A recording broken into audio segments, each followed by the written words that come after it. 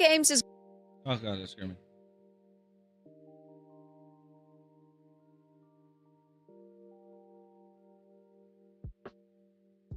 We already. All right.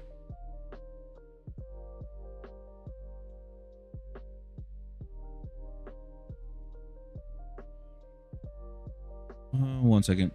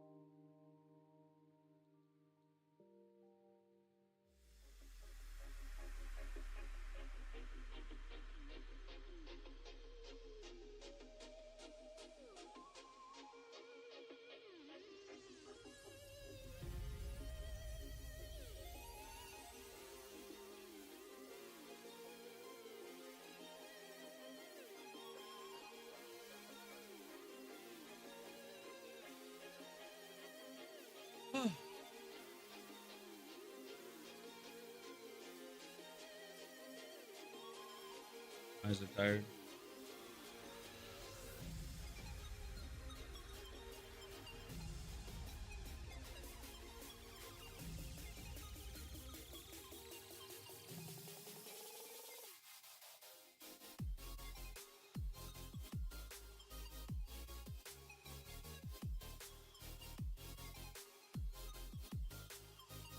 Okay.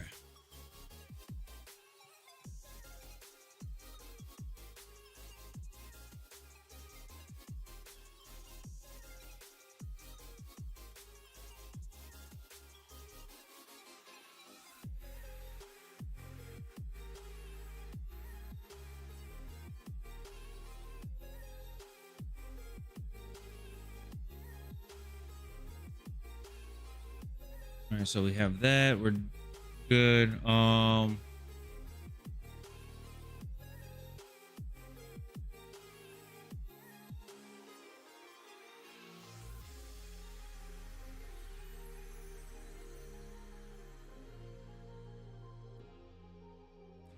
on.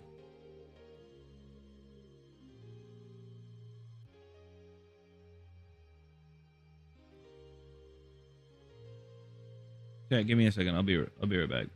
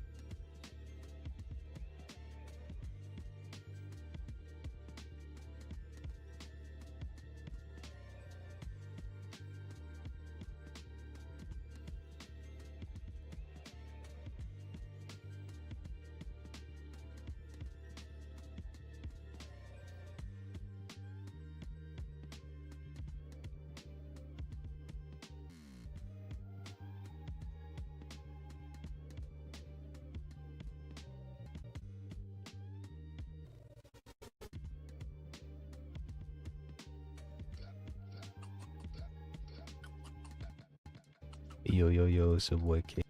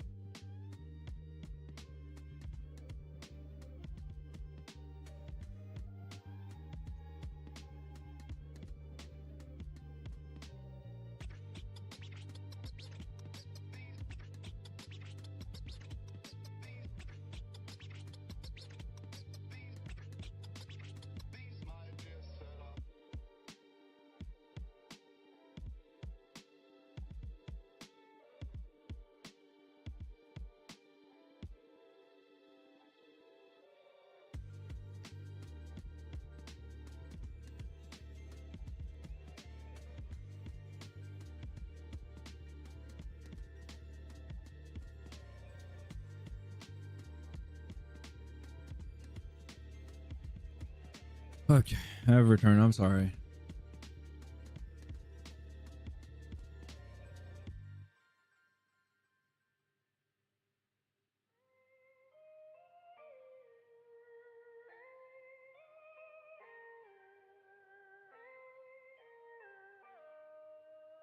Hello there.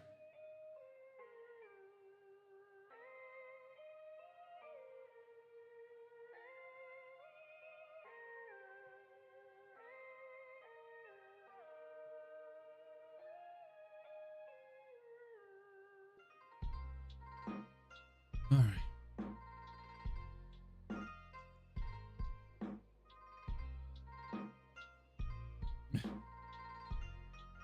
Turn up my headphone volume to hear the music. Kind of got jump scared.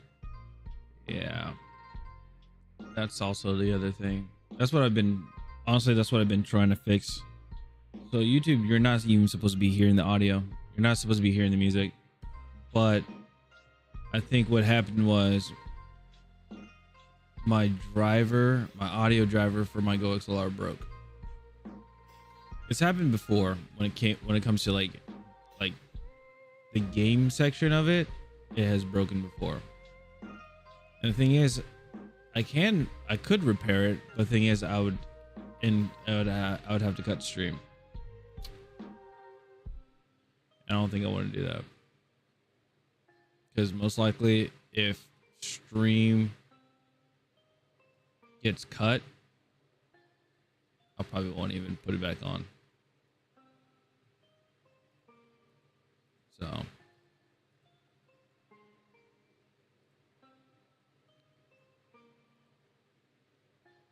yeah. Okay, so I'm not supposed to hear the music? No, because usually like the music that usually I play and everything, it is copyrighted.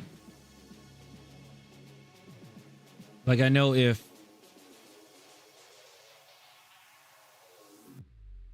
how would I say it? Like I know if I were to end the stream and then the VOD comes up, I'd have the and I had the Twitch VOD. What would happen is there wouldn't be any music at all. Yeah, there wouldn't be any music at all. But the thing is, I have the same audio track. YouTube is on the same audio track as my VOD's channel, or as my VOD audio track. Yeah, VOD track's that on a 4.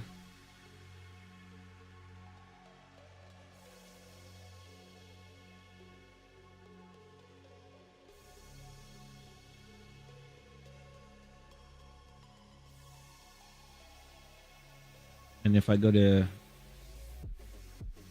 multi-stream settings on ATEM, yeah, it's on track 4.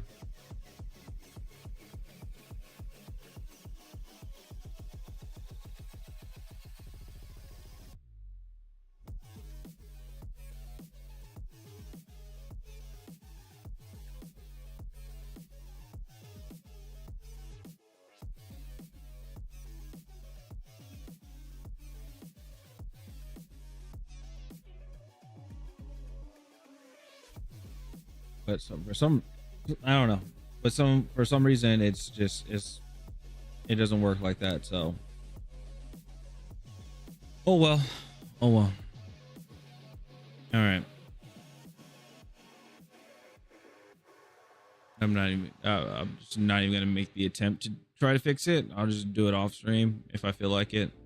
But it is whatever it is what it is. Anyway, that one video is just so I can wake up a little bit, and then we'll get into playing some games. Hopefully nothing else goes wrong, fingers crossed. So all right, here we go. The first one is Vara Dark talking about indie games are being attacked by the media. Mouse PI for hire and replace targeted. Journos desperate to defend the AAA slop. So what does this all mean? Let's see. I don't know. We'll figure it out. Already know that the mainstream gaming media hates indie titles. These developers are just making fun and cool. Now remember, people are mad because indie games are winning, because they can have a total of 100 players, 1,000 players. If they buy the game, they're winning, because the most that indie developers have put into it is paying $100 to put it on Steam.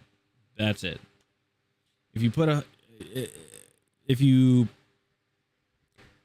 $100 to get it published on Steam, and it has all your information that you published it and everything like that, what happens is I think over the year, like if you made it back, like if your game is still up for a year or something like that, or if you made some money, like you get that $100 back. It's just like investing your game onto Steam. That's it.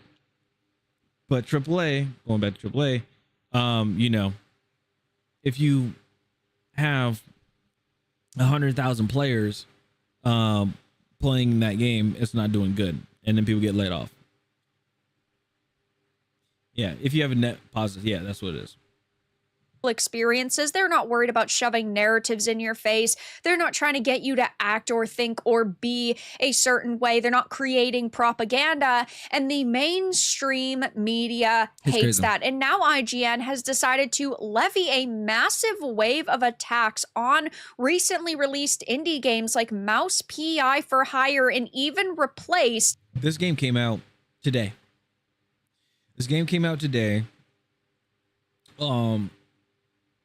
And I still remember this game. I remember when this game was first talked about, was like 3 years ago. It's so crazy. Trying to get less people to purchase them. I have a few different things to show off, but before I get into the topic, if you enjoy the content I create, check out the links in the description, join the community in my live streams, and consider supporting through Patreon or YouTube memberships. Now, we know that the Access media constantly tries to defend AAA companies and wants to stay on their good side, because without the access, they... But I think FPS games are frames per second and not first-person shooter. It all depends. You gotta see the context. It's just the context behind it. That's it. They're no longer the media, and so they will shill for major games like the Marathons, the High Guards, the Concords, and then they will attack indie or AA games or Eastern games. They hate titles like Stellar Blade. They don't like titles like Crimson Desert, and they do not like when small development teams find major success, and they do things and say things that are not outright, hey, you need to boycott this. but they're clearly trying to get less people interested in these experiences. They rate games like Mouse PI for Hire pretty poorly. I mean, a 6 is still above average, but they're saying games like Dragon Age the Veil Guards are 9s. They said that Dustborn was a 7, and they even said that Crimson Desert was a 6, and a lot of people love CD. But they also were using phrases like AI, and the way that they use this terminology is very intentional. And Yep. luckily, they are getting called out for it and getting community noted. But it's just so malicious the way that they cover these types of games. It just goes to show how petty these people really are. So, Mouse PI. Yeah, they are petty. It, oh my goodness. Also, the other thing is why AAA games from these mainstream medias are getting why they're getting so, I'm trying to think of the term for it.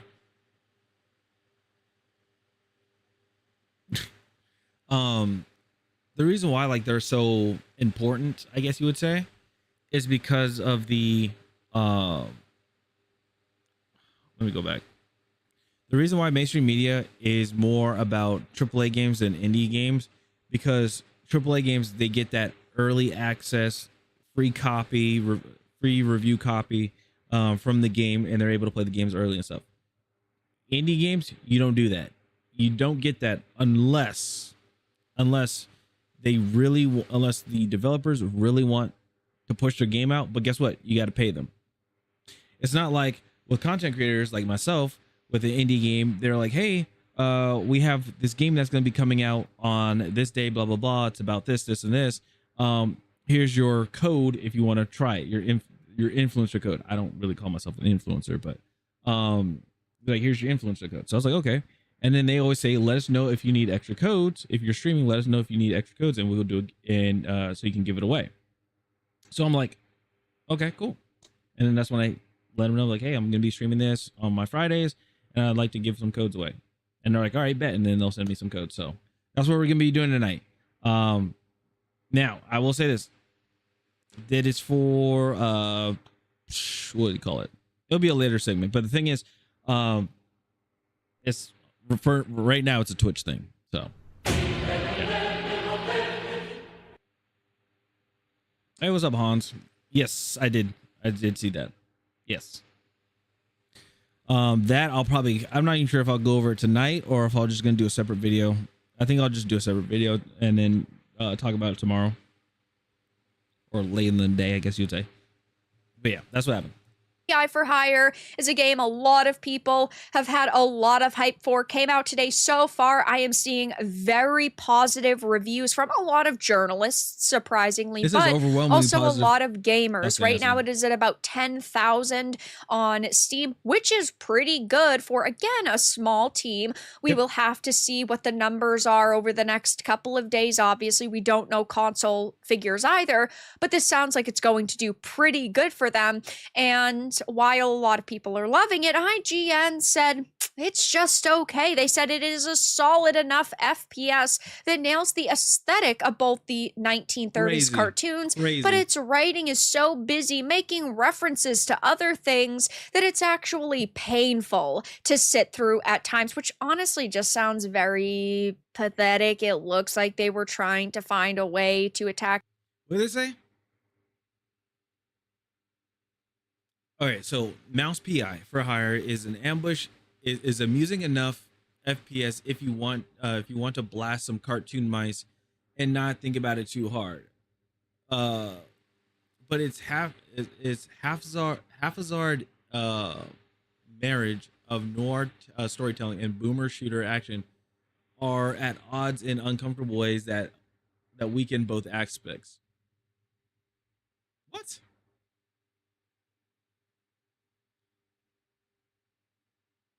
Oh my gosh. It, and they're like, oh, the story's bad. In my opinion, if gameplay is phenomenal, that is what takes priority. And if you have a fantastic art style with really good combat and an okay story, I'm fine with that. I don't think, in my opinion, that games like this need some really rich and in-depth story. I don't think that always needs to be the case. This reviewer also gave something like Reanimal a 9, and I streamed Reanimal on the channel. I liked it, but that game was like a 6.5. It had a lot going for it. I just think that like the ending was rushed. It was poorly executed in some sections. It did have some bugs and glitches. And one of Everybody has their own my taste. hosts for the Vera and Virtue show, Wednesday evenings at 9 p.m. Eastern, she played it with me and she also said, yeah, it's like a 6.5 at best. And yet they gave it a 9. So in my opinion, he's way off base there, and looks like he's going to be way off base here because Mouse PI for Hire is an amusing enough FPS if you just want to blast some cartoon mice and not think about it too hard. But its haphazard marriage of noir storytelling and boomer shooter action are at odds in uncomfortable ways that weaken both aspects. I don't really know why this is a problem to have like more noir storytelling and also boomer shooter. Because it's not, because people want to say it's like they're trying to say it's half-assed, because it basically the way how like the shooting and everything and the movement is, it's like Doom. It's like playing like original Doom. That's what it is. It's not modern. The gameplay is not modern. It's not you know, all the fancy stuff. It just looks very simple, which is very simplistic, which is good. And then also like the storytelling, they're like, it's not like some crazy story. What do you call it? It's not like it's some insane story that is happening, anything like that. That's pretty much what's going on. Action, like what did they want you to go around and be very stealthy and be lurking in the shadows? Is that the type of combat you have to have when you have noir storytelling? Doesn't really make a lot of sense to me personally.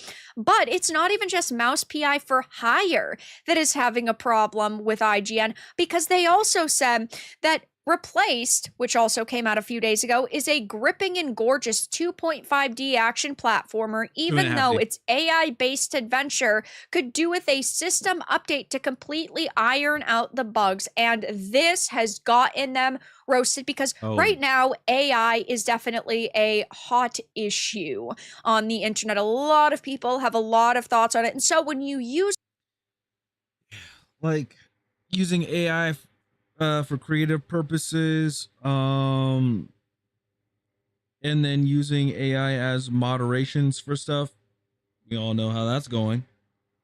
So yeah, and like companies and everything, they're trying to push it. They're trying to really push this, really trying to push AI.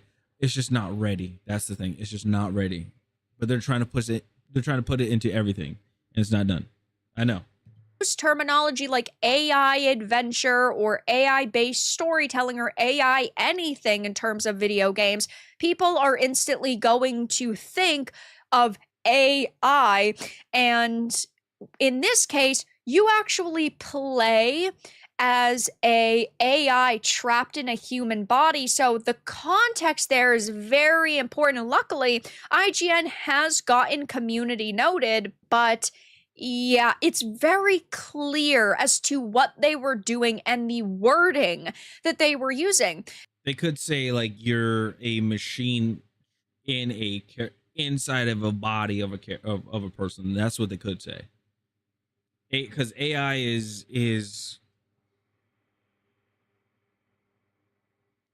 I'm trying to think of the word, like terms for it. People muddy the waters. They blend everything down. They water everything down. So it's like it loses its meaning. So yeah, you have it's like artificial intelligence, yes, but like I don't know. I haven't played this game. What could you be? It's like, oh, you're actually like a robot in a human form or something like that. It could be something like that, but they didn't. Dagan here said using AI based adventure as your choice of wording for a headline is a sure way to almost bury a game at launch. You play as an AI trapped in a human body. And I'm so happy that people are getting called out for this because, yeah, I have played a couple of hours of it now. I really like it. I think that visually it's gorgeous. The music is really good. The storytelling is decent. It's not great, but it's also not terrible. And overall, it is a really unique experience. But yeah, IGN has clearly tried to word this in a way that was going to get them a little attention and maybe even bury this title. Like usual, IGN can't even word their reviews correctly. This game is 100% handcrafted, no generative AI used to make this. What IGN is referring to is the story that is about AI in an alternative 80s America. And I am very glad. Oh, I didn't even realize I wasn't following their official account. I'm really glad that the developers clarified this because it is very important context. That community. Yes, that's very important. Make sure. Context is very important. Let's just put it that way. Things can easily get misconstrued, misconception. I fell for it one time reading an article, and that's why I'm like, what do they mean? And then I'll go into it. Put it this way. If you see a headline for an article, don't just take it at face value. Read into it because it could mean something completely different, and also do research. Okay? Do that. Community note looks pretty sweet right now. Oof. IGN, this is a terribly worded tweet, and I find it hard to believe you didn't understand that when sending. If they didn't understand it, just goes to show how idiotic they actually are. But I think this was extremely intentional and extremely malicious. These people are very mad right now that indies and double A's are doing fantastic when triple A games are doing so poorly because, again, they are getting early access from the AAA companies, from the Nintendos, the Sonys, the Microsoft. So, of course, they're going to want to protect them first. Without the access, they're no longer the media. And with indies, they're just looking out for themselves. They're just trying to make a cool game that they like, a game that some other people are going to resonate with. And of course, I'm not going to give any of these people the benefit of the doubt. They do not deserve it. And so, yeah, when you see really low scores or only okay scores for games that a lot of people are loving, and you also see them wording tweets and articles so specifically like this, I can't help but think to myself, oh my God, they are doing this with a purpose. And it's because they are so upset and so angry and so salty that these games are doing so good. And we know they do the same thing with other content creators. They will cover certain topics and they will talk about the dark side of content creation and toxic individuals online. They mean YouTubers like me, like Nerdrotic. They're pissed off at, okay, let me put it this way. They're pissed off at YouTubers just because, at YouTubers and content creators, because we can form our own opinions and not have an issue.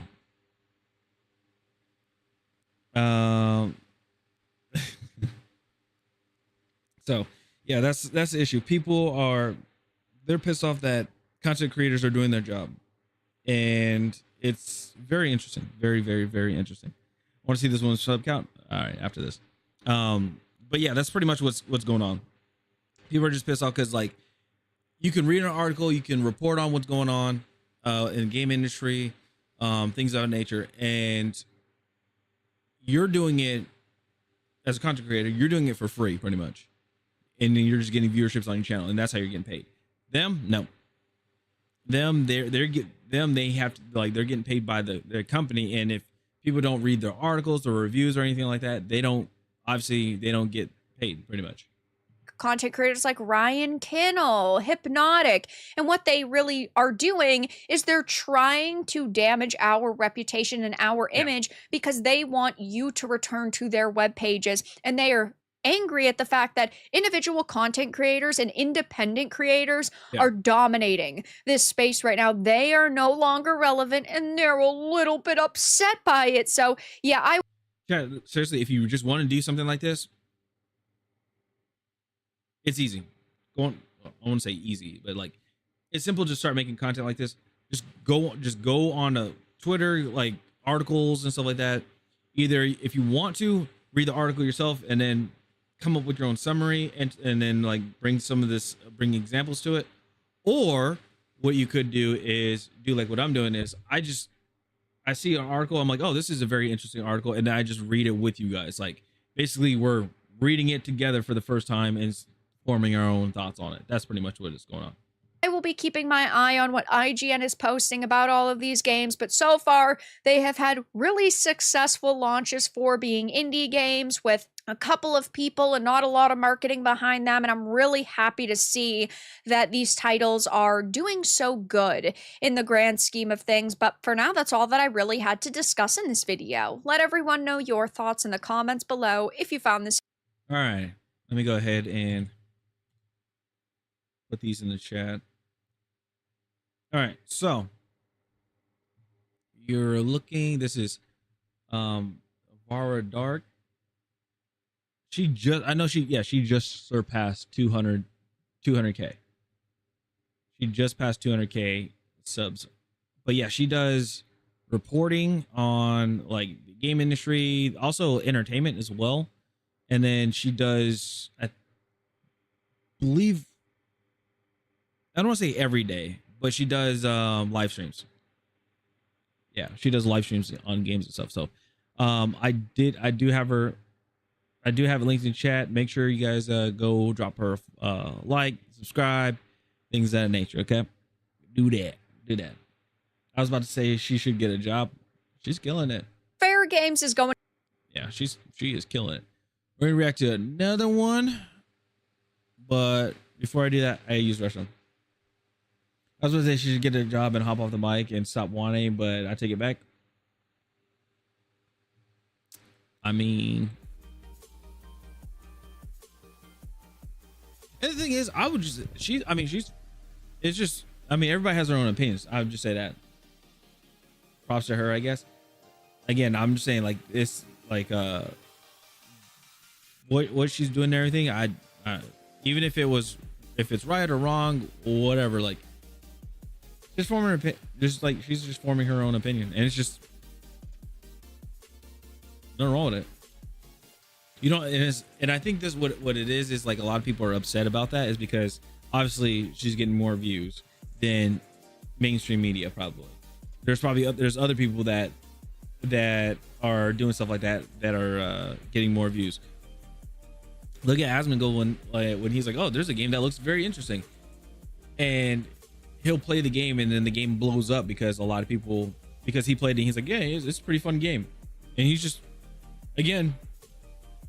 playing the game himself. He's not nobody like paid him off or anything like that, or sponsored him, if that makes sense. So yeah, I just feel like she's exaggerating a bit. Maybe. Let's see here. Yeah, so the next one is there's gonna be another one. This one's about Sony's DEI focused live service Fair Games disaster goes free to play and extract a shooter out of desperation. So this is gonna be a very interesting one. But before I do that, I'm gonna use the restroom. I'll be right back. And then also I gotta go fire up Kick because Kick is getting stuff now too. So hold on. I'll be right back.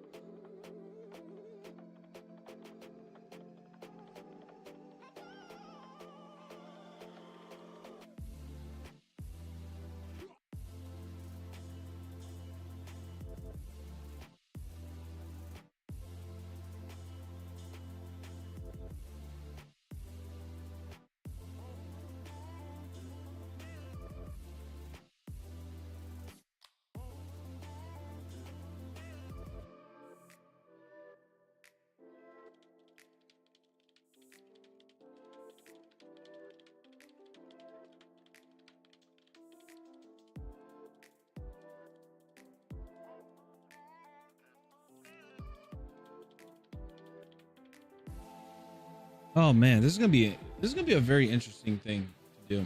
I might blow up my, well, not blow it up. I know for sure I might destroy my Go XLR. We'll go listen to some nice non-copyright music until you get back. Yeah, this is gonna be a very interesting one. Oh, look at that. Boop. Yeah, it's gonna be a very interesting time.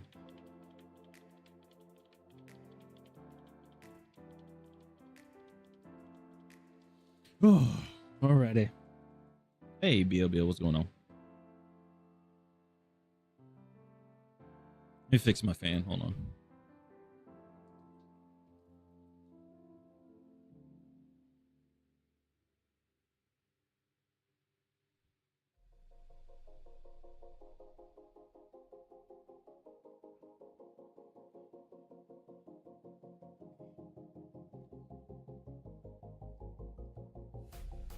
Alrighty.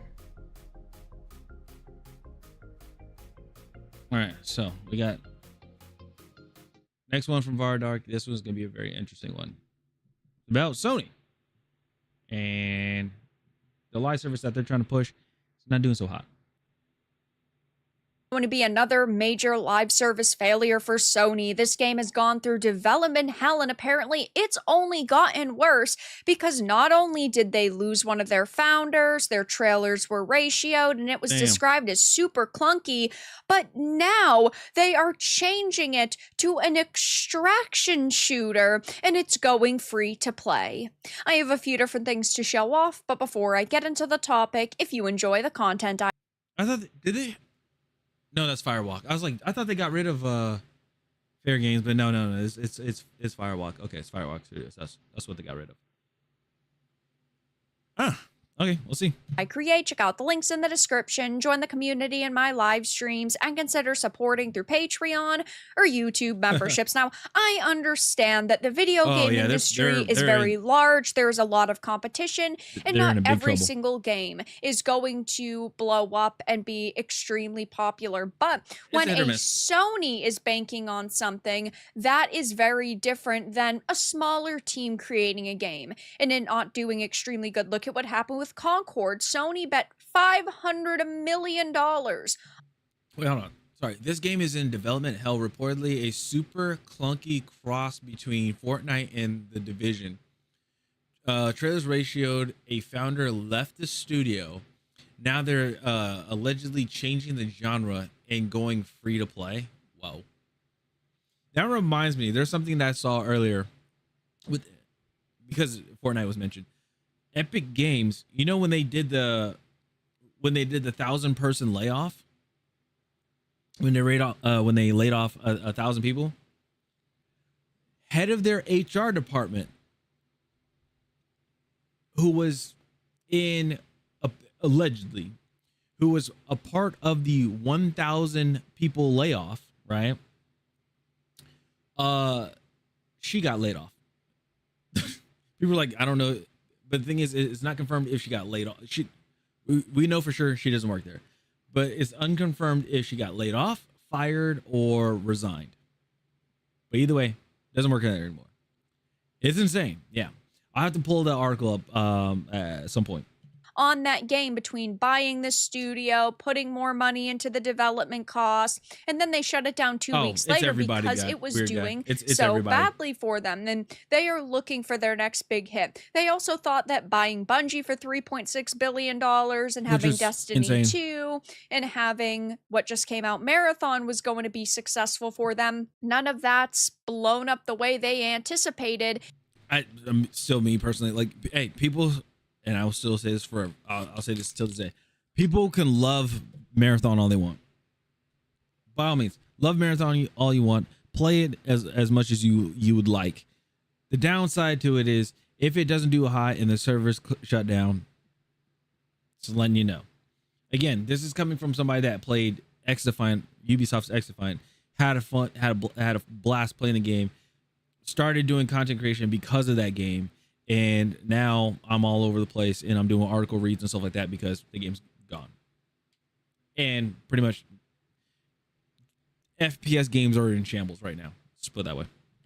And now we're hearing even more bad news about Fair Games. I've talked about this title in the past and all of the problems that it's gone through. Just to sum it up, it was described as a super clunky cross between Fortnite and The Division.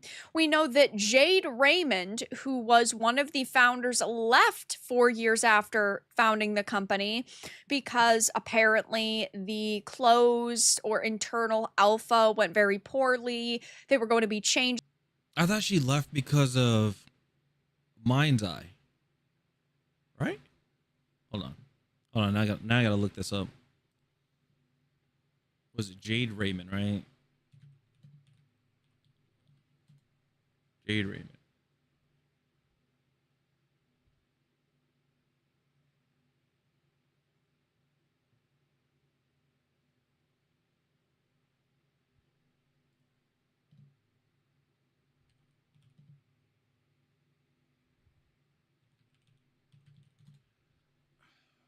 Jade Raymond left.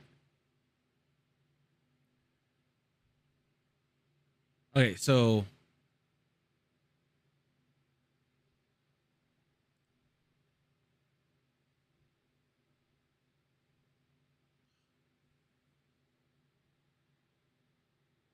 huh. Okay, hold on. Wait. Okay, so now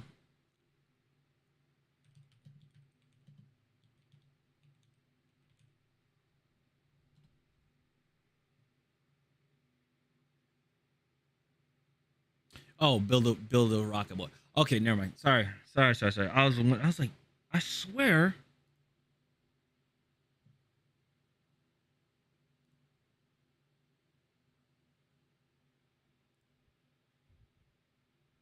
Hold on. Wait a minute. Okay, so Jade Raymond leads Fair Game Studio. Game reportedly delayed to spring 2026, which is now. Okay. Founder and head of PlayStation owned Haven Studios has left the company ahead of the studio's first release. This reportedly comes after poor reception to a test of Haven Studios' first game, Fair Games. Okay. Reported by Bloomberg, Raymond has left the company a few weeks after the first external play test for Fair Games, the studio's upcoming live service multiplayer shooter. Some developers at the studio were reportedly concerned about Fair Games' reception and the progress of the reception of the progress that had been made on the game. PlayStation did not provide a reason for her departure from Haven Studios, but did provide a statement to Bloomberg. Okay. Damn, that sucks. That sucks. Hey, brother, I'm sorry, but I gotta go. I'm gonna see you around. Hey, I appreciate you. Thanks for stopping by. All right, let's go back here. Changing a lot of it. She just wasn't connected to this project on an emotional level anymore, or at least that's what she claims. She is somebody who's started companies and flipped them relatively quickly and found a lot of success in that, but I don't think that she was ever on board for what Fair Games was supposed to be. And then you have the initial trailer that came out May 24th, Ooh, 2023. So we are very close to 3. Dang. You guys see that, right? Whoa. Oh my goodness. Oh my goodness. Oh, don't do it. Oh my god. Well, I'm gonna do it anyway. Oh my goodness.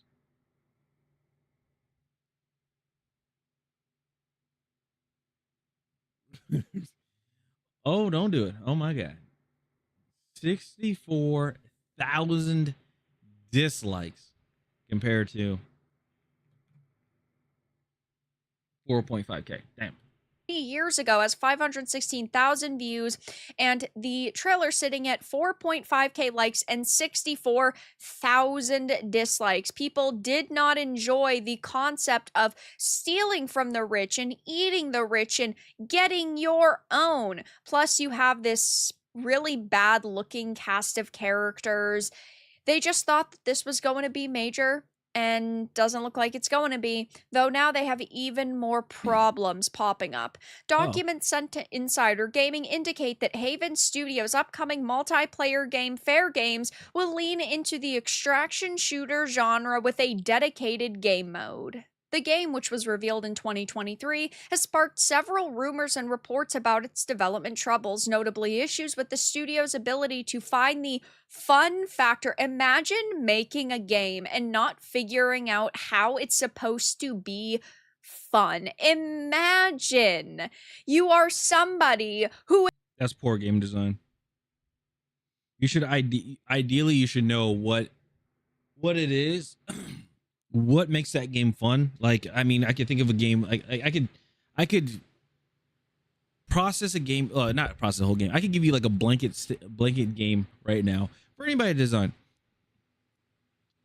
You can make a beat 'em up game, right?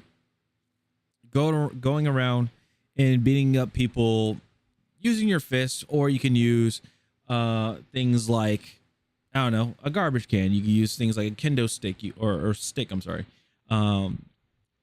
You find a random PC that's on the ground. You can beat somebody with a case of the PC until it's no longer a thing, right? Build up, you get points for it. Once you earn enough points, you can spend it on buying better gear. Like, you know, you could start out barefooted or whatever, but then you can like upgrade to like steel-toed combat boots that give you extra damage and things like that. Like, that's somewhat fun of a game, you know, that builds up some sort of it gives you progression, it gives you a little bit of fun. It's a beat 'em up game, so you just run around just beating people down. It's that simple. Like, a really good one is Dead as Disco, or Disco as Dead. I can't remember the name of it. It just came out. Basically, you can play music and beat people up to the music. And basically what you're trying to do is you're trying to get to a high score or a high level on that song while beating up people. It's fun. It looks fun. Somebody did one with WWE Trick Williams. It is so funny.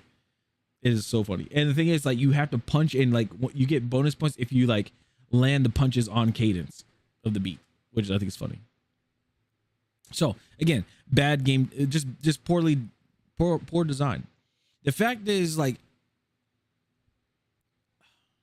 I think it was like, okay, so it was supposed to be like the division, or not division. It's supposed to be like something else, like a different game, a combat heist experience, but it didn't work out well. So now they're like, oh, we're gonna now do, now we're redesigning it to, what's the name of it? Extraction shooter. Why is that? It's because extraction shooters are hot right now. They're chasing the trend. That's what they're doing. who is not able to do their job. Yeah, these people are gonna get laid off real soon. Despite those issues, though, PlayStation has continued to invest in the game with its next playtest scheduled for this weekend. Officially, the game was described in 2023 as a competitive heist experience, which didn't reveal too much about what the game would be. In my opinion, it sounded like it was going to be much more similar to like a Call of Duty. You just simply had objectives that you had to do.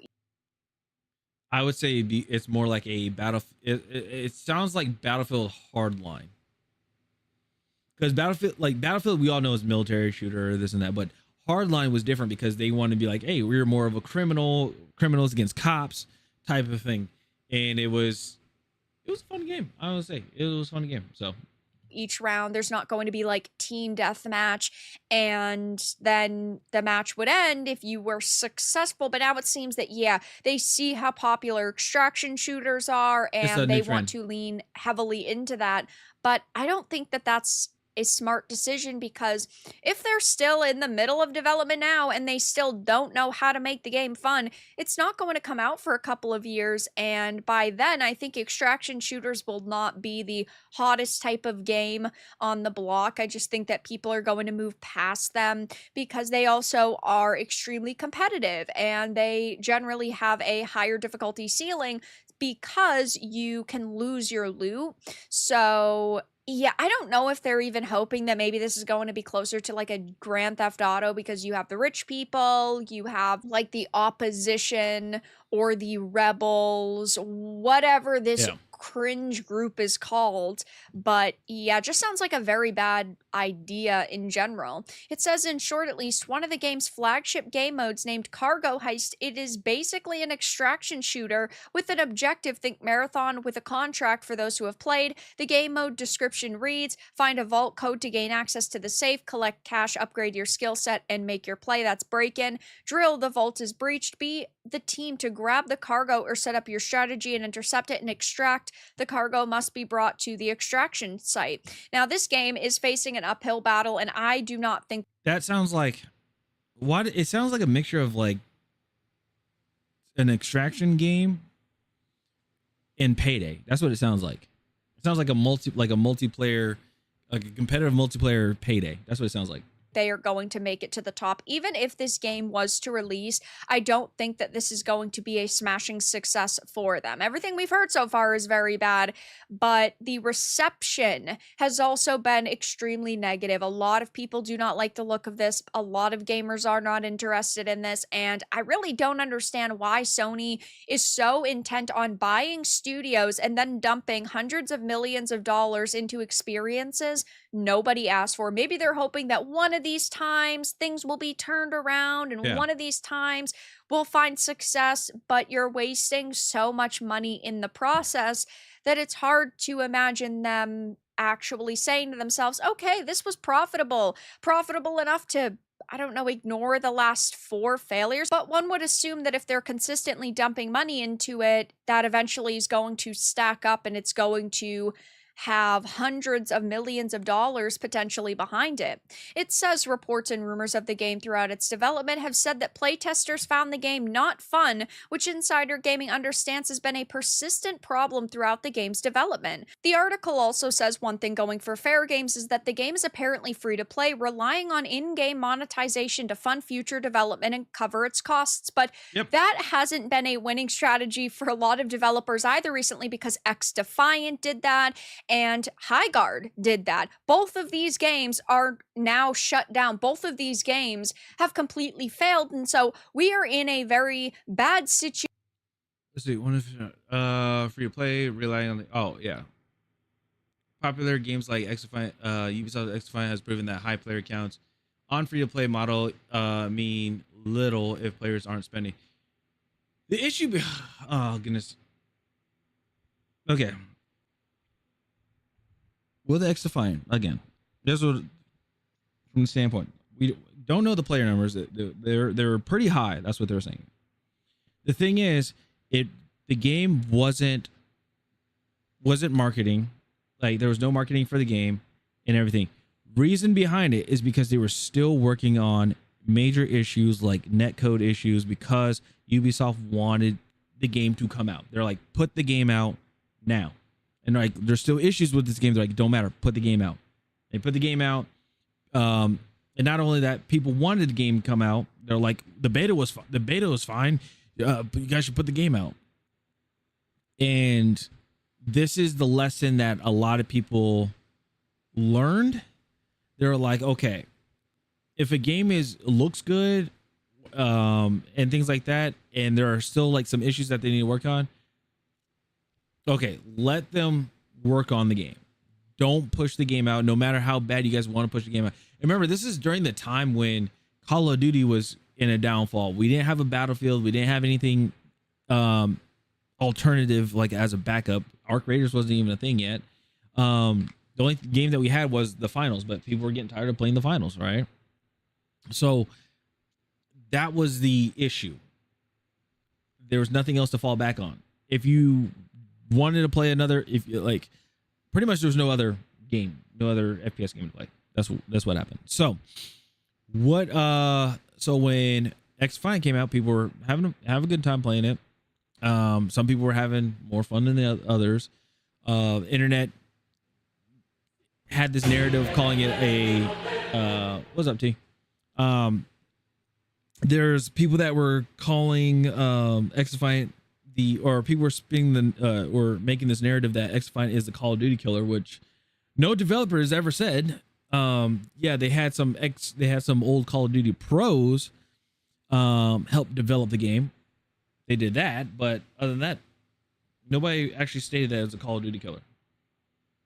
So yeah, that like and the thing is, the internet ran with that for the whole time, and I was like, oh my goodness.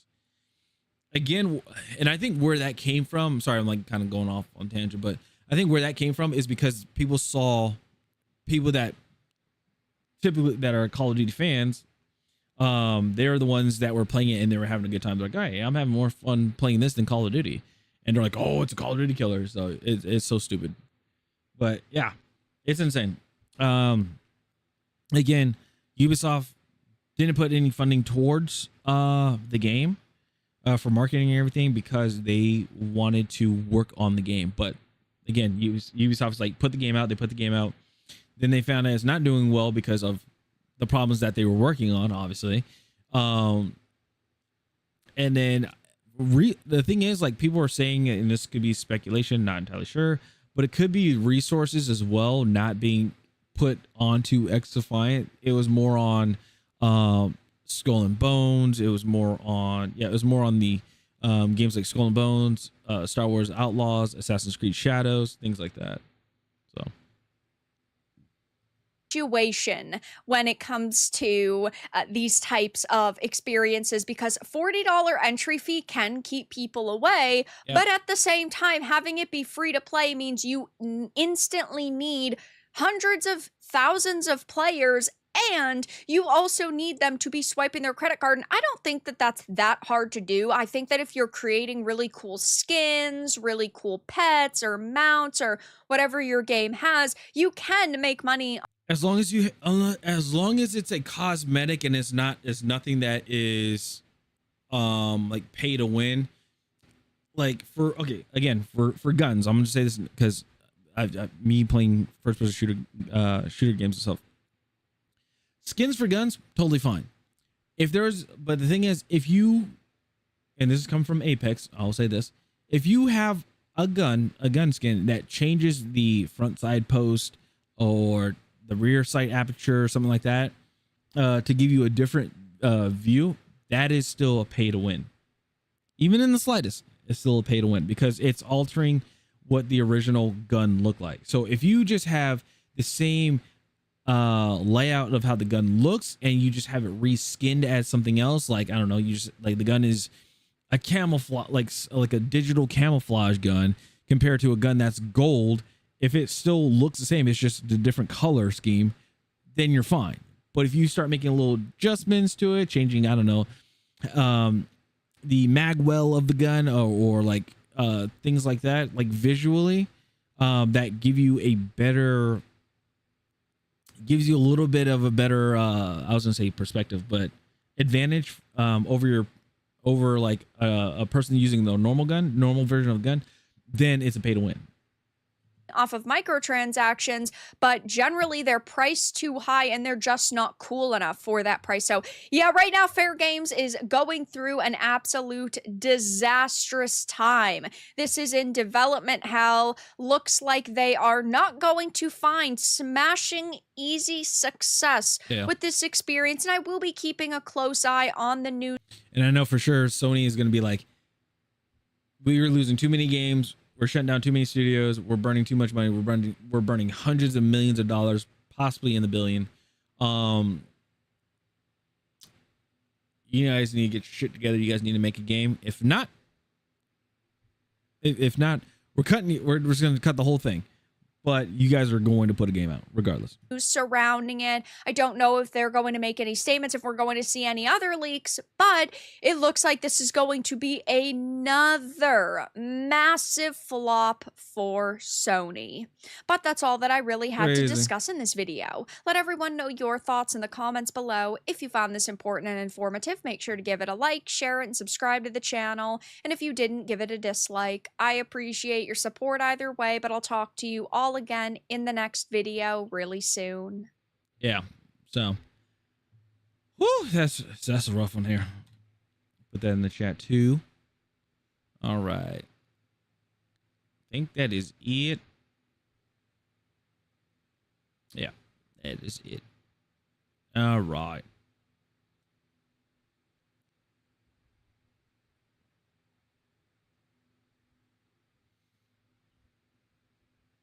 Oof.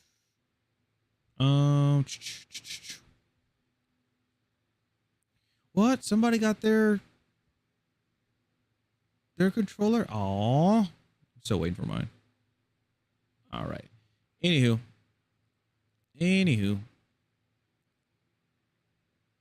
Chad, I say we should get into some games. Yeah.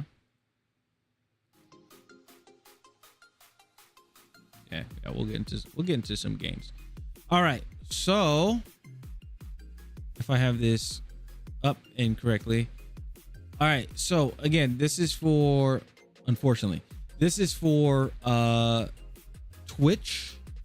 If you guys want to, sorry. Yeah, this is for Twitch. If you guys want to come over onto the Twitch side,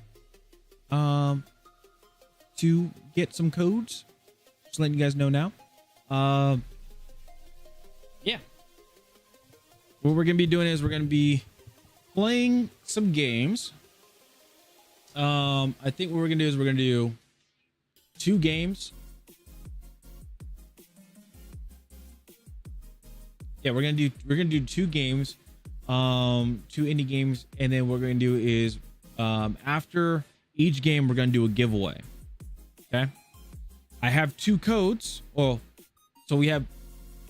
I don't want to show you guys. I can't show you guys the actual game itself, because the codes are up here. I had to make a Google sheet for it, so I don't have to keep going through my email, like scrolling left, like up and down, trying to find it. But what I'm gonna do is we have 2 games. One is called A La Mime, and we have one that's called Plimbo. I'm actually going to be playing 3 different games today, because I do owe one developer. I told them that I will be playing their game, and I haven't done that. So, but first we're gonna play these 2 games. Usually I do like a 30 minutes, probably like to an hour of playing the game. Just so I get around to it, get used to it, like, you know, things like that. And yeah, just to get a feel for the game, and then probably develop like a, you know, have my own thoughts, opinions on it, things like that. So we shall see. So also I'll be flip-flopping with using my KVM switcher on my computer, because I literally only have 1 keyboard and 1 mouse. Actually, no, that's a lie. I have another mouse that I used to use for school, and I have a keyboard, a high ground keyboard. But the thing is, I just don't have enough desk space for 2 keyboards. So, if the audio does cut out, is because I hit the KVM switcher going from my streaming PC to my gaming PC, and I have to wait for this stuff to come back. Just letting you guys know, okay? So there's most likely going to be tech issues. That's why usually I play on a controller, but yeah. All right. Okay. So let's see here. Yesterday I played Battlefield 6. It's free. Now don't remember if Epic Games give the game or don't know. I was very happy because I want to play. Oh, because you wanted to play the campaign. Oh, interesting. All right. So, oh, by the way, chat. Oh yeah, it costs money. Okay. All right. By the way, what I'm going to do, because it is a giveaway. It's going to be a giveaway. That's why it's big up there. All right. If while I'm playing the game, if you like the game and you want to enter the giveaway, right? You just type in !indie. Here, I'll put it in the.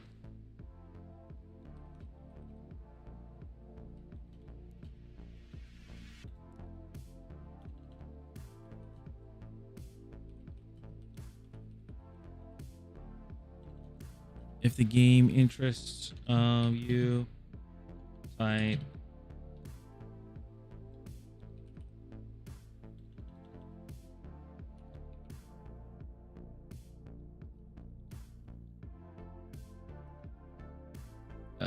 to enter the giveaway.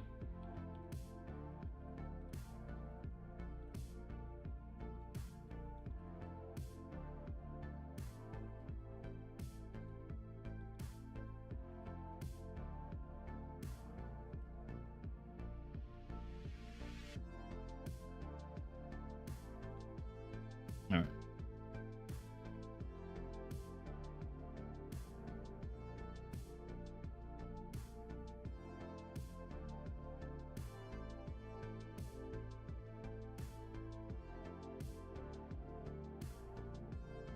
Oh, whoops.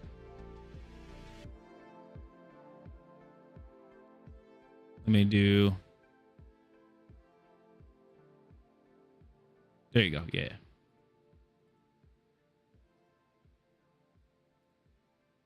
Let me retype that. Sorry.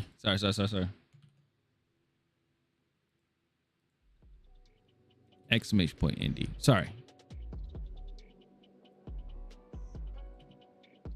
There we go. And then pin this message. Yep. Manual.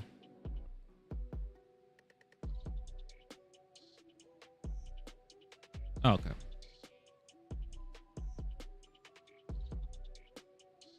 All right. I think we are good to go.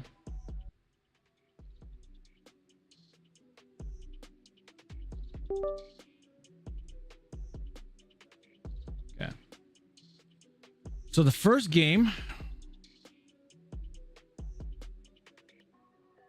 is where to go? Oh, I didn't even. Oh, let me install this real quick.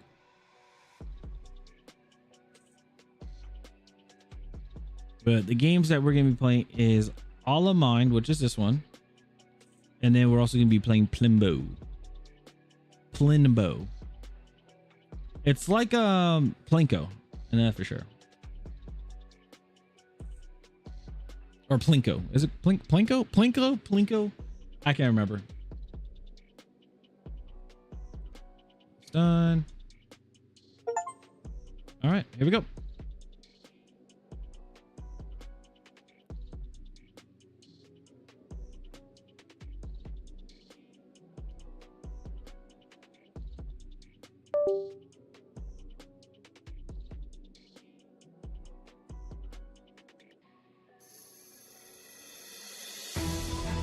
All right, let's see here.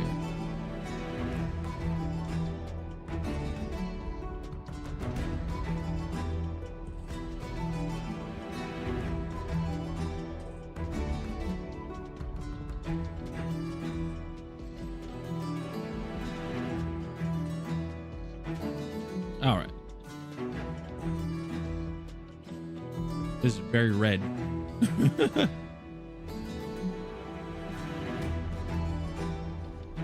All right. Here we go. All right. So let's switch back.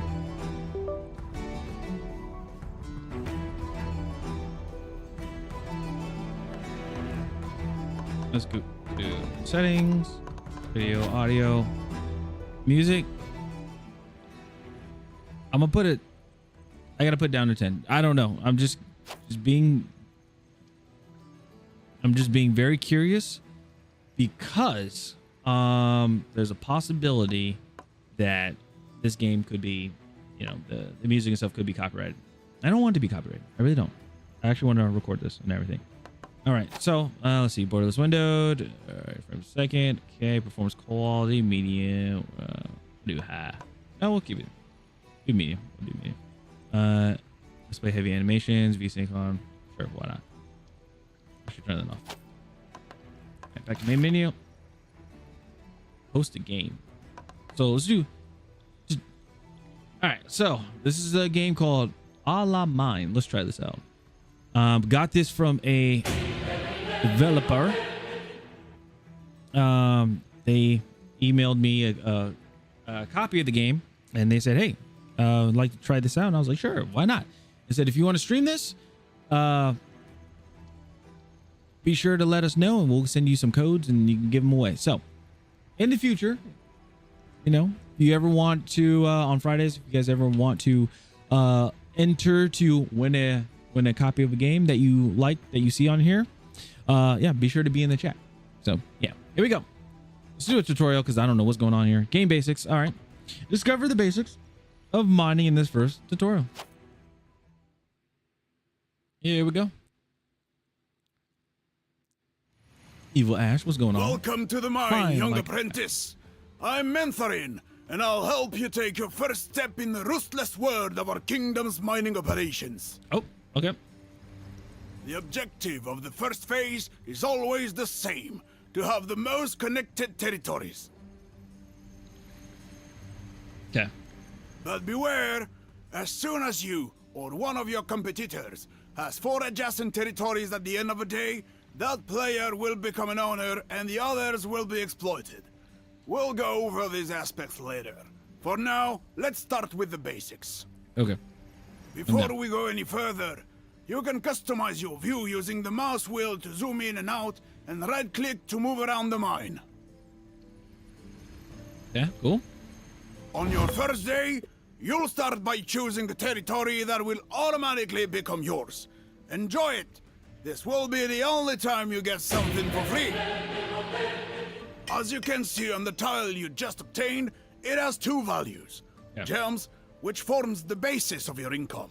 Okay. Dynamite, which is the confrontation value. So I got 4 dynamite and then I got 1 gem. Okay. Keep this in mind. These are the foundations of your strategy. Okay. You can check your current money and various statuses next to your profile at the top left. Got it. You'll see, you'll end up keeping an eye there all the time. Okay. As you can Marie's see, turn. Okay. your opponents have also chosen a territory upon arriving in the mine. As you see, your opponents have also chosen their first territories upon arriving in the mine. Okay. End of day. Life in the mine is divided into days. A day ends when each dwarf has taken his actions. Then comes the salaries, which adds up the earnings from your exploited territories plus a base income. Okay. You can check the details of your gains and losses on your payslip. Okay. So then overall, so base income, own territories is 1. Okay. Balance before loot. Okay. Each day begins with the announcement of events. They have major impact on life in the mine and can completely shake up your strategy. Don't forget to check today's events and tomorrow's as well. Ooh. Okay. During a confrontation, re-rolling the dice now costs 5 gems. During a confrontation, add 1 die for the defender. You will also find today's event right here. You can check it anytime. As it happens, today's event will be very useful for our turn. Okay. The day then unfolds dwarf by dwarf. You can see the turn order on the left side of the screen.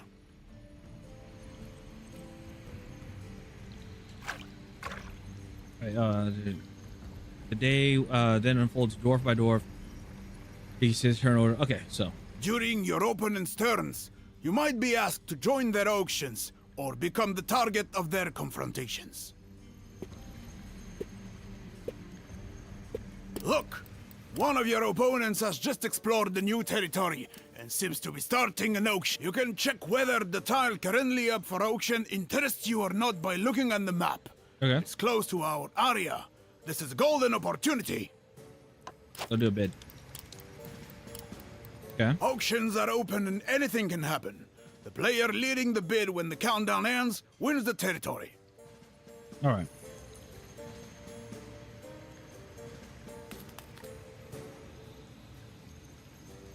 So It's possible Oh, to there you go. bluff Sorry. by placing a bid higher than the amount you actually have in your purse. Be careful. If you win the auction, you will lose one of your territories and be banned from future auctions until the end of the next day.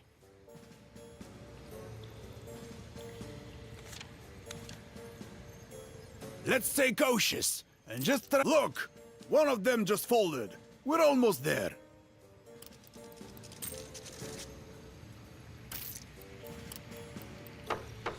Well done! It's ours! Oh. Oh, but I lose too. Now it's our turn. Let's make some noise and try to connect our two territories by taking our opponent's one. During a confrontation, the dynamite value of the tile is compared. This value determines how many dice each dwarf will roll. If the attacker wins the confrontation, they take control of the defender's territory. In the event of a tie, nothing happens. However, if the defender wins, it's risk. you must compensate We're basically them with paying the risk. number of gems shown on the territory. Okay, that makes sense. Kinda. Yeah, so basically we're playing Risk. And when Blue, what's going on? What's up? Start by selecting your... Once that's done, you'll need to select one of your own territories adjacent to the target. Choose the one with the highest confrontation value to launch your attack. Careful! You can't move onto a territory if another dwarf is already there. Now it's all about luck. Roll your dice, and let's hope for as many dynamites as possible. You just rolled 3 successes. Okay. Not bad, but your opponent will roll 3 dice too. So there's a risk. We're lucky today. Rerolling costs only 5 gems thanks to the event. Let's reroll 1 dice to try for an extra success and secure the victory. Okay. Boom. Oh, 3 successes for him too. Good thing we rerolled our die. So 4-3, I win. And I take their See spot. that sign on the territory we just claimed? Yeah. It marks the presence of a gem family. There are 3 types. Rubies, which grant you 1 extra die in confrontations. Okay. Sapphires, which increase your salary by 7 gems. Emeralds, which let you play again after your turn. But be careful. You need to exploit 2 territories of the same family to activate its effect.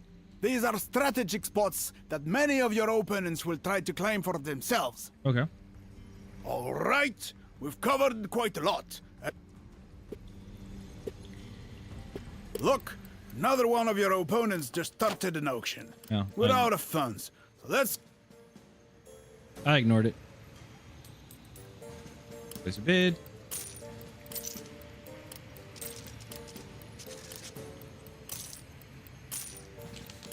Damn. End of the day.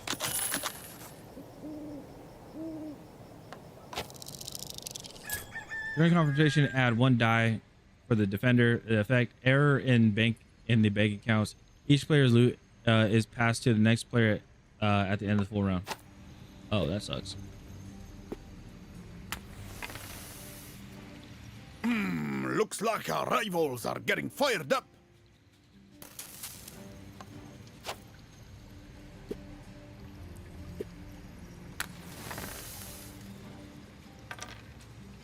Oh, Good. All we need now is 1 last territory to become a full honor. Let's start an auction on the territory adjacent to ours. Moon this tile will discover it. Do you want to move? Yes. When you explore a territory, only you can see it, meaning you alone know whether it's valuable for your mining strategy or not.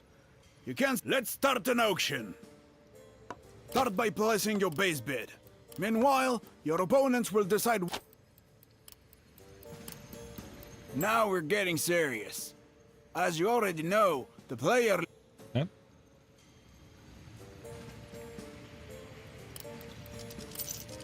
Five. 1. 1. 1. Oh, 1. Well done! You've won the auction once again! You're a true... The day ends, and we now have 4 territories. Nice. The mine is bound to change now that you've become an owner. Finish your day quickly to complete... Okay, finish the day. Okay. Oh, phase 2 owners. Oh, there's more. Damn, okay. Guess we're doing the tutorial. Welcome! Are you ready for your first experience as an owner? Sure. As an owner, Your goal is to monopolize the mine by being the first to control 6 connected territories at the end of the day. But be careful. The unionized miners will do everything they can to shut down the mine through sabotage. If they succeed before you achieve the monopoly, they will be the real winners. Today, you are the only owner, but in other mines, it may happen that several of your opponents reach the same status as you. You will need to watch out for both the unionized miners and your direct competitors. Alright, let's get started. You can check your new status or that of your opponents by looking at the top left, near your profile, or next to each competitor's profile in the turn order. Let's begin with a confrontation to try to get closer to the monopoly. Don't be shy with your amount of dynamite. The more you have, the easier your victory will be. Alright, I win. Alright, let's head to the merchant to buy some renovation planks. Buy 3 planks for now. You'll be able to buy more on your next turn. Perfect. We're now ready for any situation. Let's finish our day. Okay. The exploited dwarves form a union, so they will cooperate to slow us down and, above all, sabotage the mine. Sabotage is the new action available to the exploited miners, and it looks like one of the union members is about to launch one.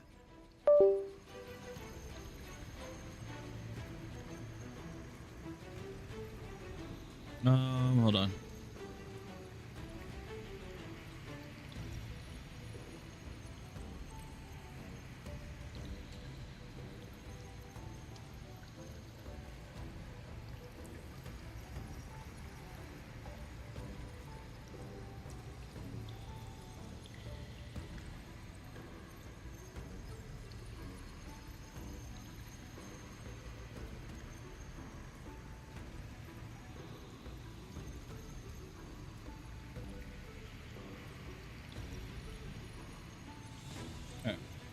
Sorry. Anyway. Face roll. What? During a sabotage, the exploited player adds up the confrontation values of their connected territories. Here, your opponent has 10 dice to roll. A sabotage always targets the mine, and each success causes 1 damage.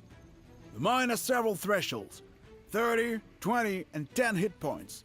Reaching each damage threshold prevents us from renovating the mine and benefits the exploited miners. Ouch! That hurts! Damn. Fortunately, to slow down the sabotage, we can renovate the mine using our renovation planks. You can click on the mine at any time during the day to renovate it. Try to use up your stock of planks.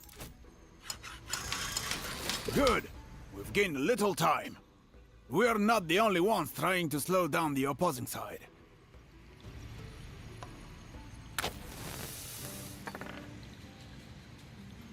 Let's not let them win. Do everything you can to keep our territories intact. Don't hesitate. It's payday, but more importantly, it's time to collect taxes. Chocolate! Chocolate! Chocolate! Chocolate! Ooh, haha. Thanks so much for following. I appreciate it. And thank you so much for the chocolate.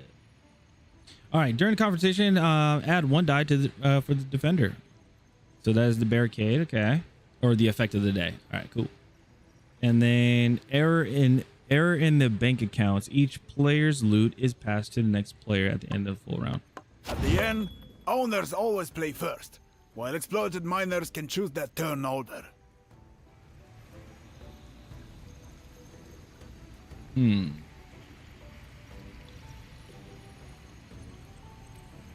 With all this money, we have a great chance of winning an auction. Select a nearby territory to connect 6 territories and claim it at auction. No. Dang it.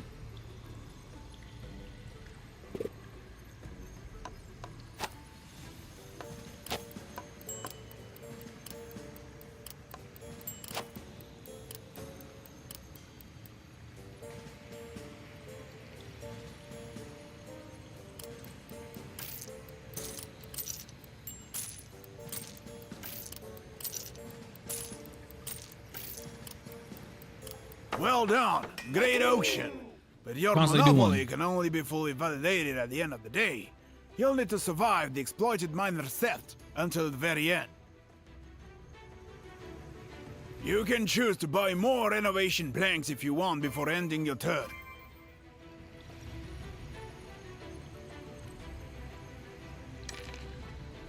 Oh, they've reached damage threshold.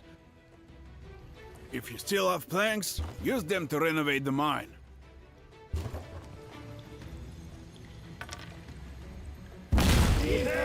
Congratulations on this impressive monopoly. You have the soul of a true owner. That's all for today. Well, that's not fair.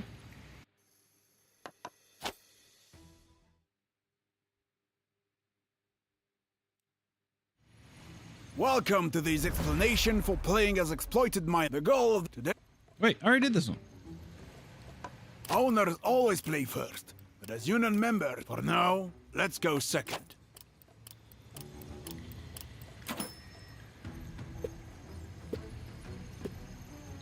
The owner is trying to get 6 connected territories and has a huge monetary advantage over.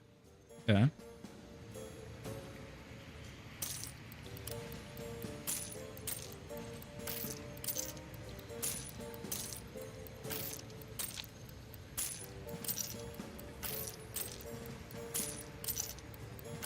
All right, I think that's enough for now. I have the feeling this owner has infinite resources. I don't know. Good. We've reduced fair. his resources, and therefore the number of renovation planks or dice rerolls he can buy. However, the owner has 6 territories. Let's hope our ally.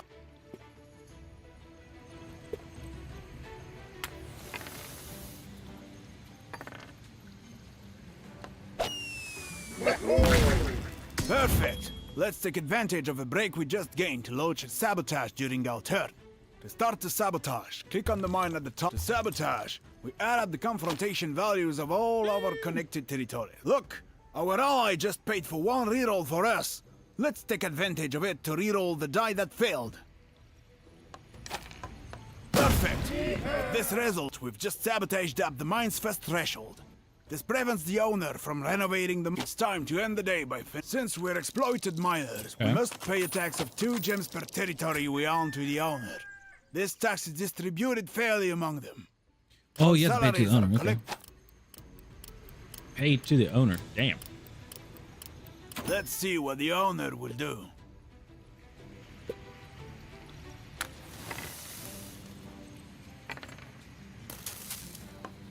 It's our lucky day. We can focus on the sabotage. I'll say just one word. Let's reroll our 2 failed dice to try to reach a new threshold and exempt one of the union members from. All right. We couldn't do much better. Let's end our turn and hope our ally can. What that means. Oh. Oh, this game. So this game, you could really like. You could have a teammate that can screw you over. You had to like really strategize. Let's help them by paying for 4 dice rerolls. This sabotage could be decisive.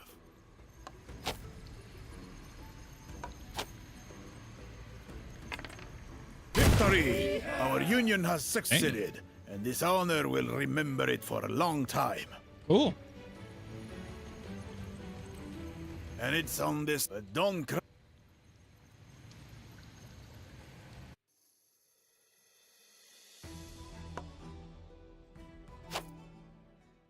Territories resale. Okay. Ah, welcome back, my favorite apprentice. Today, we're going to talk. We are currently owners, but look at our territories. One of them is very far away, practically impossible to connect, and with the taxes, it hardly brings any profit. Let's try to resell it. Reselling a territory is a minor action, so you can do it at any time during your turn. However, you cannot resell a territory if you own fewer than 2 territories, or if you have already resold a territory during this turn. Alright, let's get started. The first step in reselling. Now select a base bid. This is the minimum amount you want to get for your territory. Oh, I'm gonna try to get as much as I can out of it. Now let's see how much we'll get. Okay.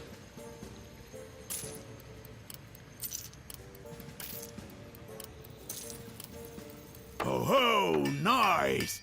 These gems will be really useful. And there we go. All right. So I'm able to sell. Look who's here. Are we coming back to get advice from good old Mentharin? Today, we're going to learn about buying and using items. Merchant sets up in the mine during your go see him and buy a metal detector. Perfect. Some items are used in specific situation, while others can be used whenever you want during the day. The metal detector is used during your turn, so let's try it right now. Open your inventory from the interface at the bottom right. You'll see your items here. As you can see, you can't carry more than 3 items at a time. Usable items are highlighted, like your metal detector. Okay. Select it to use it. Oh. Great! The metal detector allows you to discover the location of any gem family of your choice. I'll let you pick the one that suits you. And there you go. You've just used an item. But there are still a few important things that you need to know. The first thing to know is that you can only use 1 item per turn. It's therefore very important to think carefully about a strategy before using one. Okay. The second is that the merchant adapts to your social class. He doesn't sell the same items depending on whether you are an owner or an exploited miner. Finally, faction items, like renovation boards for owners, do not count toward your 3 item limit. That's it. We've got. All right. Yay, finished the tutorial. All right, let's create a new game.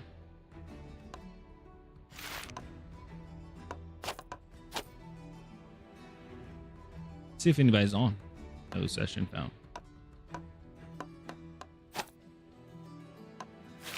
Okay, so can I make one?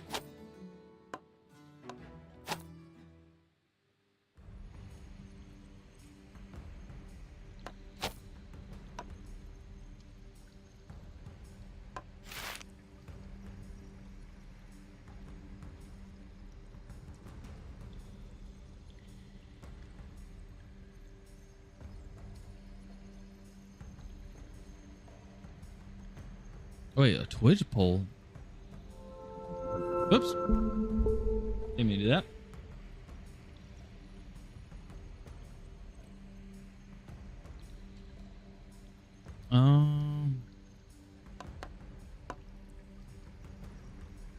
Let's see, can I play against bots? Is that possible?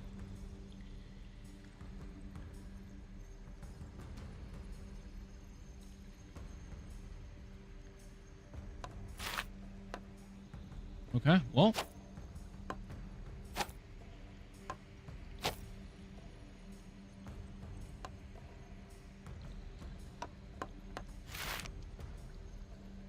Okay, so you have to play against. So you have to play against actual people. Okay. Well. All right, that's very interesting. All right.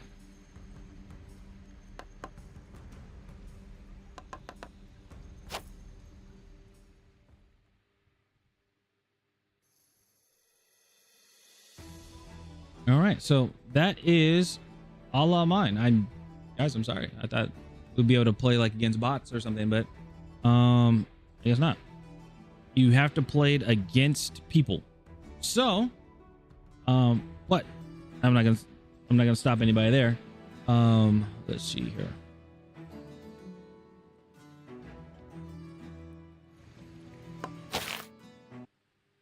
All right. Before we do that, hold on. I want to see something. This is interesting. All right. So there's Twitch integration.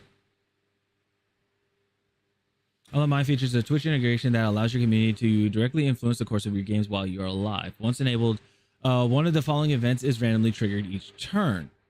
Nothing happens. Each event vote launches a Twitch poll to decide which future event will occur. The event will host the most votes selected in game. Merchant vote launches the merchant vote launches a Twitch poll to choose the merchant's next stock. 3 items with the most votes will be selected in game. Special cases. In case of a die, the result is randomly selected among the options. Okay, so that's cool. They actually do have Twitch they do have Twitch integration stuff. That's pretty cool. Okay. Well, I will say this. The game, it's cool. It's cool that first of all, it's cool, like, you know, congrats having an indie game. Making a game is already difficult as it is. Now I will say my only thing is, if there's nobody online to like go against or to play against, the only thing you can do is the tutorial. I will say, if it is possible to have like a offline component, I guess you say, like if you can go against like AI and have like set like a mode to it. That's the only thing I would say. But overall, it's pretty cool because it reminds me of Risk, except you're I was gonna say but you're just mining. That's it. That's pretty much what it is. It's like Risk to me. So but it's very interesting. It's a very interesting game. Now those that are entered into the giveaway, let's go ahead and do a roll. So I do have, let me double check. I do have 2 codes. Okay, I do have 2 codes. Let's see here. All right, so I have 2 codes. I will roll again if you guys want to.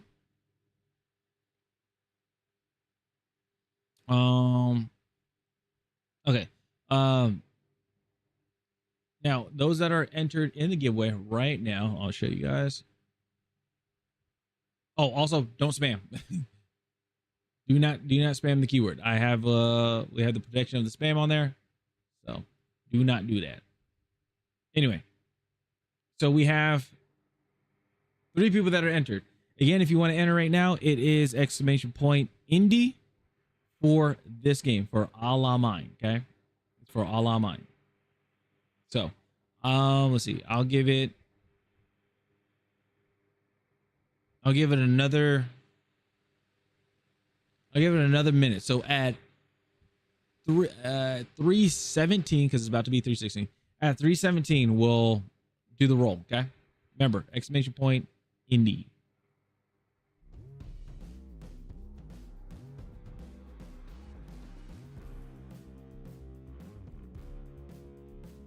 And while that's happening, I'm gonna go get me some water. I'll be back. So.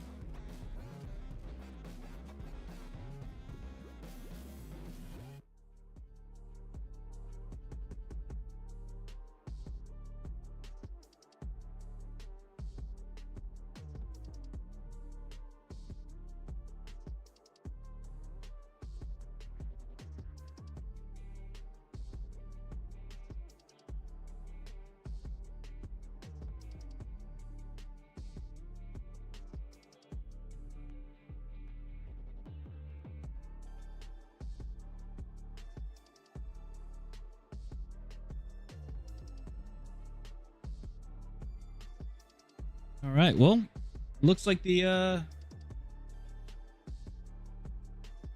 right.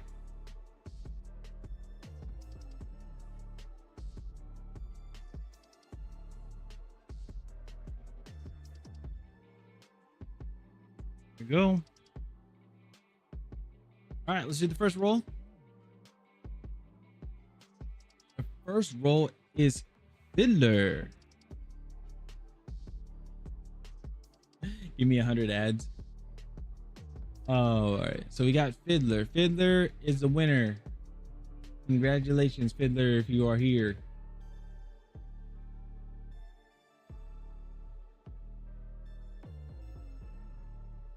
Oh. Saying I go leave. Okay. Yeah, Fiddler, if you are here, make sure to send a message. Whisper. Make sure your whispers are open.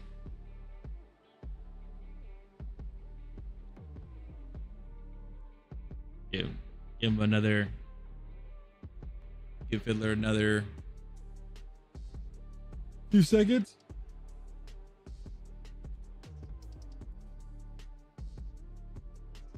Give it another minute. Also, guys, make sure your whispers are open so I can whisper you guys your key. Okay, make sure to do that. Alrighty, got another 30 seconds. Fiddler 7-1. Fiddler 7-1. Got 30 seconds. If not, we got to re-roll.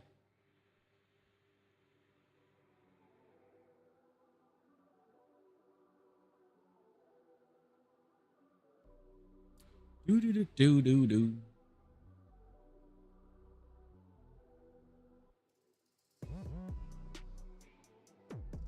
All right. Boom boom boom boom. All righty. We're gonna re-roll. Re-rolling. Okay. Ash, are you here?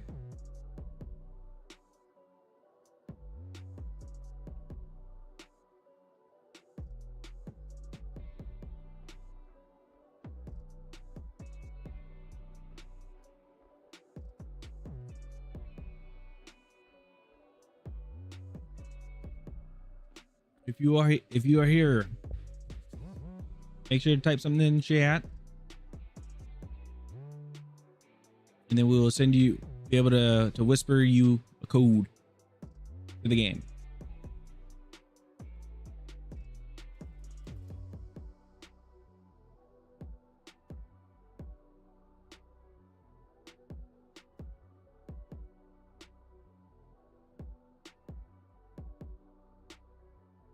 Are they there? Are they there? No? All right. Well, Yaro Miro, are you here?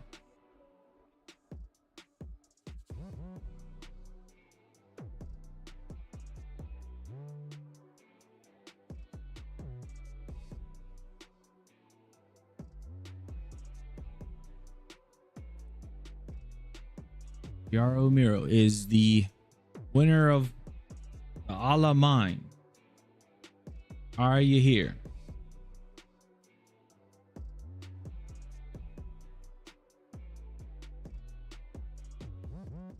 All right. Yeah, 20 seconds.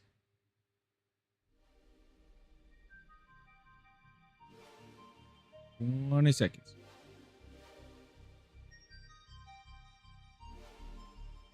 All right. 5, 4, 3, 2, 1. All right. Well,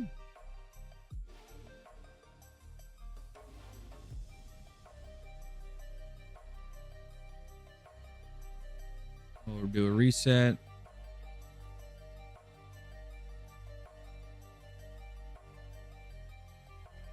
All right.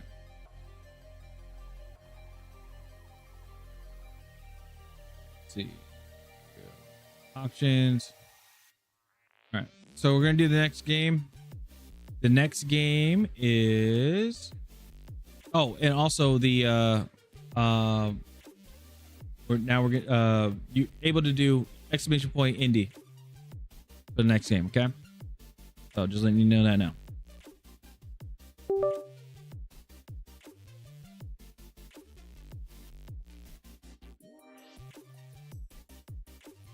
Here's the next one. Where'd you go? Oh, starts with a P. Where'd it go? Where'd it go? Where'd it go? Where'd it go?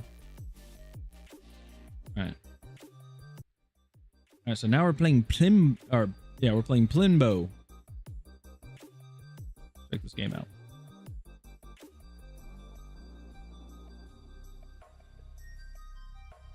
Plimbo, we'll check it out.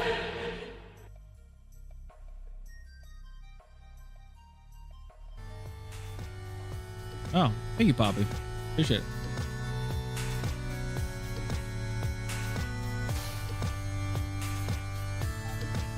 All right, Limbo.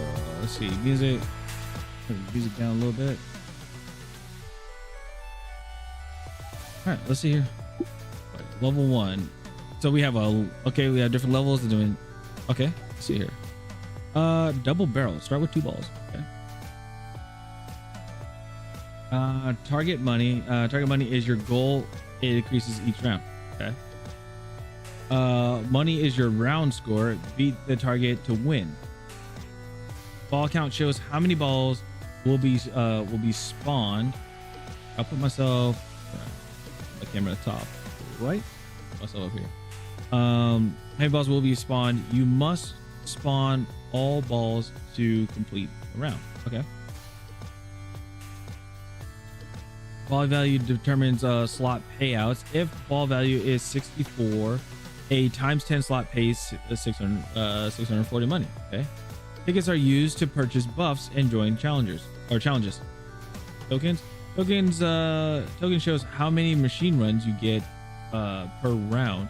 Extra tokens tokens at round end convert to tickets. Okay.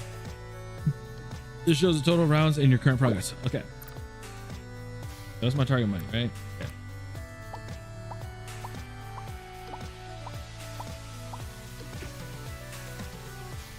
Got 32. Okay.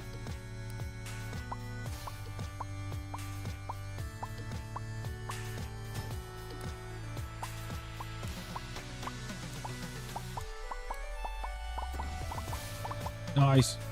Nice. All right, so I got 1 ticket. Build a synergistic deck by buying cards that match your playstyle. The shop refreshes every round. So how many tickets do I have? I have 10 tickets. Okay. Let's see. Use the reroll button to refresh shop cards. First use is free. Click new challenges to change your current challenges. First use is free. Ball shop lets you buy permanently enhanced balls for your deck. Pin shop lets you add a special buff to a pin. Each pin can receive 1 buff. Next round. Okay. When you're done shopping, click next round to continue. Challenges can offer mini buffs or risky. Game-changing choices. Use them to build strong strategies or maybe gamble. 50-50. Yeah. Let's see what we have here. Common. Okay, so these are all common. So each round start +10 or 0 to +10 random balls reset at each round. Every 17 pin hits, +36 rewards increases by $1 each time. Next in 17. On slot hit 1.5 money, get extra $30. Let's do a reroll. The sun. If slot hit if slot zone is a 0.2 +2 of current money. A lantern. Challenge purchase +5 ball value. The serpents. We have first hit slot 9 times effects. We'll try that one. And we'll do the next one. All right, here we go. So we have 9.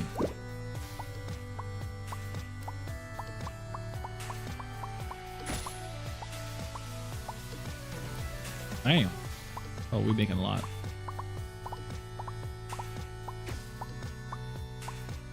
Okay, I got a 125.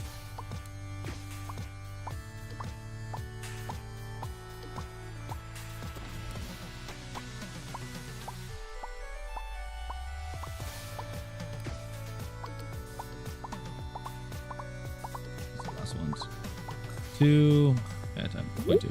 So we got 7 tickets. What do we have here? At the end of each round, 50% chance to gain 2 tickets. On pin hit, a chance to spawn 1 ball. Oh, we'll just go to the next one. So we need to get to 498.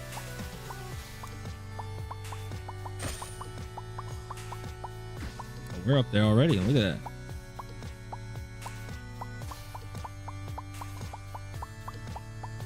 Oh, get the 10. Get the 10. Yeah. Oh, yeah. Oh, and I get an extra ball. Sweet. Cool. All right. So we have 12 tickets. So challenge duel. Get a +1 or -1. Challenge split. Less than 2 tickets plus 1 ball. Otherwise, 3 value. No, I'm good. Let's see here. Replace your current cards with new ones.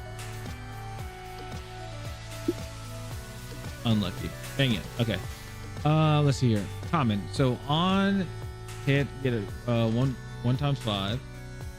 After 1,000 or after 1,100 pin hits, earn +1 token remaining.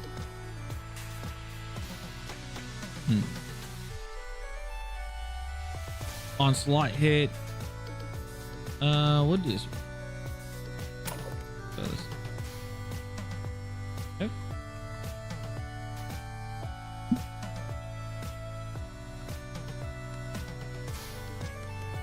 All earned money. Okay, so we did do this right here. So all earned money gets 1.3 times multiplier. First hit on slot gets a 9 times effect. Okay, let's go. Next one. So now we need to get 668.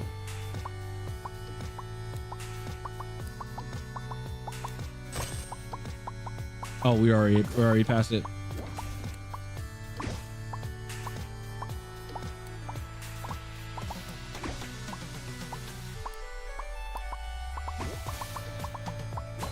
Nice. Nice. Boom. Nice. So let's see here. So now we have 5 tickets on pin hit. On pin hit, a 2.9% chance to spawn 1 ball. This is the scale. Tickets earned are multiplied by 2. Oh, I don't have enough. Darn it. Okay. This is the ball shop. A fortune ball. Plus 7 ball value on shot slot collision hit intent.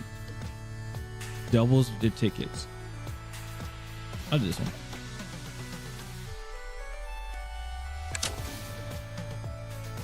Do.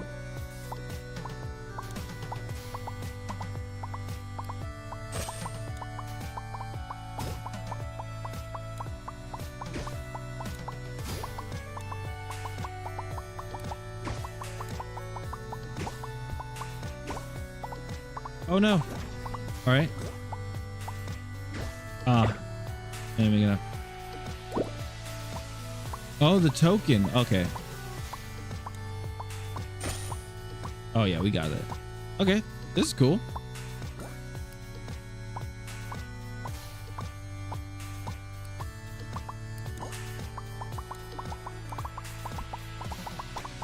Oh, there's a lucky ball. There's a special ball.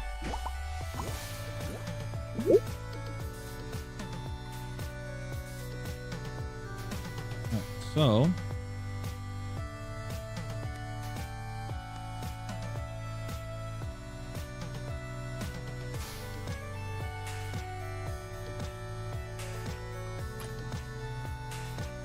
Ball spawn gain 100 to 300.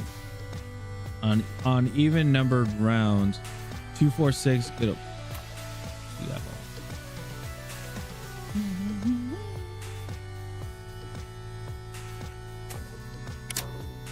Let's get a little crazy.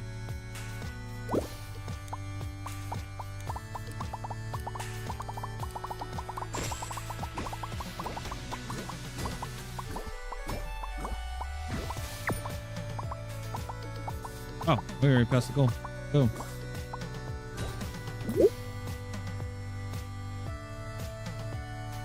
Let's see. The council. On slot hit, 1.5 money. 30 plus 30 bonus. Each round morphs into a random card reset at shop. Plus 1 token. Oh, I don't have enough.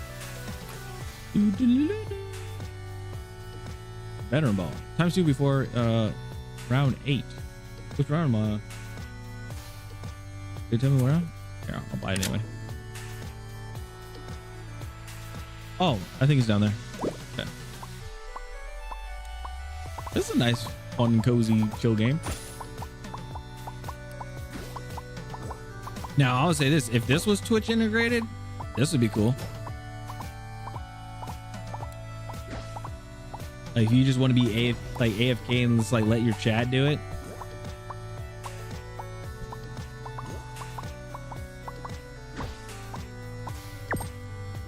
Oh, here's the money ball, I think, and the veteran ball.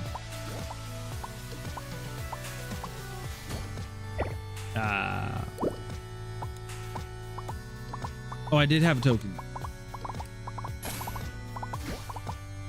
Woo.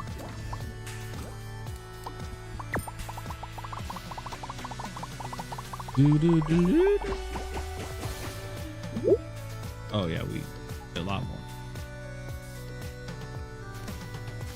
Let's see here.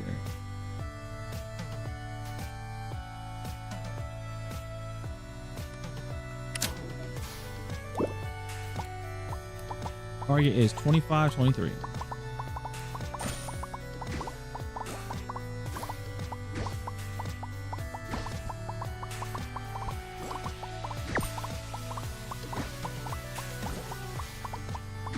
Big ball, big ball, big ball, big ball. Boom. Bah.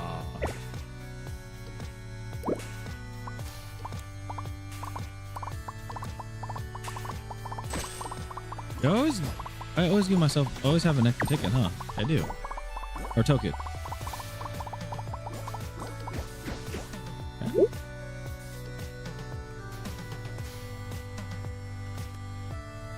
On slot hit, 60 per the pyre. Every 17 pin hits, $36. On slot hit, 80% chance to gain 95.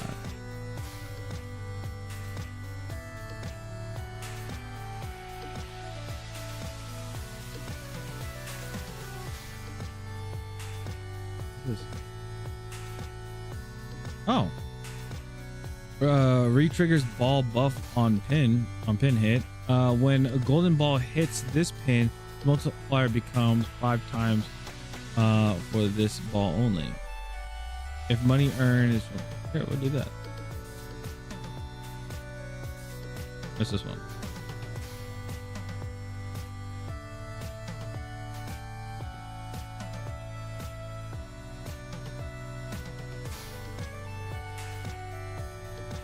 $1, okay. I'm gonna go ball hits this multiplier comes. I missed this one.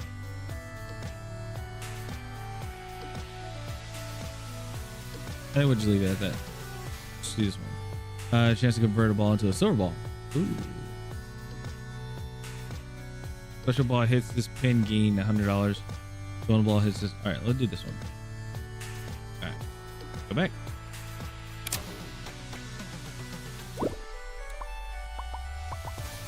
Ooh, oh, oh.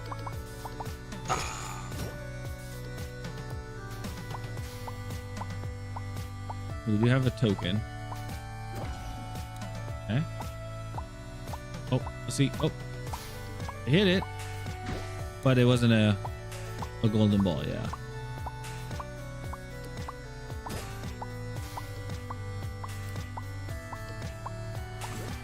I should have thought about that first.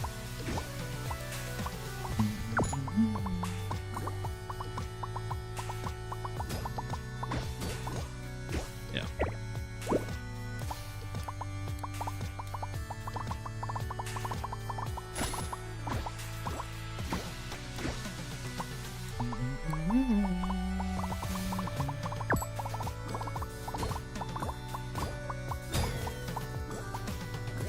Nice. Oh, so I have one more. Oops. Boom. Boom. Boom.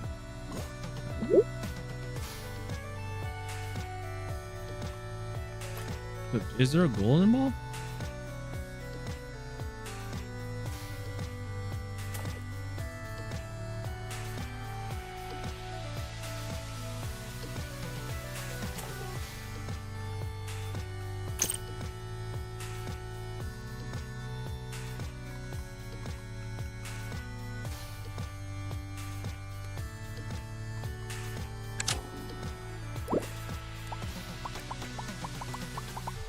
I see what's going on here.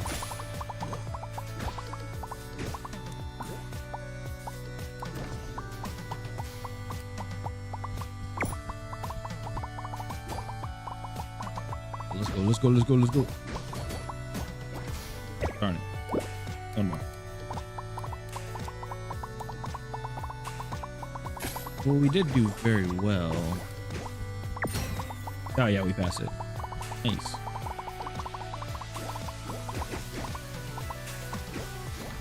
All right, so we get an extra token.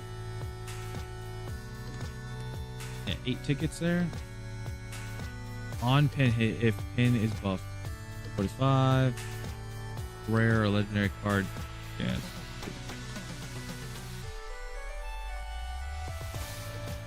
We'll just go next round.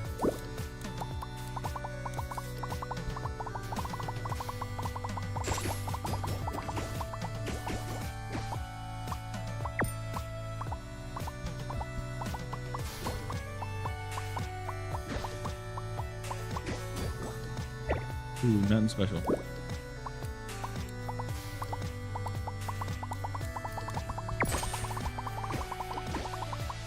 Let it rip. Let him rip. Ah, game over. Okay, so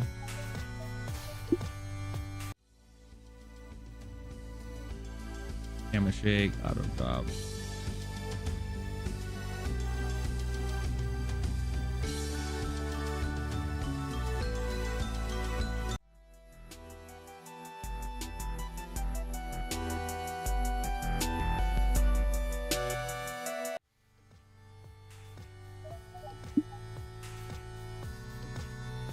Oh, I have to. Okay.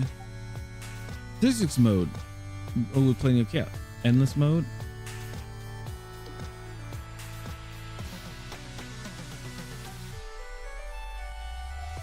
Oh, so I have to do. Yeah.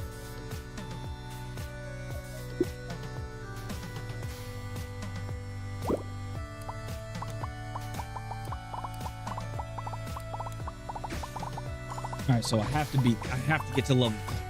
I have to be level 1.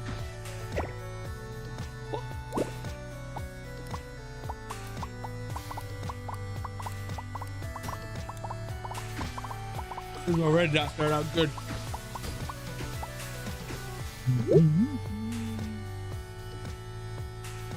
Alright. Each ball spawns to. Okay.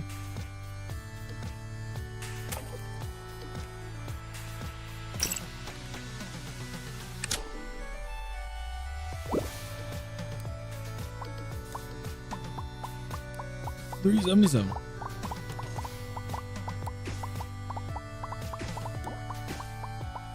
Oh, this is not good. Oh, got a ball bag. Oh. Okay. Boom. Got a plus the ticket and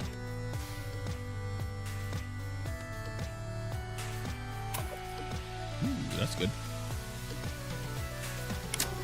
Take that roll. Possible chance of it being free. +1 ball value.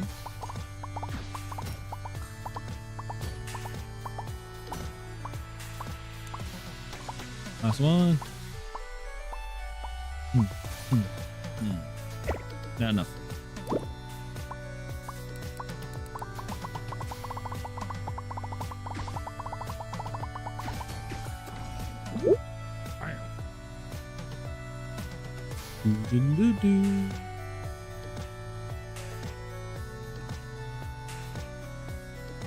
Hourglass.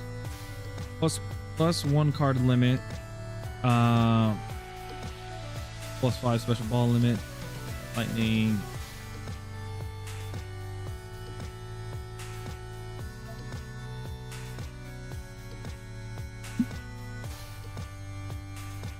Ooh. All right, here we go.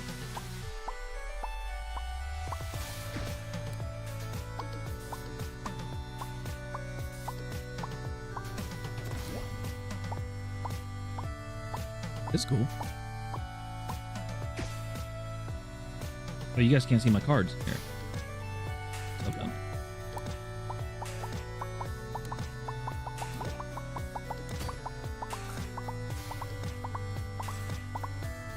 on. Ah.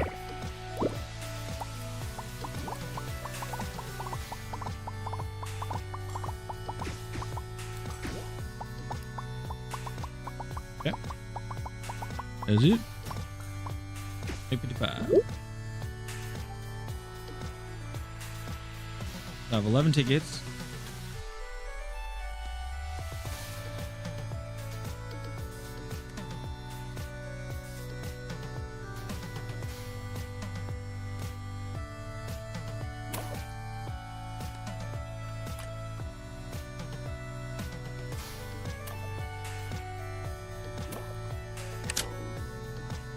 Here we go.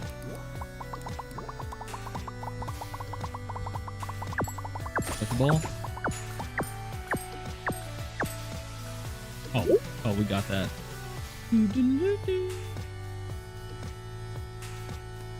This all earned money gets a okay. On pin hit, if the pin is buffed, +10 and 2x1 bonus. On slot hit, if the zone is 0.2, and we'll get those two.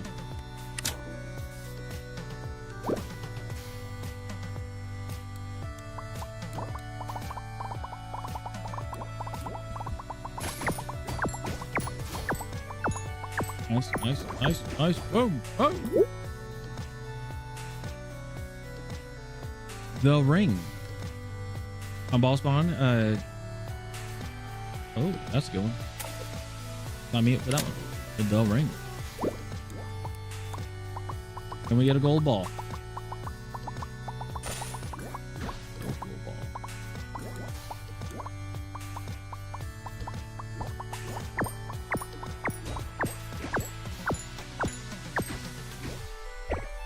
Ooh.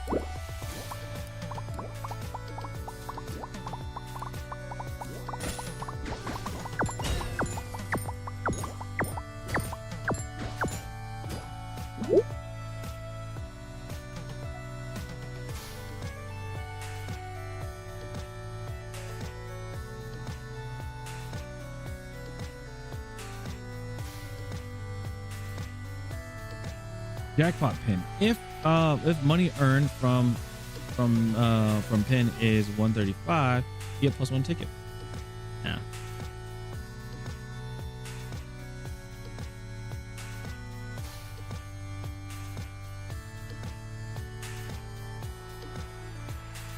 See what's this one? Black cash. Good chance. Random hit.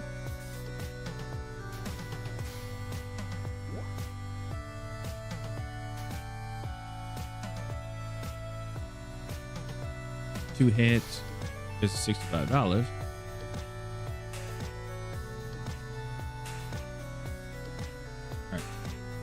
right, and just for one over here. 3 hits, 1 ball value, 18. Ooh, I don't want to nuke. 8% chance. All right.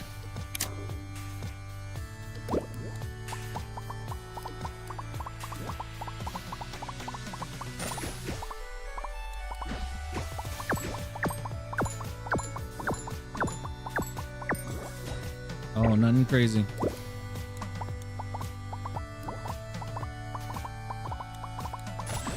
Okay. I was getting up there. Oh, barely. We barely made it. Nice. How you got? We got 6 hits.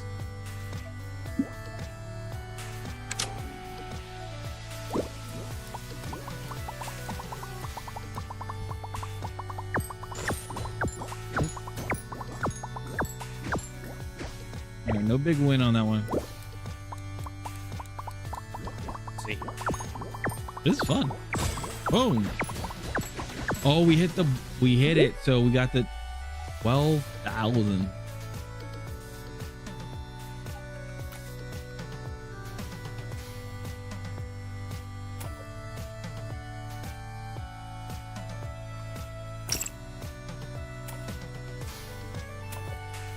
Yeah, let me get those.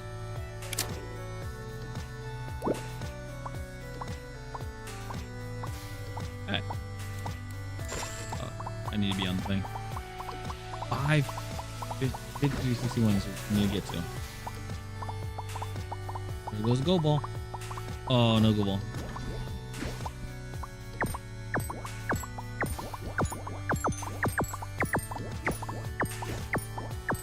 Echoed. Oh, okay. Golden ball. Golden ball with a 10. Gold ball. Okay.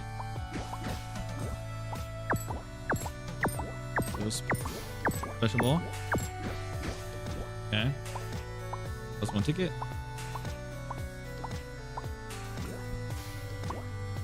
Gold ball this way on this.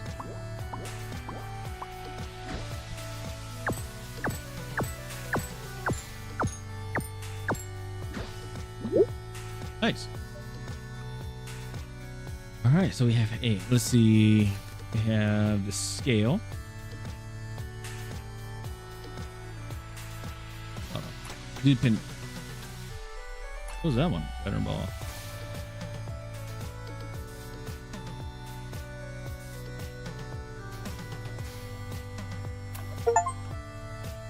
Who got the high roller ball? Let's see. We need some more.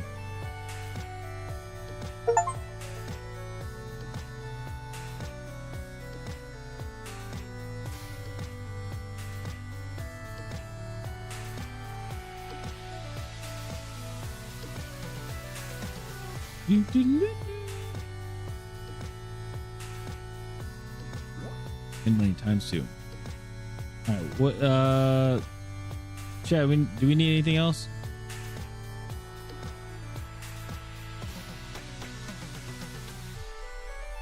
When a special ball hits, gain $100. So, here we go.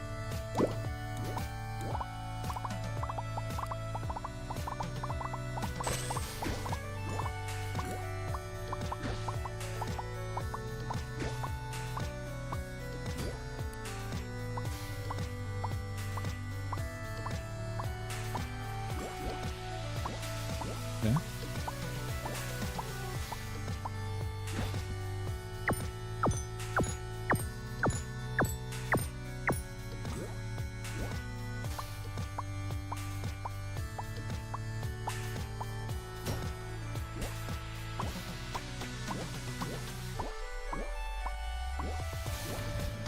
Nice.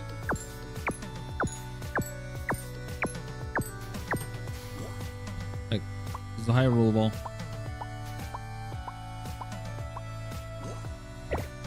Ah, dang. Okay. Gold ball.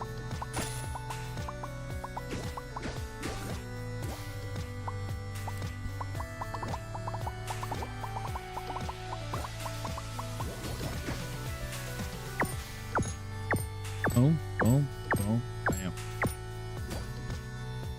Okay. All right. Oh, I messed up on that one. I didn't mean to drop both. Come on, high roll the ball. You're the only hope.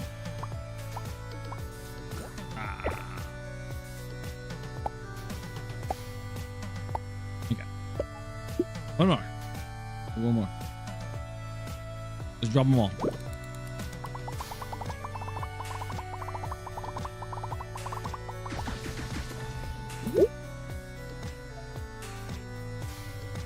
The key onslaught. No.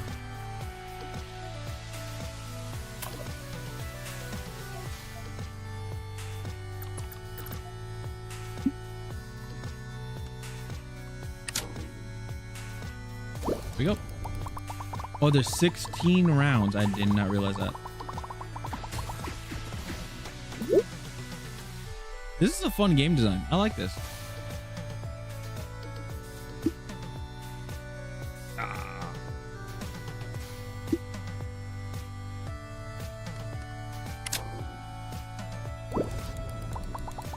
What was that?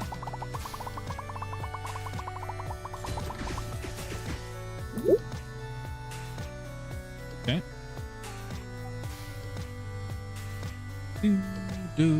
All right, let's see.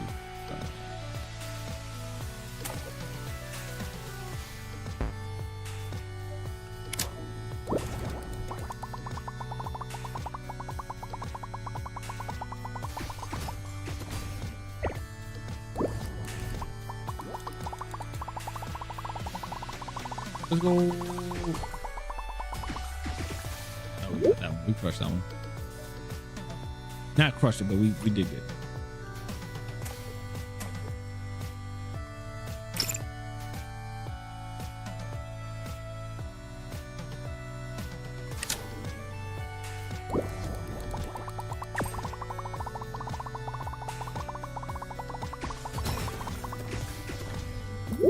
$2,010.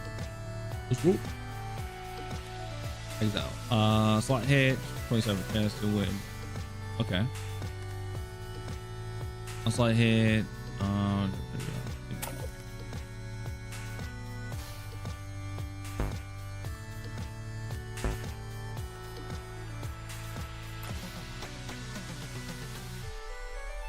No.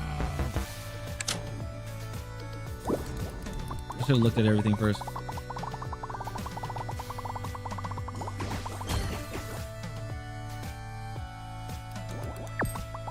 Sorry, I thought that was it. Ooh. Nice. Oh, 4 tickets. Oh, 8 tickets. Okay. Every 48 pin hits, funds 1 ball. Let's get the ball shop. 1 ball.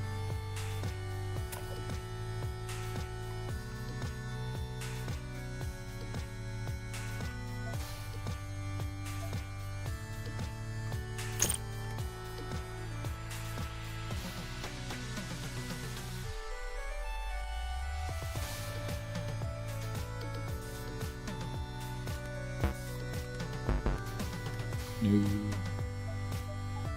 Next one.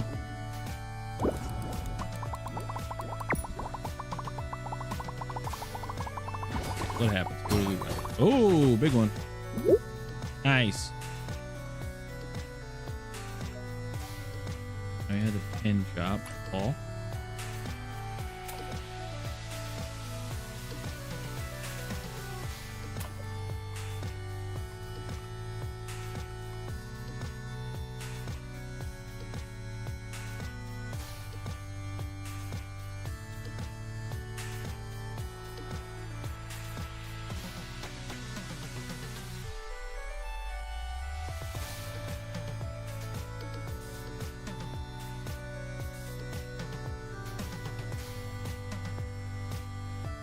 Do this one over here. I feel like.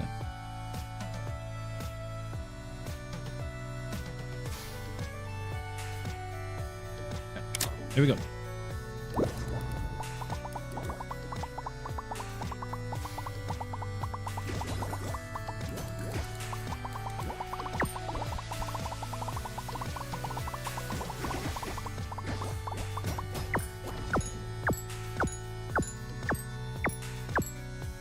Ah, very close.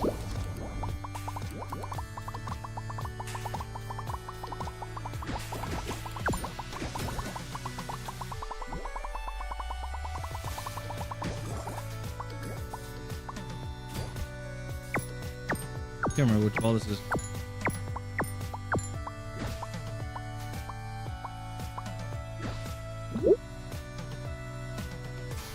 The momentum ball. Jackpot ball is the okay. It's the swirly one. All right. Power. Cards have a 6 twice.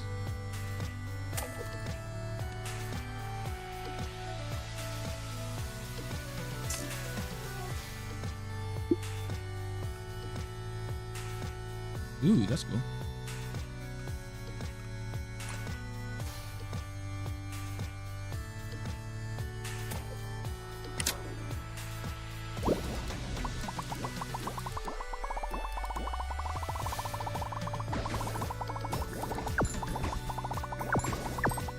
Oh, get there. Oh, crushed it. Crushed it. Yes. We have 9.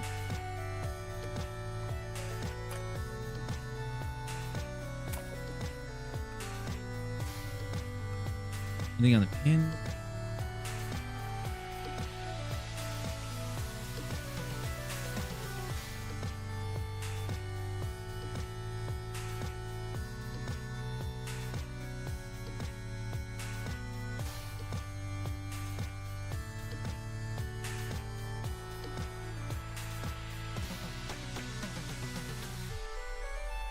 Oh, come out.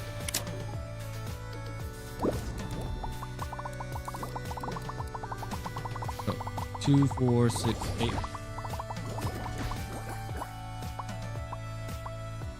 Okay.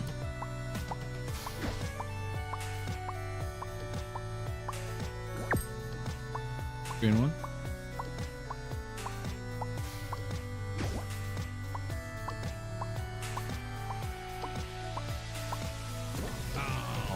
Tease.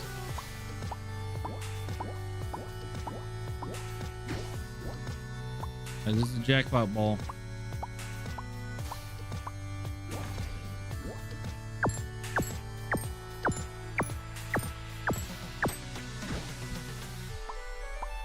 I don't remember which ball this is. Some special one. What ball was that? That was the bounty ball. Need 100. You got it, barely. Rare. On pin hit, if pin is buff. Okay. 1-5. I play 0-5 buddy. Nice. Start round 2 point per tab.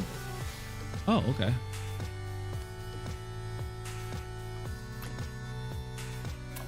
I think I need another gold ball.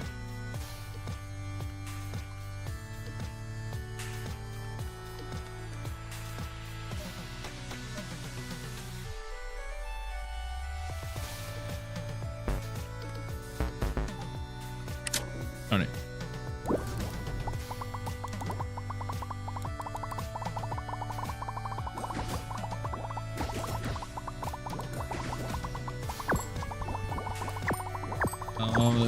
Here it goes. Ah.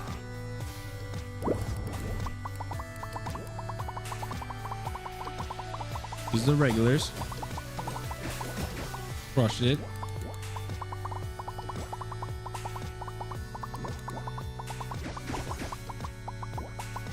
Can I just end the round there?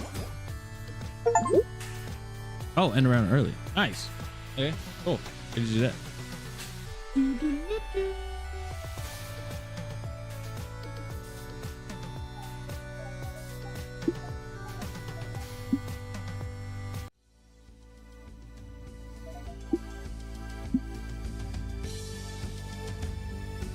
Oh, dang it. I messed up. I think that was a good run too. So you can't just end. Okay. That's on me. That's on me.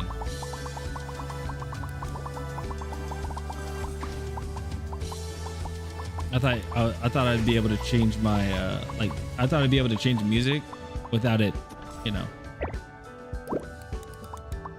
Oh.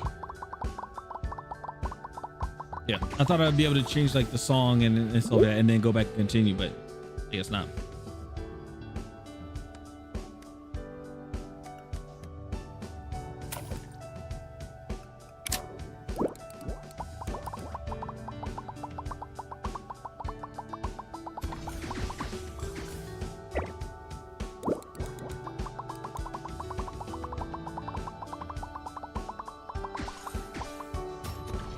Darn it.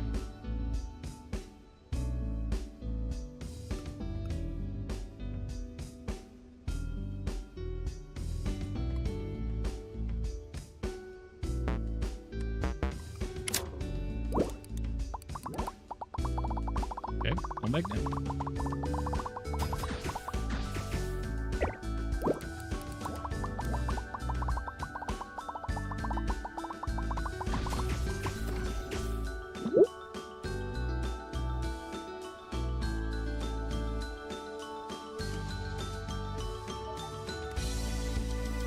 All earned money gets plus 20 bonus reroll.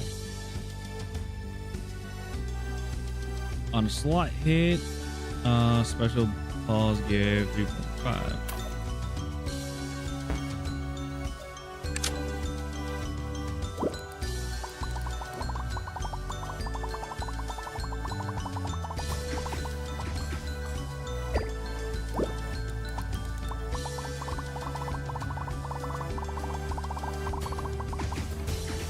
Boom.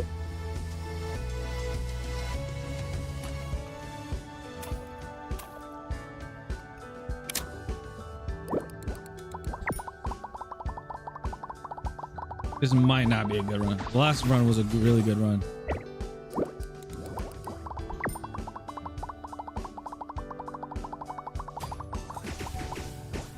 Nice.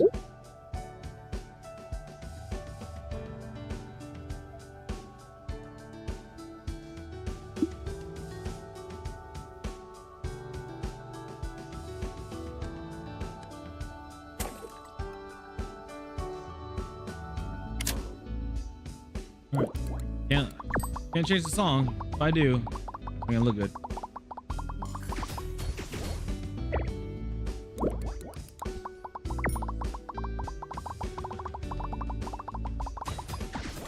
Nice.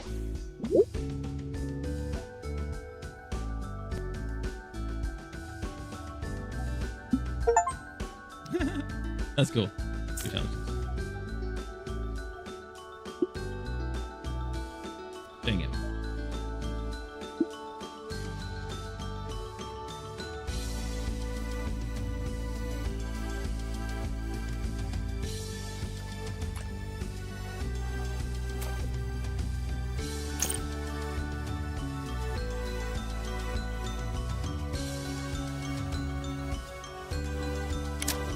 All right, here we go.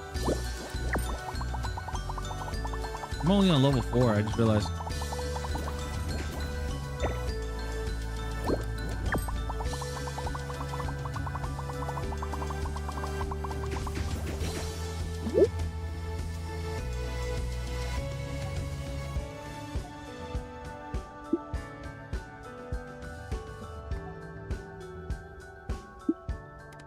Oh, the gate.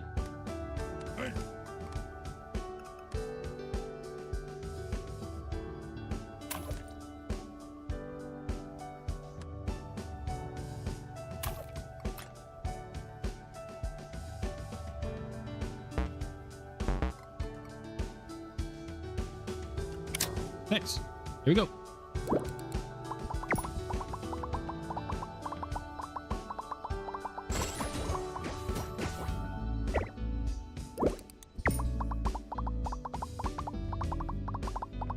Go 10. Nice. Got 10.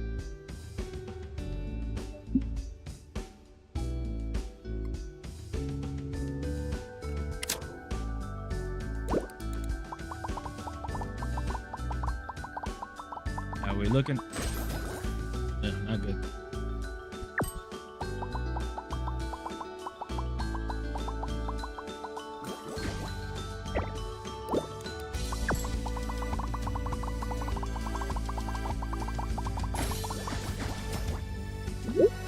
Barely.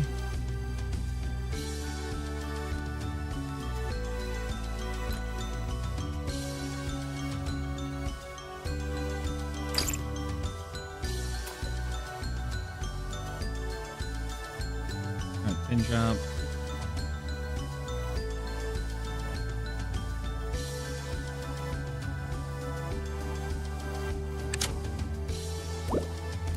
Here we go. Here we go. Here we go.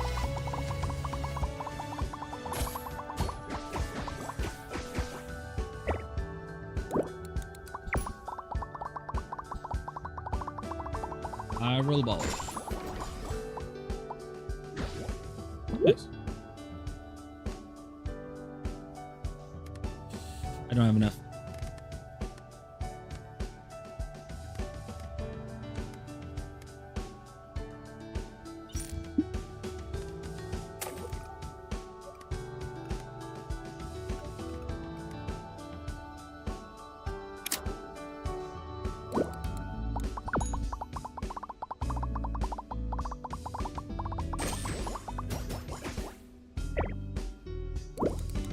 I think this is where I lost last time.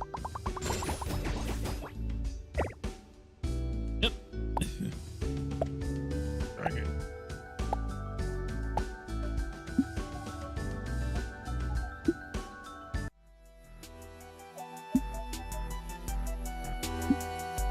See what this physics mode is.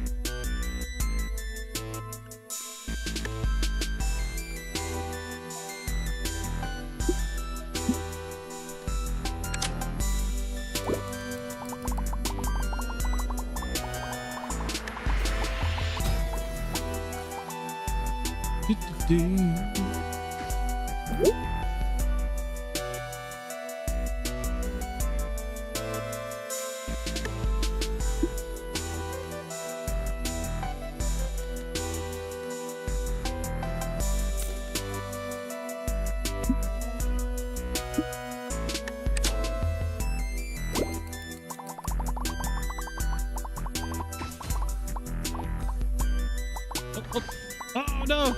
Oh! Oh,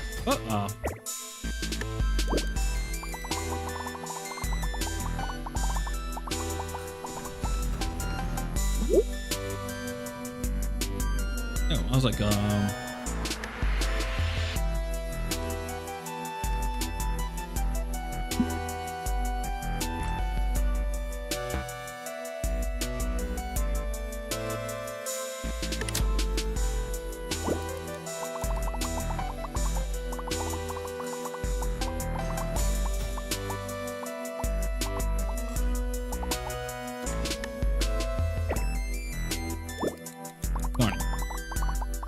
Come on.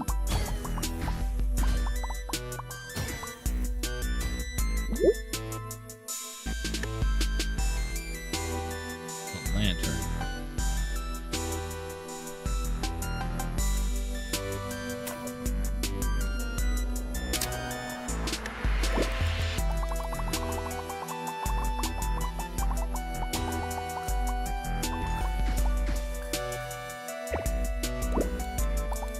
Oh, this one. So this one, pretty tough.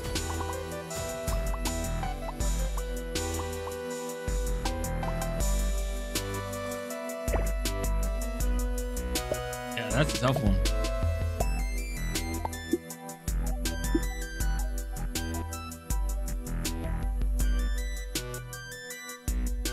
All right, settings. We'll go to.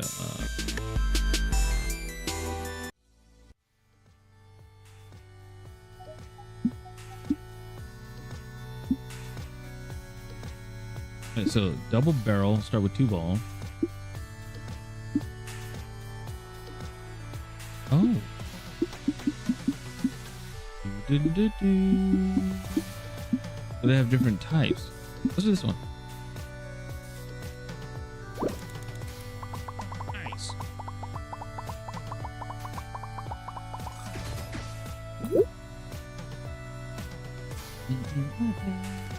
All right. So on slot hit, 70% chance to gain $75. Every 8 balls spawn, 1 ticket spawn the next. Every 18 pin.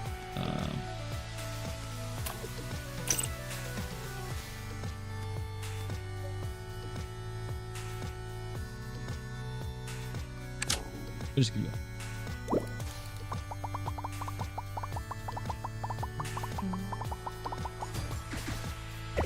Ah.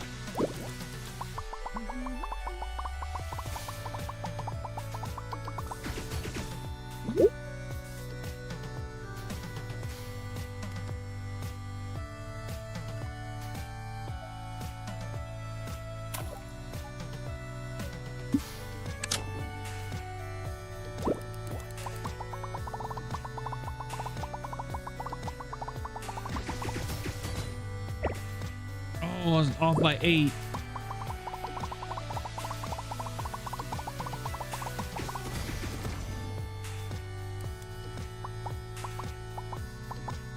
Darn it.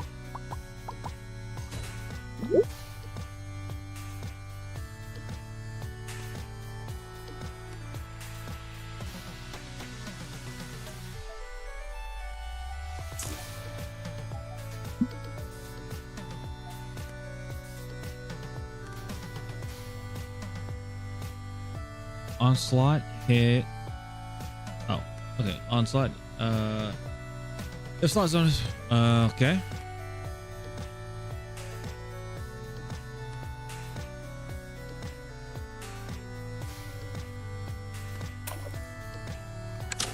That is. Here we go.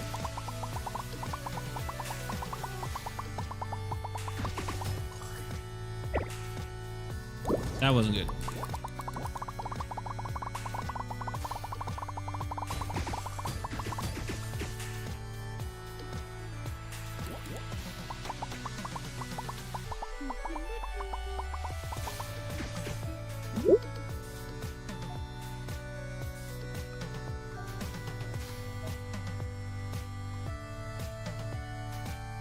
At 9 tickets. 1 ball. All for 1 round. Exile. Do that one.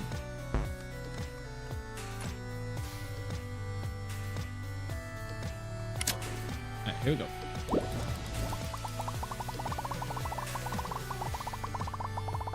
Ooh.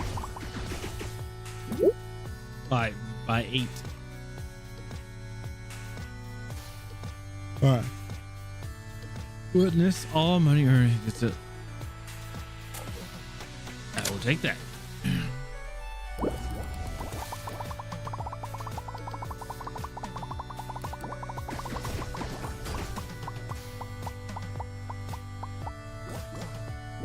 Here's the thing is I haven't even got a special ball yet. Okay.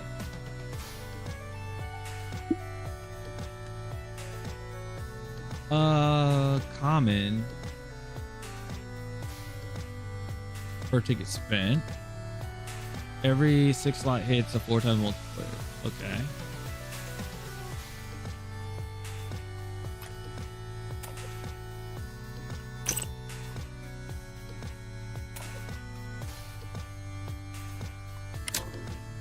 All right, now we got more.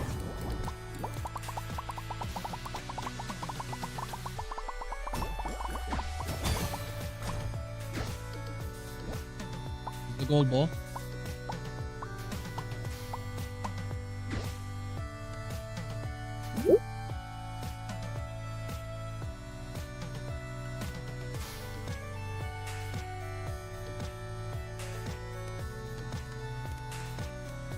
I don't think I have any. Oh, I have 1 rare. That's it.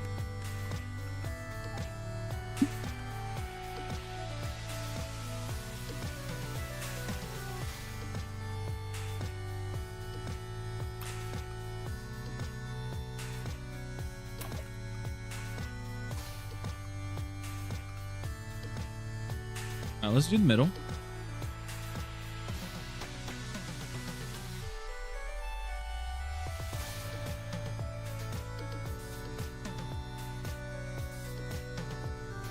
And I'm feeling this one.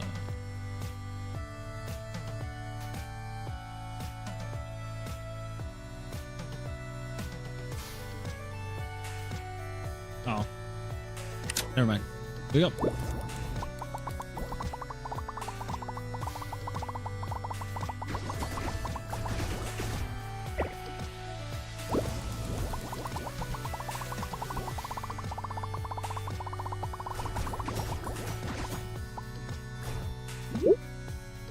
Really hitting that one in the middle. Yep.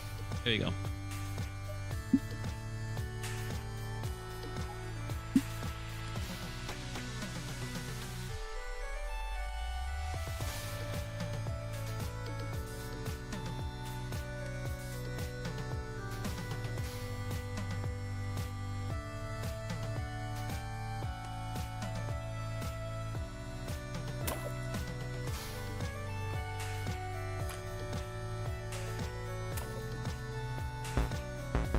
No.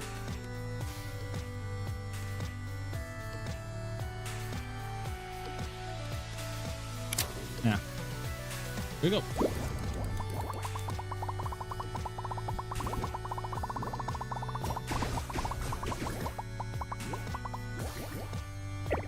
Not too good.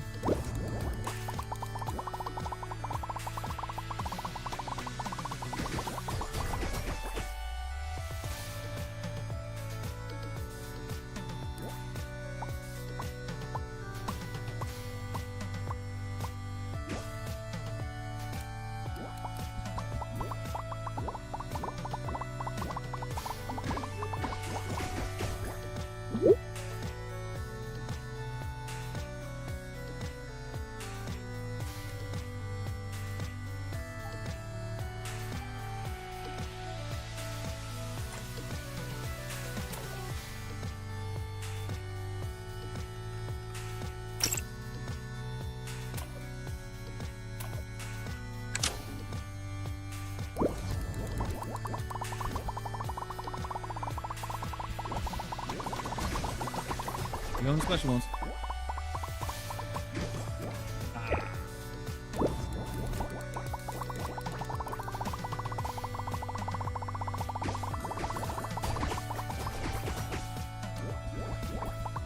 Here we go.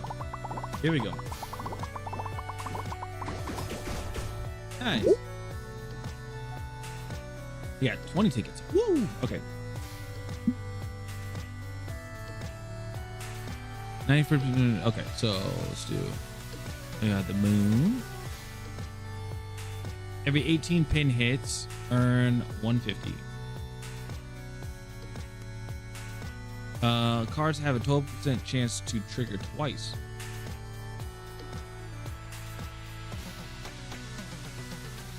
Oh, and I have to get rid of a card. Oh. And that gold mine ball.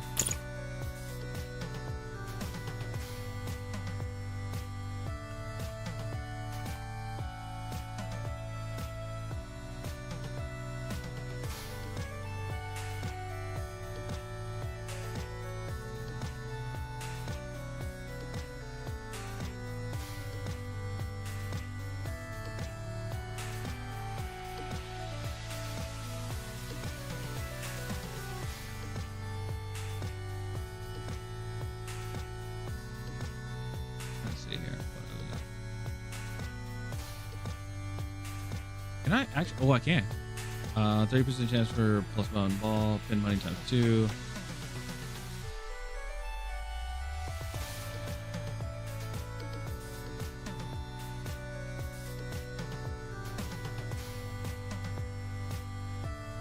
Okay, I think we're good.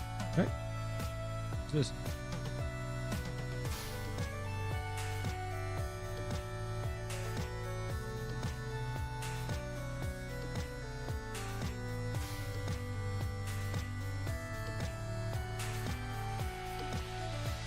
I think we.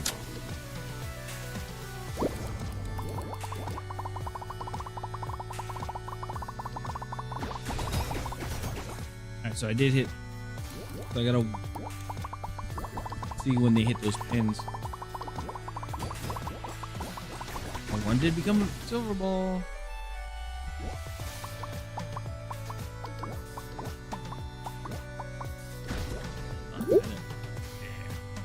Yeah. Let's see here. No rares. Okay, let's see. Zone. Gain 2 tickets.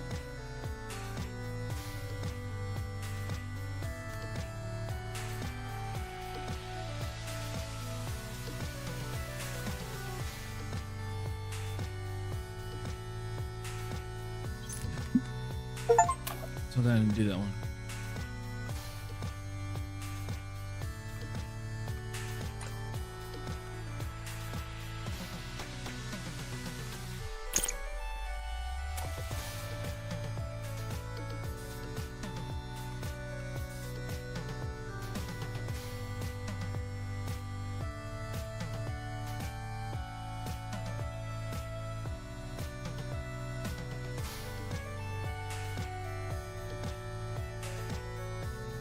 Playing a little safe here. Or trying to.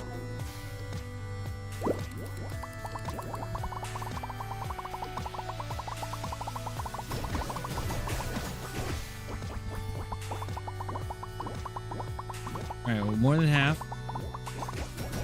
It's good. 2,000 easy. 2,000 easy. Yeah. 2,000 easy. Woo! Crossroad. Minus 1 ticket, we get 3 golden balls.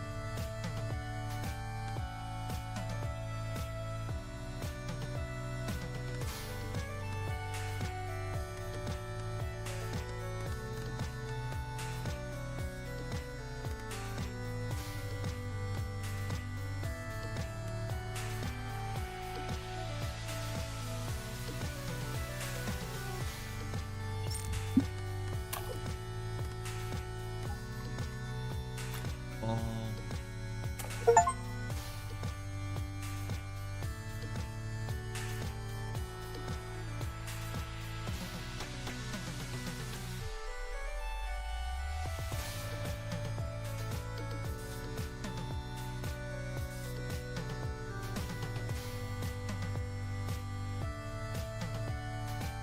Third one, right? Oh, that's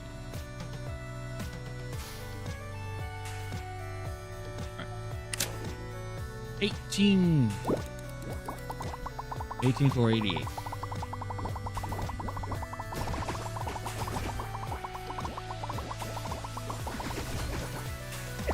Yeah, past 9. Past 9,000.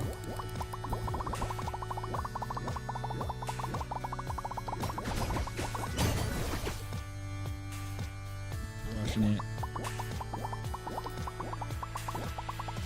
Yeah, this time I'm not changing the music. Not. 60,000. Yeah, 17 tickets. All right. So we got the monument. What's the monument? I was like, 2 more tickets. Money boost multiplies the money.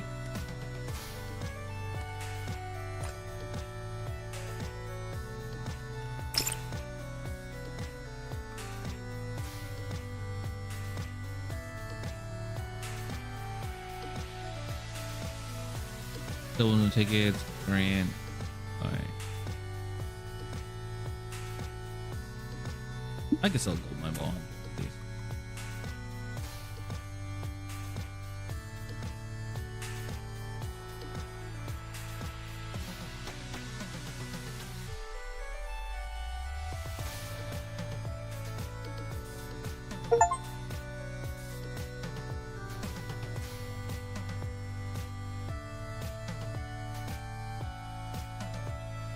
What's this one? Got 8% chance to get ticket. That's sure. Why not? One more. Let's do this one.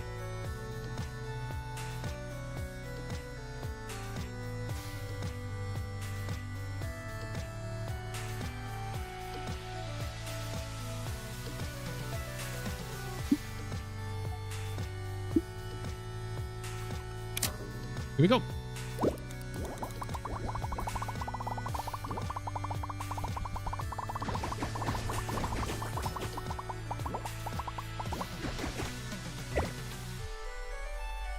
Half? Oh, oh. I think we're over half. Over half.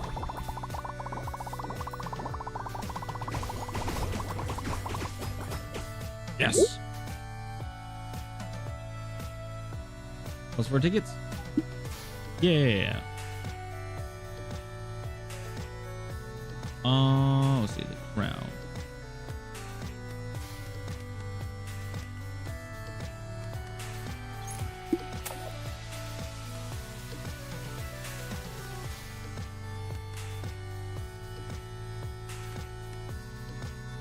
On pin hit, spawn a ball shot. Teams.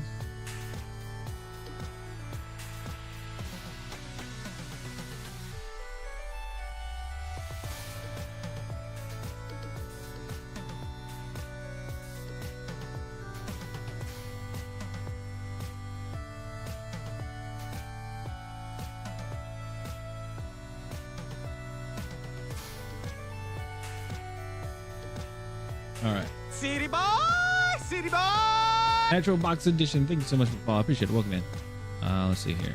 We have if money earned. I will do that. Oh, I have one. All right, here we go.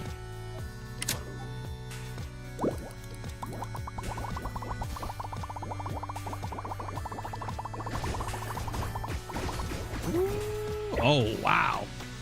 Oh, we're sitting pretty nice. Sitting pretty nice.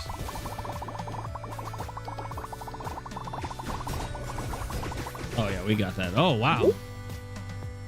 Way more than doubled. This site.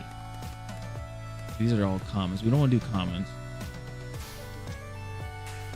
Plus 2 tickets, minus 2 balls next round.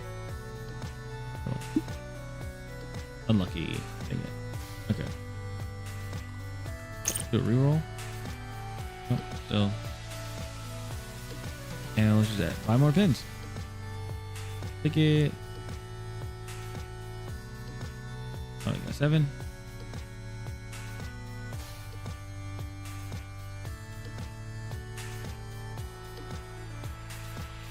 Got 2.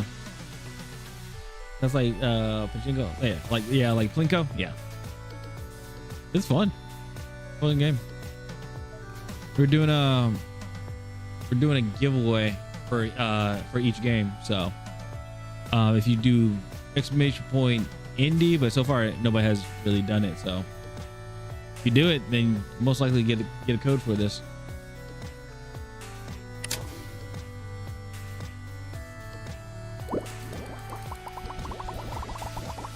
All right. Big one, big one, big one. Ah, it's not big. Played one similar called Molly in there.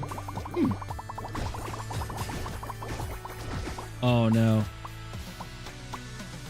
Ah. Dang it.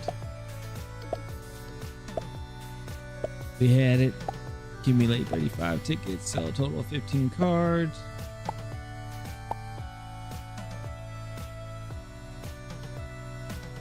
Do. All right. Well, that was a fun one. Let's see what this endless mode is.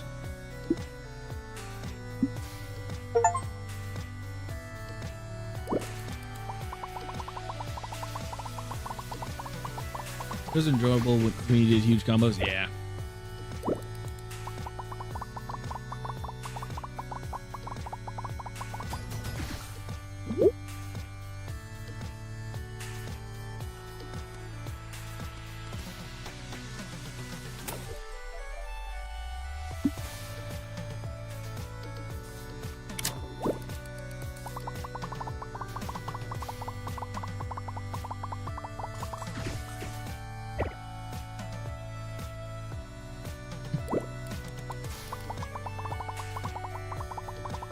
All right.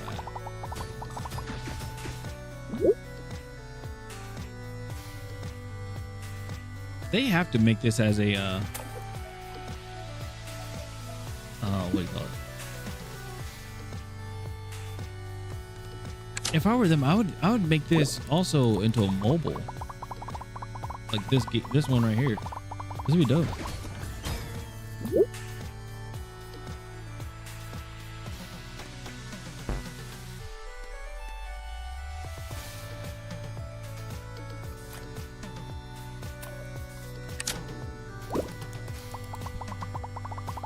They said I'm gonna do better on mobile. I agree. I'd be sitting like, I'm not really much of a mobile game player, but like if I'm one of the like, it's one of those games where it's like, if I'm like sitting in line at the DMV, you know, don't get me wrong, I'll whip out my phone and play this bad boy.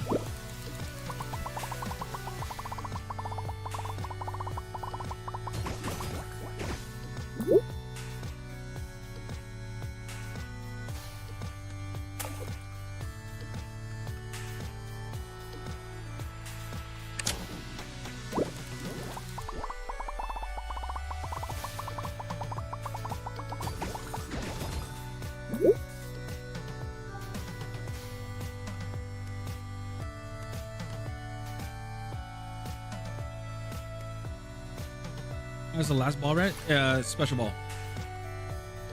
So it's the high roller ball. You get plus 10 tickets on a 10 times slot collision, which is nice.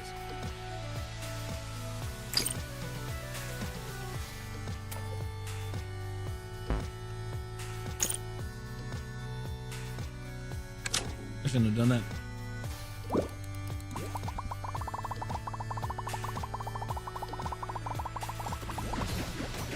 It's like a power up.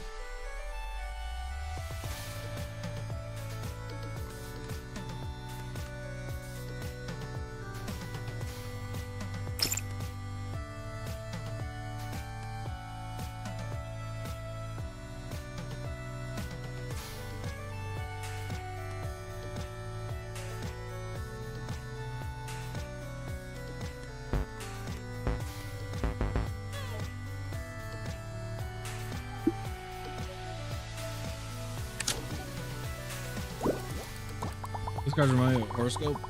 Yeah, it's kind of like a power up. Pretty cool.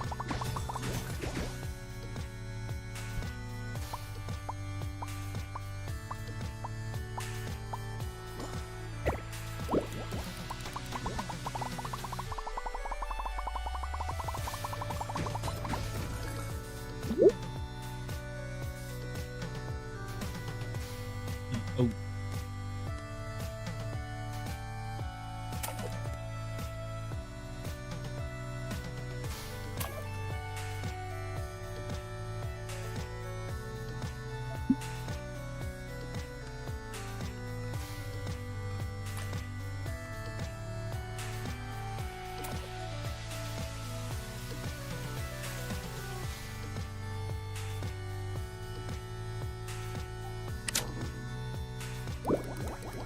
All right.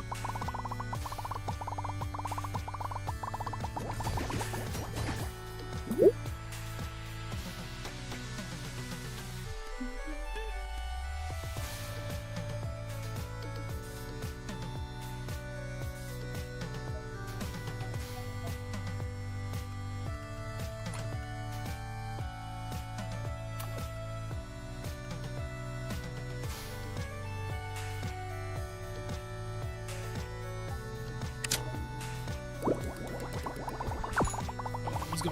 One. All right. Oh, we got a lot. I hit that one. Yes. I think I'm gonna go for.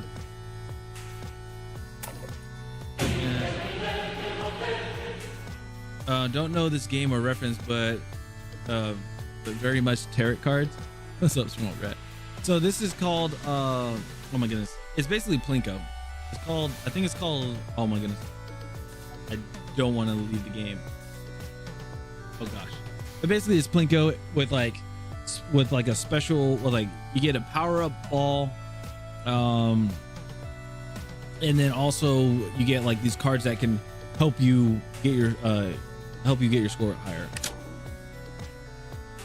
So we want to get the target money, which is this, and we have 13 balls. I go here, the ball info. Oh, we barely made it. Okay.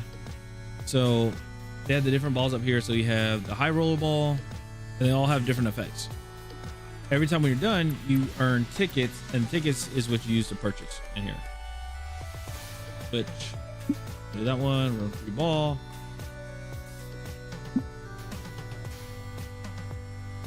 And then these are kind of like a gamble too. It's pretty nice. So welcome me yet as a crayon eater. You're required to talk trash to an army dog at some point. I mean, they can talk smack all they want.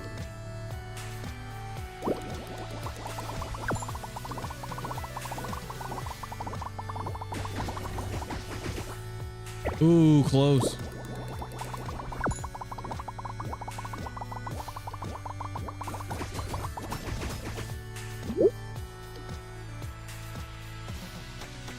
All right. Purchase this. If you lose, do you have to start all over with new upgrades? You have to start completely over.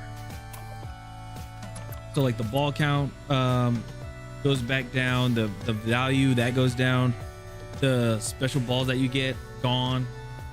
Yeah. The pins that you get here gone.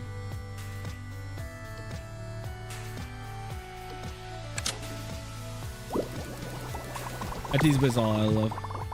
I understand the banter.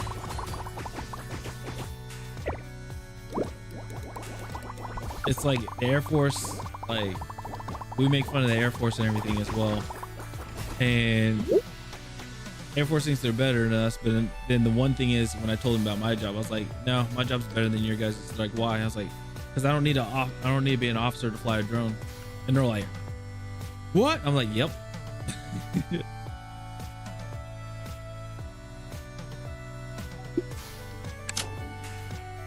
That's the fun part.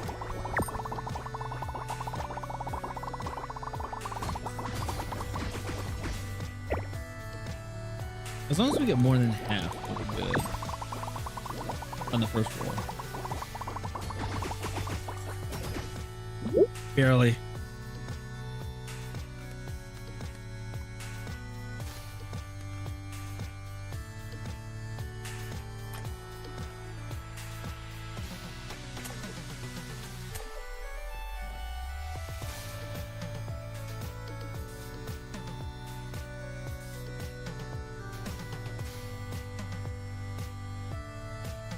I don't see ladder. Yep.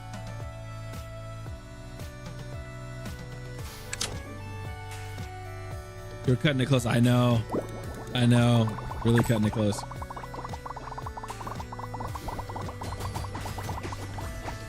Well, out of 20. Yeah. This might be it. Let's see. If we had 20, it'd have been a lot better. Dang it. Dang. All right. Well, that was fun. So it's called Plimbo. Plimbo. All right. That was fun.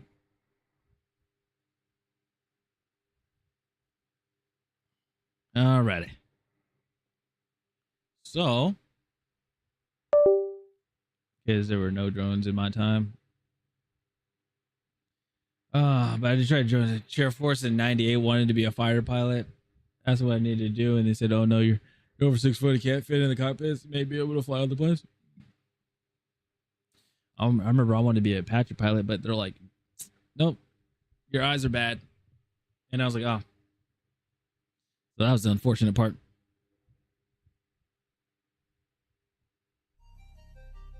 Alrighty. Well, I might as well just give the codes to. Only got, let's see. Plimbo. I know Plimbo. I have 3 codes, so I'll just make. I'll just give 1 to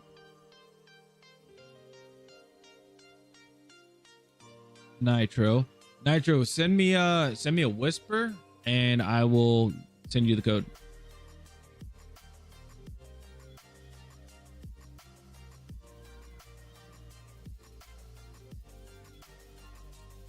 Send me a whisper on Twitch and I can send you a code.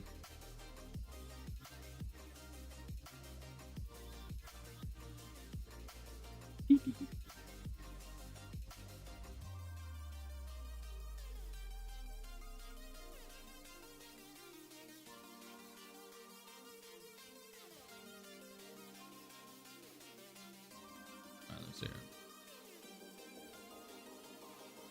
here. You still in? No, I'm out. I got out 6 years ago.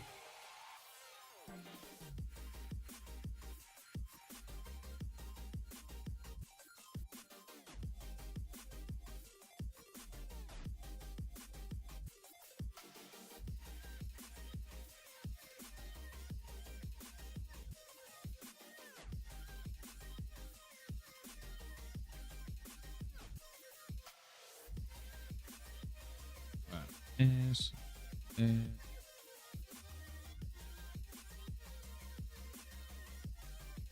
right, so we did this one. I'm gonna color this in. Did limbo.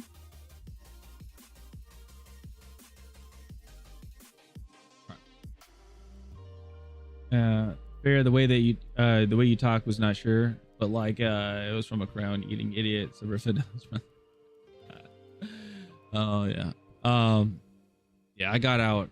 Stupid shit started happening in the military, so I was like, no. Limbo. All right. Copy this one. And there you go.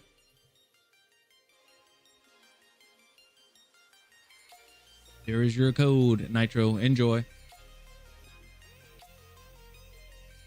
And I marked this one as... Oops.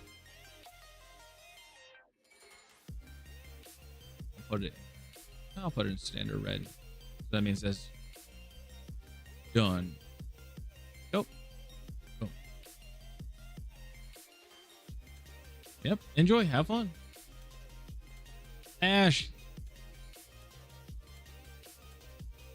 I got 2 more codes. I got 2 more codes.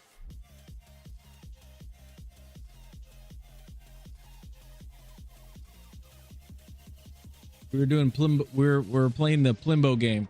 You won the last one. Grad Food stepped away for a bit. I know you won the last game.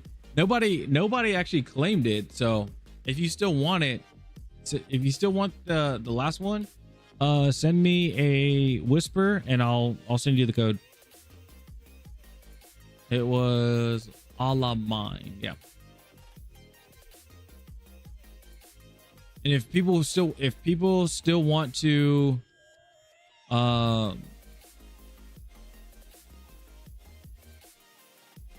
if people want the code for the one I just did, Plinbo, make sure you hit exclamation point or type in exclamation point indie and then we'll roll it.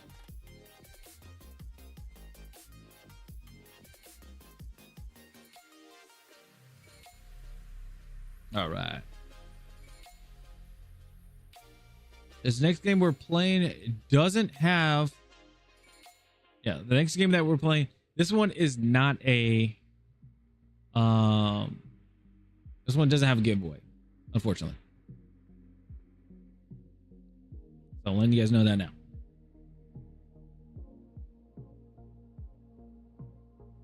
So I'm going to remove giveaway on that one. Okay. Call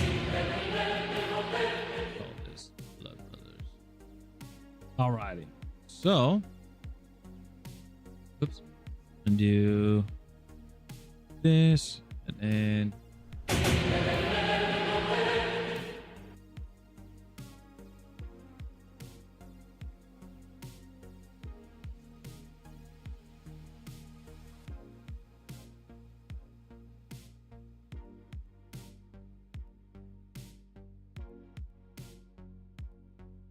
oh shoot, was it?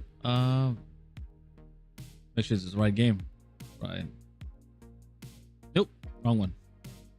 It is called Black. All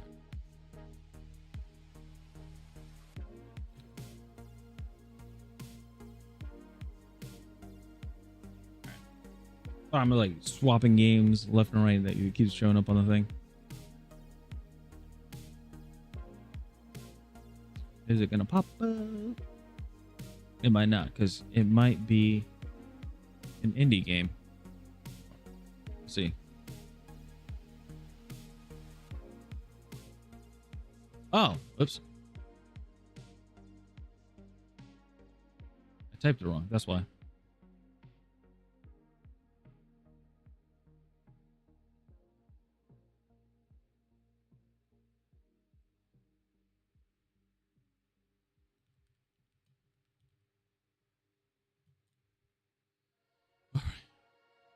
That one is free on Steam. That was the wrong one. There you go. All right. All right. So I have two games. Let me see here. Let me make sure. Pick the thing. Actually. All right. So copy this one. This is for Ash. City boy, city boy. I would love that. Okay, so there you go. Boom. Ash, there you go. You got that code from the last one. Swamp Rat, thanks so much for the follow. Appreciate it. Thank you. Thank you, brother. All right. So we have the a la mine one. Color, put that in red and cross it out. All right, so we have for Plinbo, we have 2 more codes, and in a la mine we have one more. That's it. So the people that are entered right now in the chat, if you guys are wanting for the giveaway, if you guys want to enter the giveaway, type in !indie, !INDIE, and what we'll do is we'll roll. The first one will be for, well, we'll just roll, and then whoever wins, make sure your whispers are open so I can DM you the code. They're all Steam codes, so I'm just letting you guys know that. I'll DM you guys the code, or the winner, send me a whisper. What game? Either a la mine, ALA mine, or Plimbo, and then I'll send you the code. Okay. So I will give y'all. Right now it's 4:52. I'll give you 4:54. I'll give you an extra minute. City boy, city boy. Ash, thanks for the follow. I appreciate it. City boy, city boy. All right, thanks so much for the follow. I appreciate it. Welcome in. So yeah, make sure you hit ! Indie to get a code. And then next Friday we have another game. I saw that Puffer already played it. He has a YouTube video on it. It's called I think it's called Wasteland. What's it called?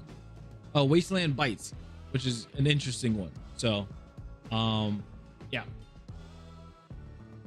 And this is what I'm trying to, like, as I'm getting codes from developers and stuff, like from indie developers, I play them, make a YouTube video and stuff on them, and then I give them away. However many codes I get, I just give them out to people. I give them out to you guys to chat, so you guys can play and have fun too. So, alrighty. 10 seconds. 10 seconds, and then we make the call. Alrighty. Here we go. And boom. All right. So, rolling. We get a winner. All right. Ease Carrot got the win. Are you here?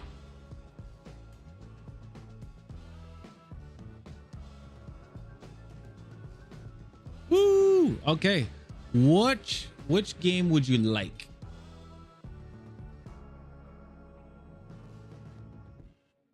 Oh, joined by my computers are Linux, and I'm on a PlayStation, so they would do me no good. Oh, you like Plimbo? Okay, I got you. Limbo. Copy this. Make sure to send me a whisper so I can send it to you. Actually, let me see. I should be able to send it to you. Yeah, whisper. There you go. There we go. Making sure. Boom. All right, cool. All right, I sent it to you. Double check to make sure the code should work, because they sent this to me like today, so hopefully they didn't. You know how developers are, sometimes they duplicate it.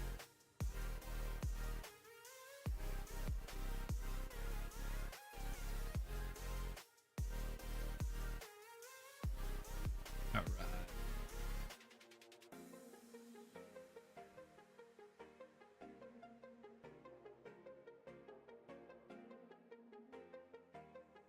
So I did that one.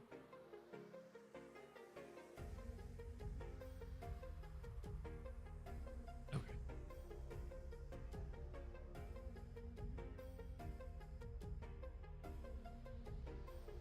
Code works. Thank you. Okay, cool. Cool. All right. Now we got, let's see, we have, oh, let me go ahead and make this one red just in case, because I don't want to mess up. All right. So we have one more Plinbo code, and we have one more a la mine. And that's it. All right. If people want to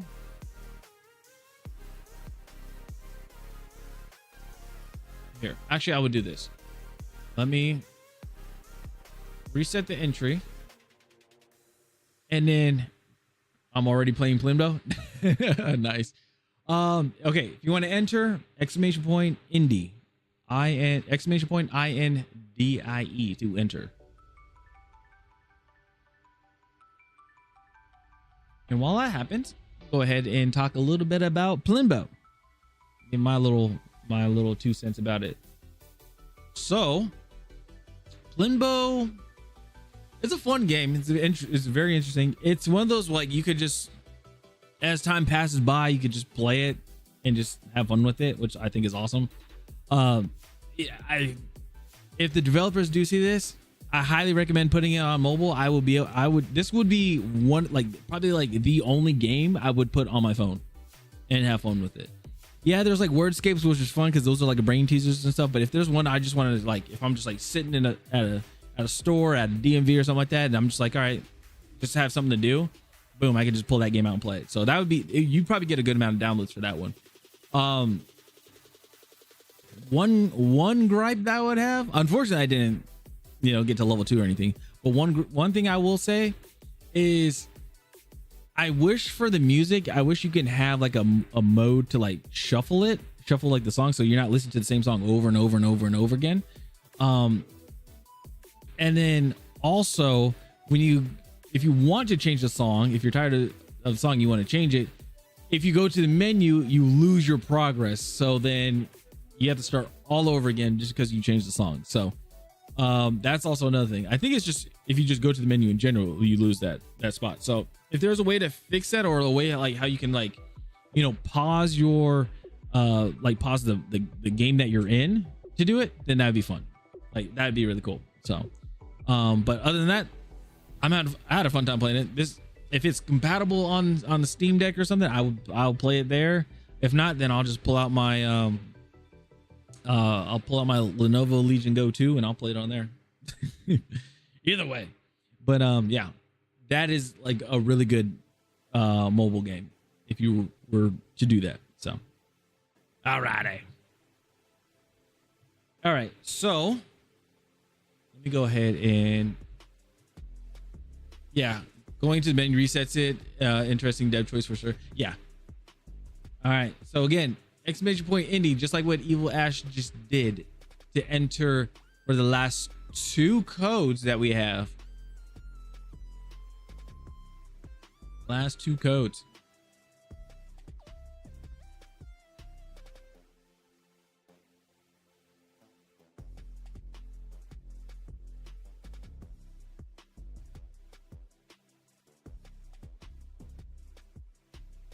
Let's see here.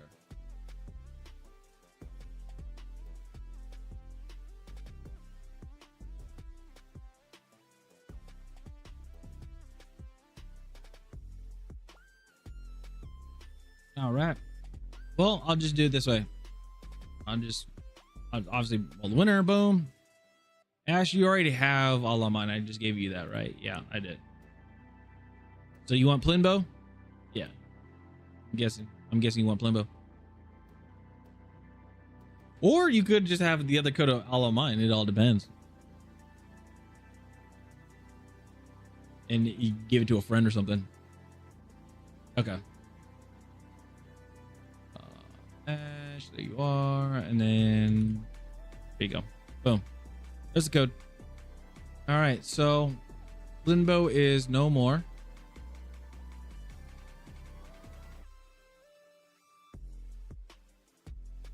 Have fun with that. All right. Close out my Google Sheets. Close out the giveaway. And now we are on what? Okay. So now we're on this next one. It's called Black One Blood Brothers. We're going to play this. I never played this, so this is going to be very interesting. Developers did hit me up. They said, hey, they said, well, I redeemed this a while ago and I just forgot. I completely forgot. Shame on me. I know, shame on me. I completely forgot, but they're like, hey, just one, they're like, want to know, are you gonna play the game? I'm like, oh yeah, my bad. I was like, yeah, Friday I'll play it. So let's get it. Let's get into this thing.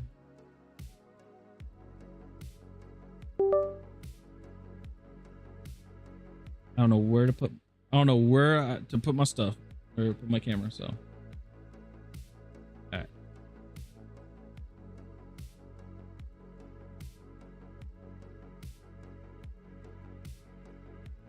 Never played this game before, so let's see.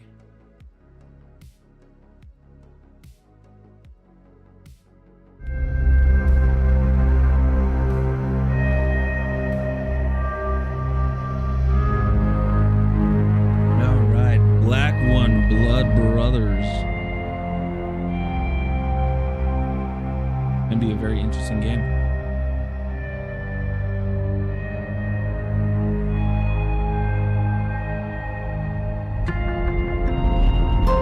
Wait for the UI to load up and everything, and then I'll see where I can put my camera. Oh, okay.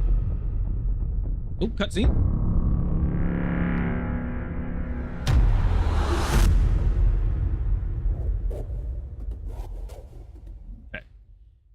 Helio Studio. Oh, so only as version means you can see bugs and unfinished features. Discord. Okay, never mind. That was like a briefing or something. All right. Your input device is detected by the game. Okay. Just double check everything. Now 1080p. Oh, all right. And then resolution. Frame rate is at 60. Can I go higher? Do 120? Let's do 120. Motion blur off. VSync off. Upscaling technology. Really? Now we'll just try this. See what happens. Ray tracing off. TSR. Depth of field, realistic bloom. You know, we'll just keep everything how it is. Inputs. Okay. Movement, WASD.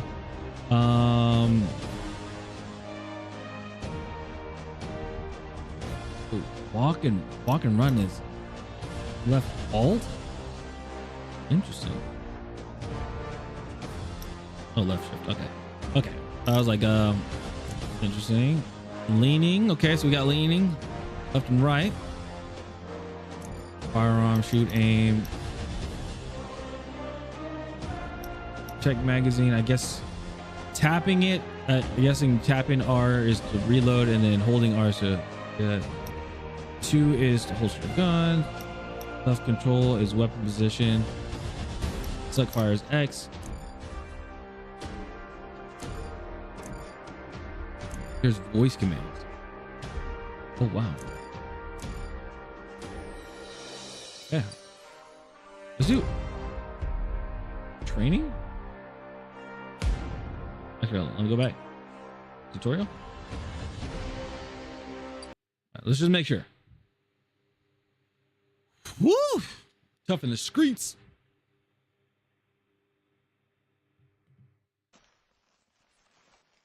Oh, interesting.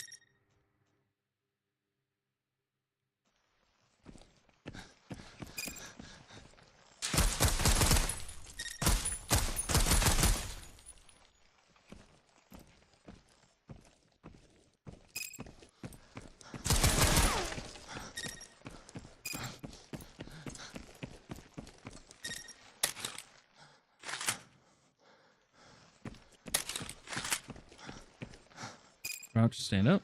Yeah.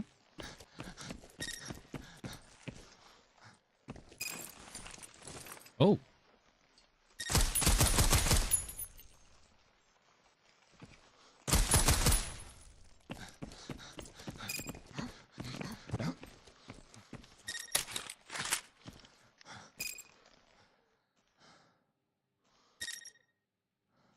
Oh, look, Rainbow Six. Rainbow Six.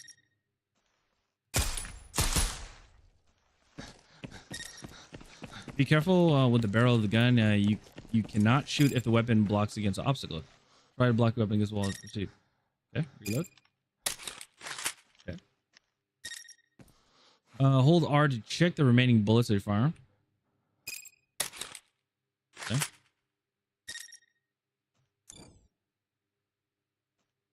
Ooh.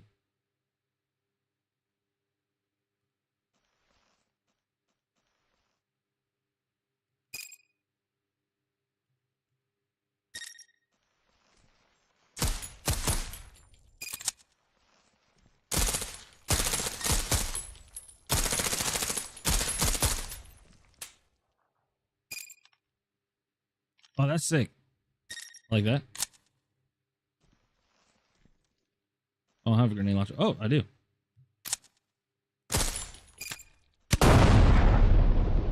Whoa. Wait. Stop it. Stand up.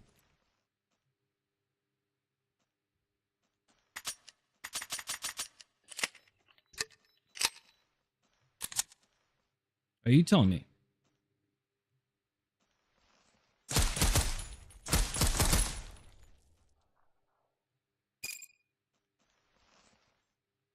Okay. Choose switch weapon.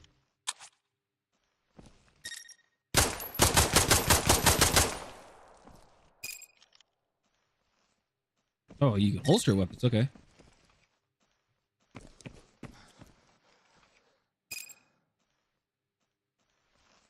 Ooh, wait, hold on.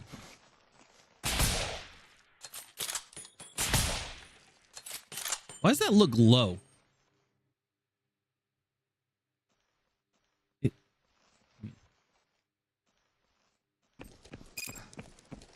oh, oh, wow.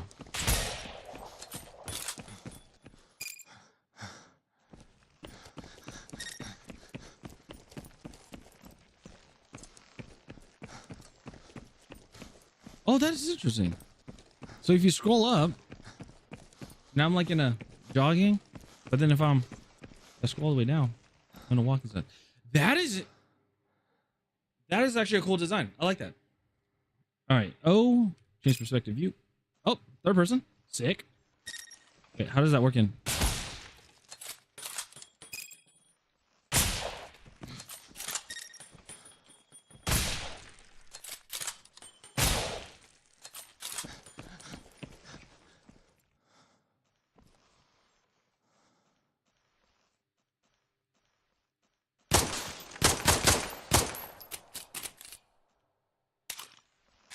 That's cool. I like this. This is pretty cool.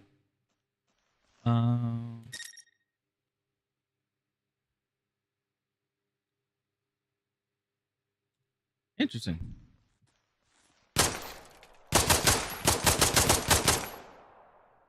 Very interesting. I like it. I like it. Blood Brothers. Okay. Or Black One Blood Brothers. All right, let's do a new campaign. 10 missions.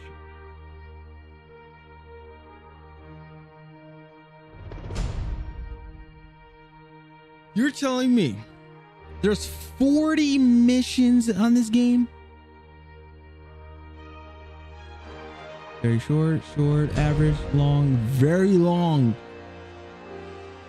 Dynamic customs, no customs, workshop, so people can build stuff. Okay. The insurgent group as New World has perpetrated a wave of deadly attacks in a few days, causing thousands of victims in the United States, France, India, Japan, and England. Our intelligence services have confirmed that this organization has received massive financial support, allowing it to plan and execute these attacks in just a few months. Okay, let's do the first one. All right, valid campaign. All right, let's play on. Hold on. Oh goodness gracious. So obviously, oh, you guys can't see it. Oh, dang it. High risk, high reward. Basically, at the bottom, it says that end of campaign reward is, hold on.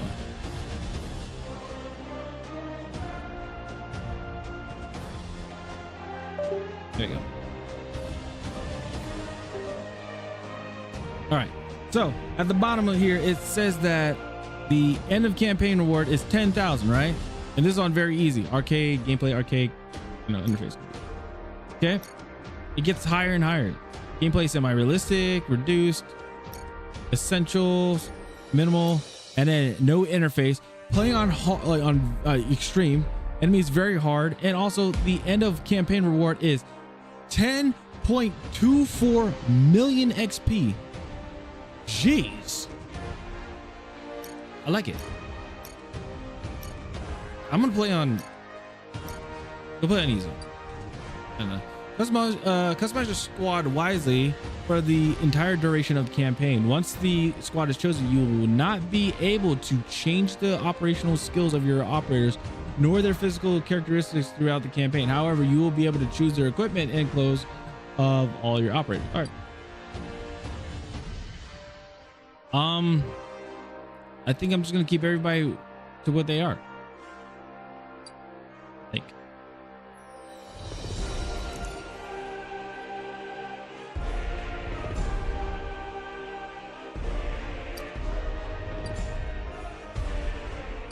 Oh, change firearm. Oh. Okay, presets. Oh, this is okay. So this is very detailed. I'm loving it.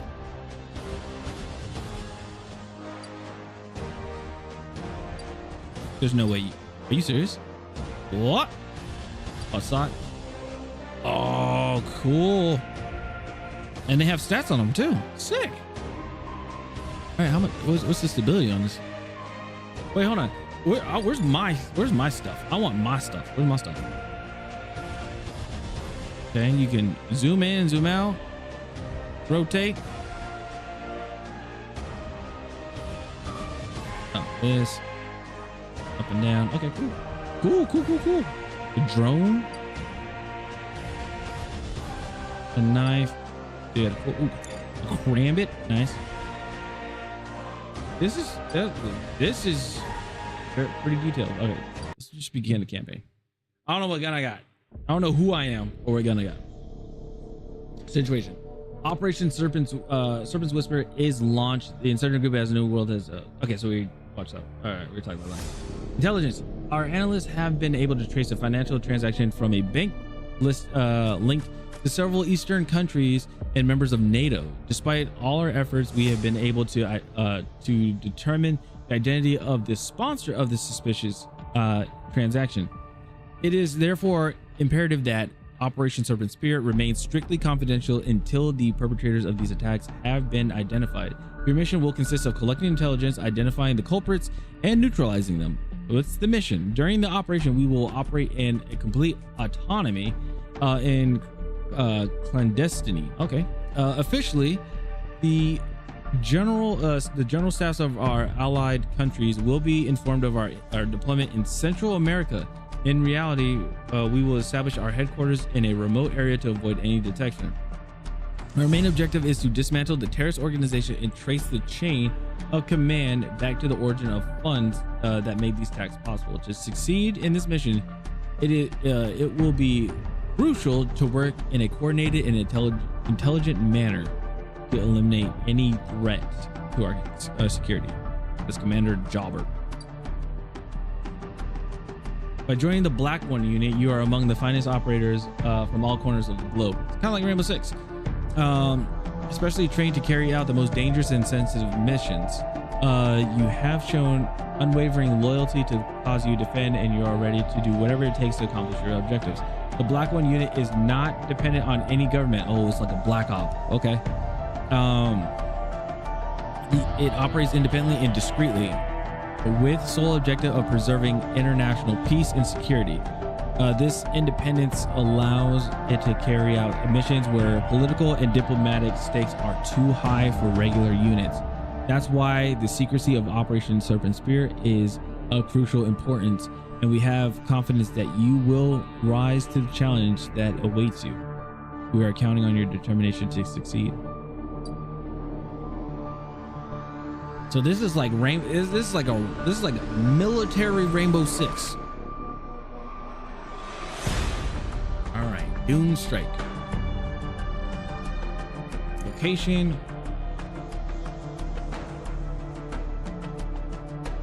Oh, so these are all. I'm guessing these are all the missions.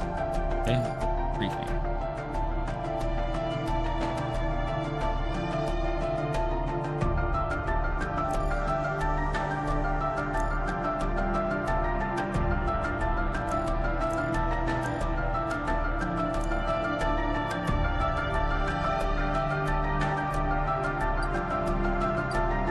I just want to know what I have. I'm guessing this is me. I guess I'm Eric. Oh, this is my whole squad. Okay. Sick. Let's check out the briefing. What's the briefing say? I will say with the briefing, I kind of wish there was like somebody can talk. Like somebody would tell you what's going on. All right. So then they said, I gotta move my camera. 1 second. All right. So they said, in the wake of daily attacks. Wait, is it? Okay, so in the wake of deadly attacks, the Black One unit has been tasked with locating and neutralizing a terrorist cell located in a hard-to-reach desert area. Information has revealed that this cell is responsible for planning and execution of these attacks. The team will need to deploy discreetly and infiltrate the region while avoiding enemy patrols. Once the cell is identified, they will have to eliminate the leaders and retrieve all information. All right, this is a kill no capture mission. Gotcha. Following the attacks, intelligence indicates that the presence of the terrorist cell in a desert area. This cell is believed to be responsible for planning and executing attacks. Locate the terrorist cell, kill their leaders, and retrieve information. Okay, so location, compound, daytime. Daytime is actually night. Weather's clear sky. Target location inaccurate. Random insertion, no. Unforeseen events, no. What does that mean? Unforeseen events. Okay. Enemy forces, the insurgents, the traps, suicide bombers. I think we're ready.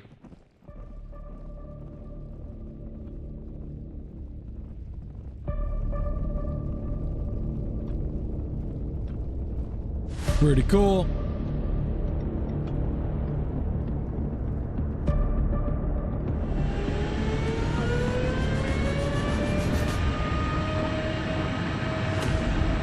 Pretty much we're like SEALs, Delta Force.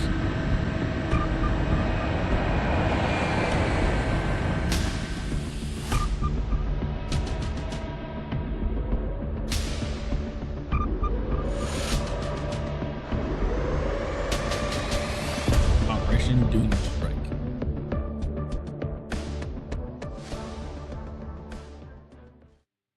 Okay. Ballistic Shield offers effective protection against close quarters.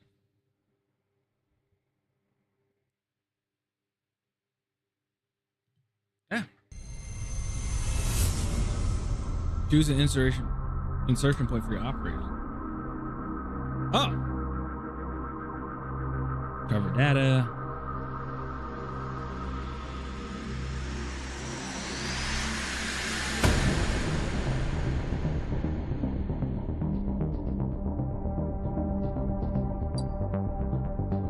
Oh.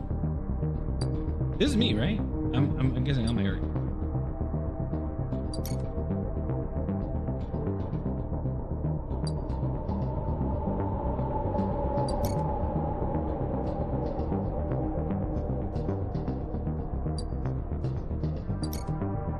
Do a 4-man team.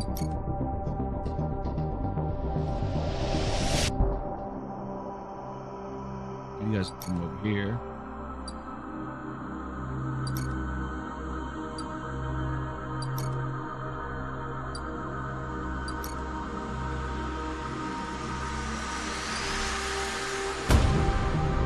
Extraction point.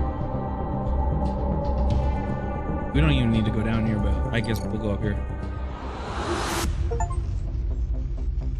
This one tutorial, use helicopter insertion. This is cool.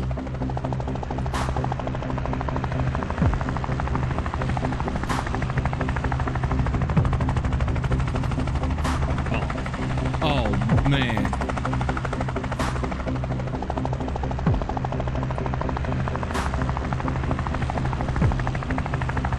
All right, we're going in, chat.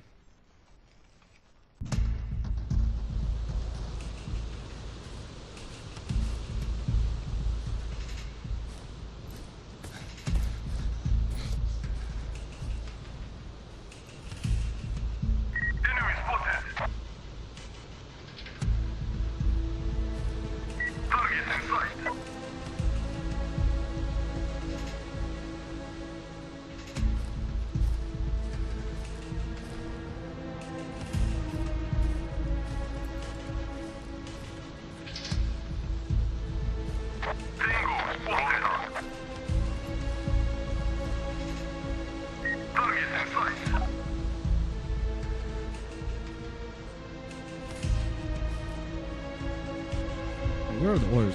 On me? Oh. Follow standby.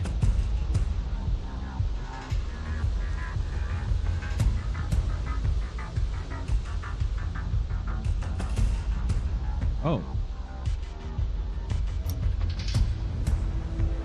Oh, this is very good. All right.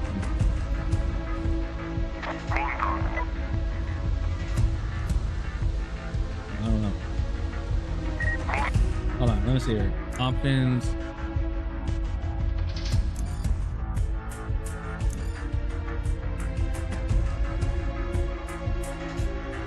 Okay.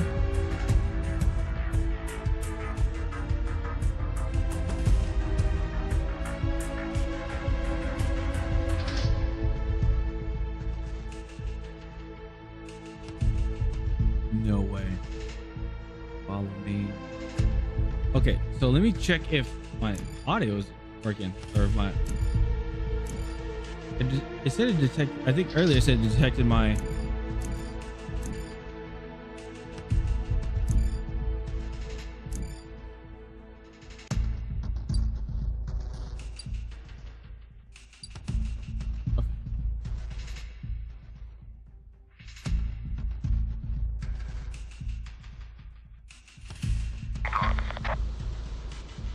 Oh, this is.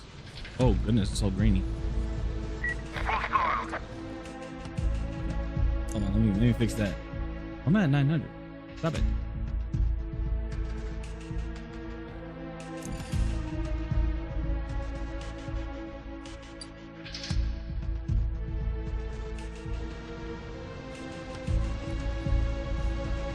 Call him. I think it was call him.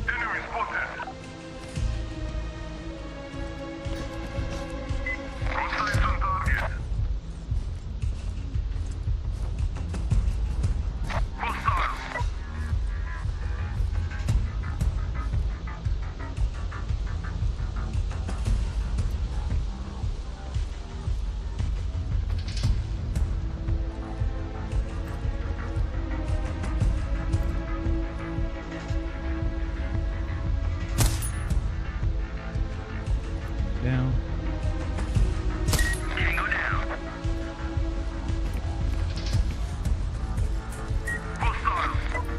Follow me. I don't think that works.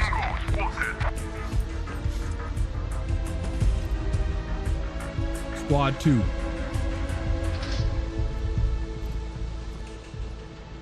I wonder how this. They said voice command, right? Play inputs. Movement, ability, quarters. Oh, okay.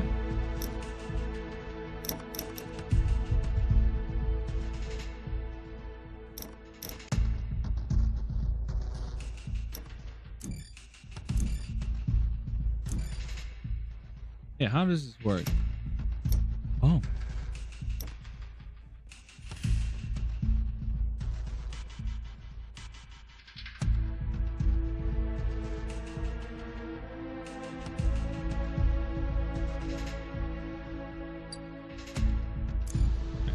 Well, let's see if this works. Okay. Follow me.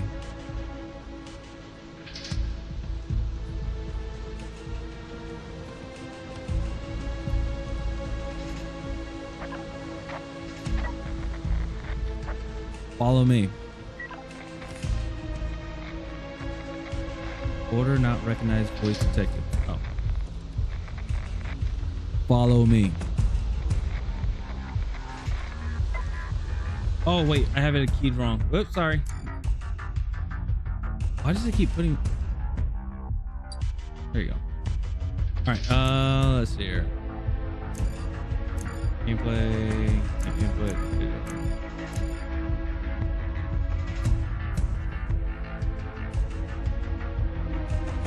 130, dang.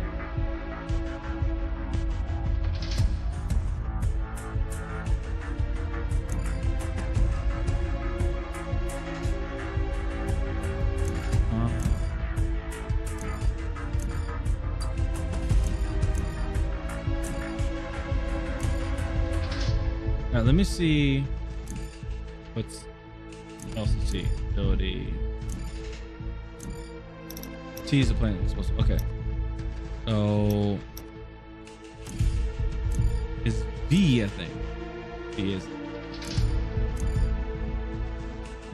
Yeah, here, I'll do this.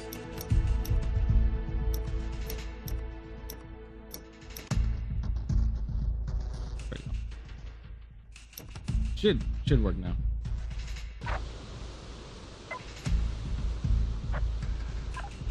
Follow me.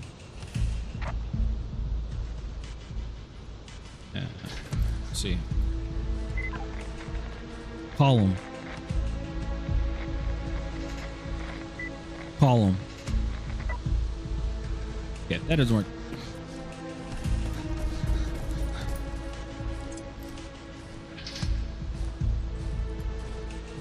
Squad 2.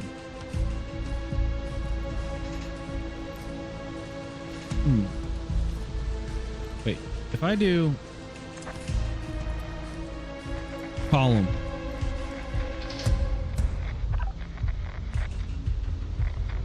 order not recognized, voice detected. Where were the I really want to get these command, like I really want to get this thing down, this command thing down. This would be cool.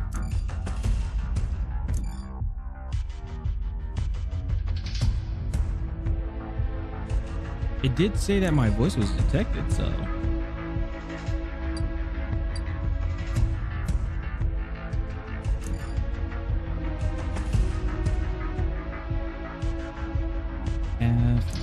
Okay.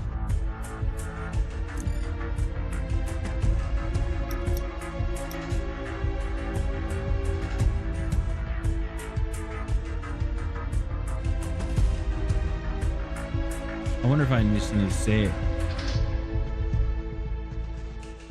Formation. Create squad. Hold position.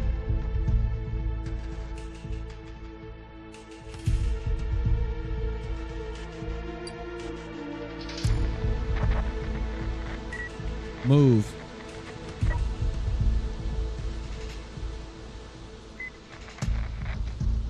Move.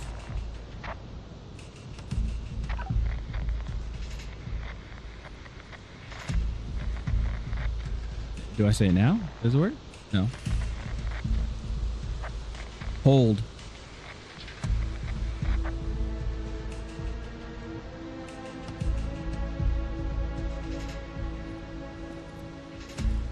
Wait, why are they on standby? How do I... Oh, no, that's my gun. All right. Okay, I guess we're gonna have to just do this one.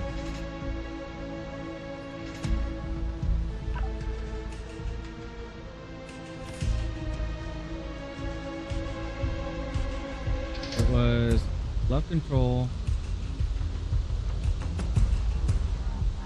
F3.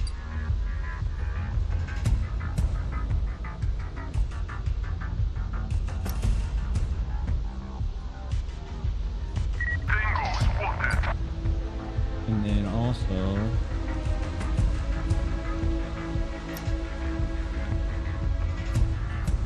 okay, now they're following me. Okay, I'll just have to do the commands like this. That's unfortunate, but it is what it is. All right, and camera, I'll put myself at top right.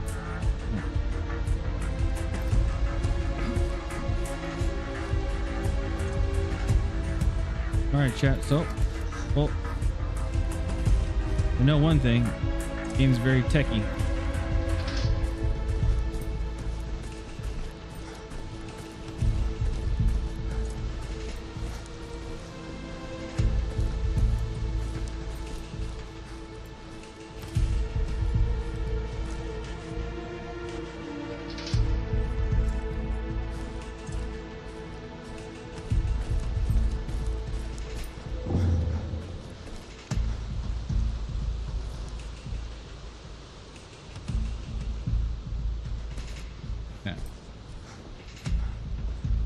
Oh, this is awkward, isn't it? James.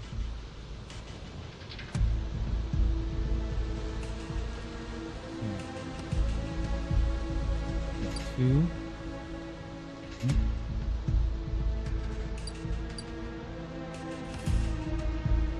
Oh,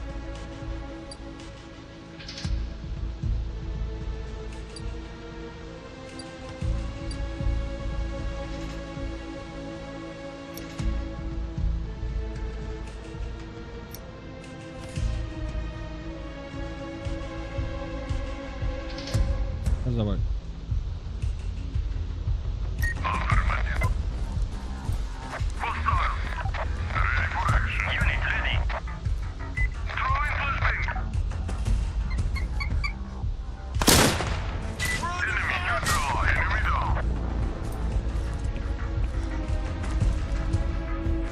No, I get it. Oh. Okay.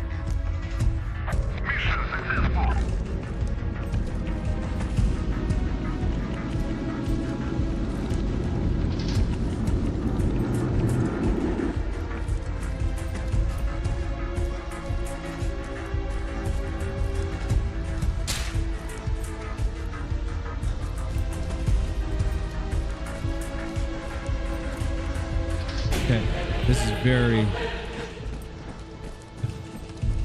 This is some hush hush Black Ops Raider Night game set in the Middle East. Yeah, apparently.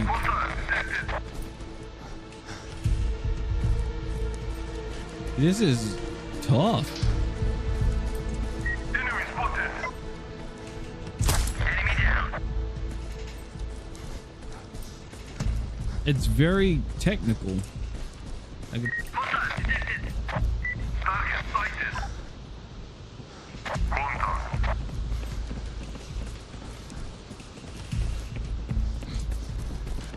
It's very, very, very technical. Hostile. Kill confirmed. Tango down.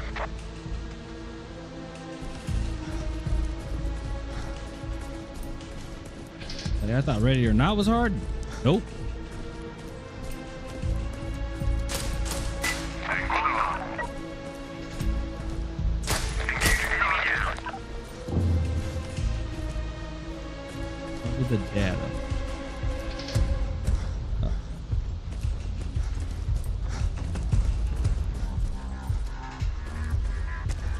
Pretty cool. All right.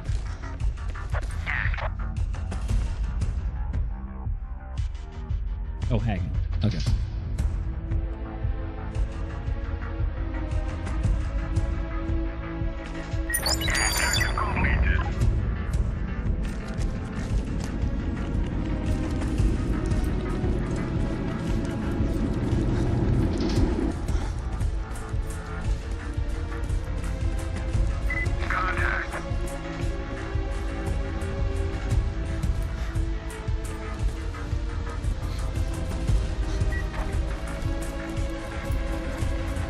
Data. Oh, brother. Take the notebook back to the base and do it there. Right? Okay. So I'm not extracting.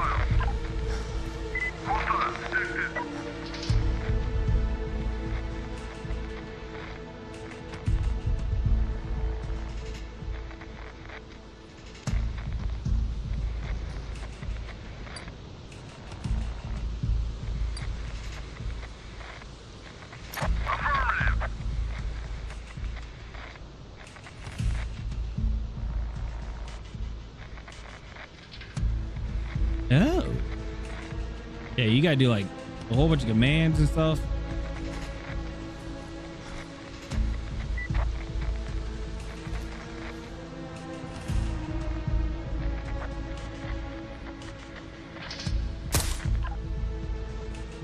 Hostile detected. Target sighted.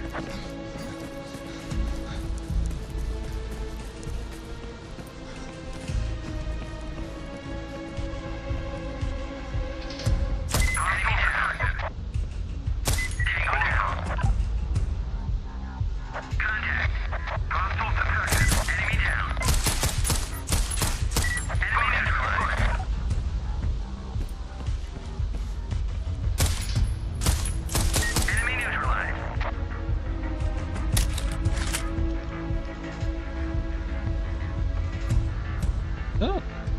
Oh, it's just a light. Okay. Come on, guys.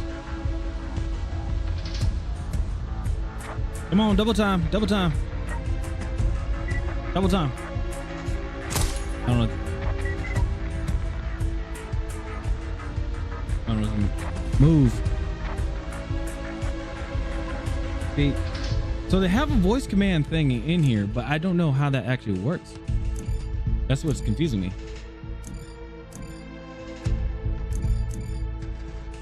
Input, maybe lean, no.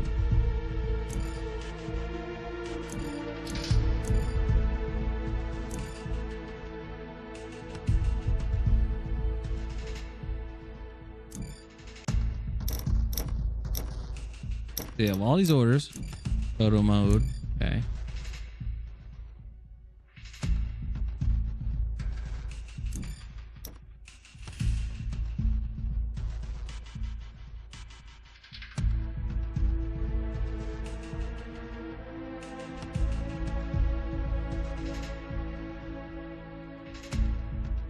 What? Run.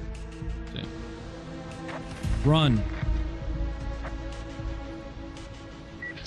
Run. Sprint.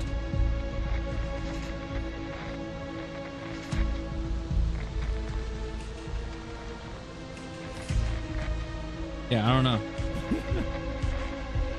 Take a long time. Run. Sprint.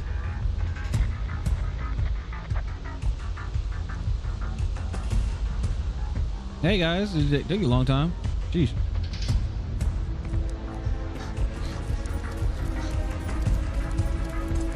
I don't know. All right, we're all here.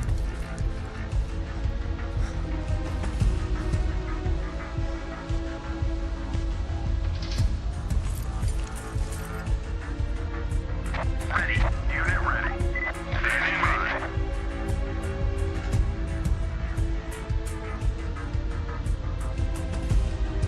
You guys are not right here. Move. Move up. Column. Hello. Yeah, voice not recognized. Whatever.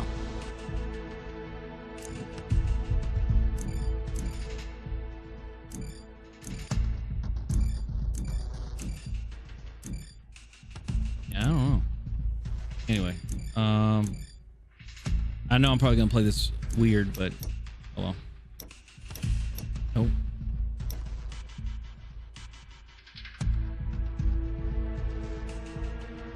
So maybe it is maybe this part is a bug. Maybe they just haven't put it in yet, and I just have to use quick orders.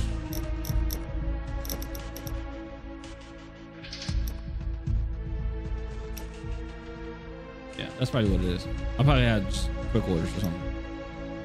Okay. Anyway, sorry guys.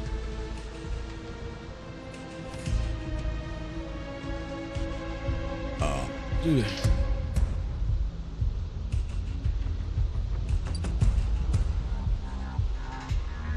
Order received.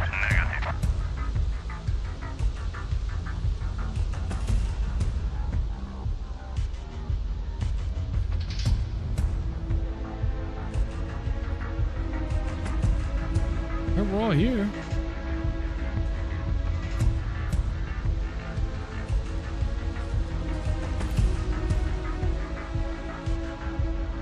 I don't get it. We're all here. Yeah. Orders received. Standing by. Is it Ken? Affirmative.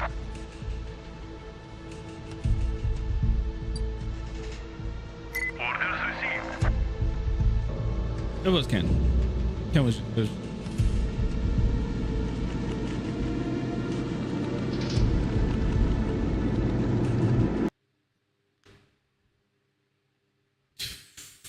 Okay.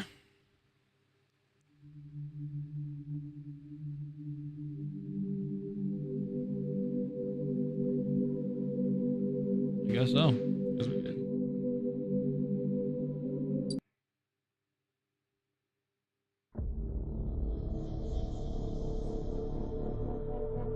Green ghost.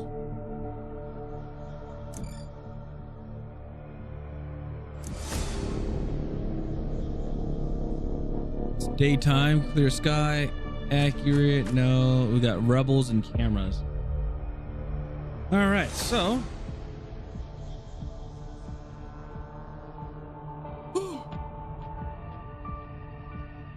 the analysis of retrieved data reveals a sophisticated communication network between the various terrorist cells. Coordination is key to their operation success, and it is crucial to disrupt this network to prevent new attacks.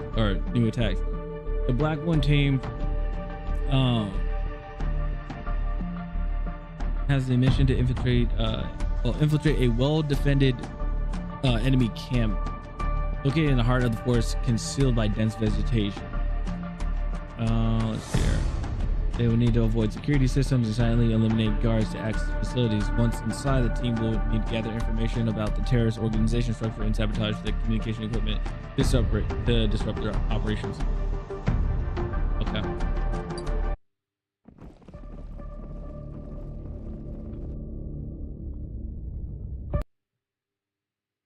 Interesting.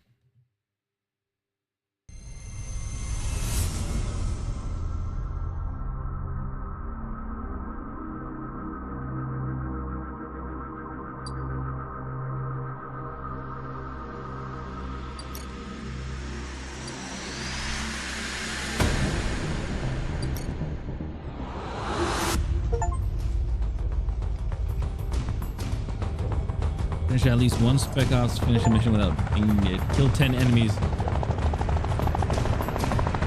Alrighty, here we go.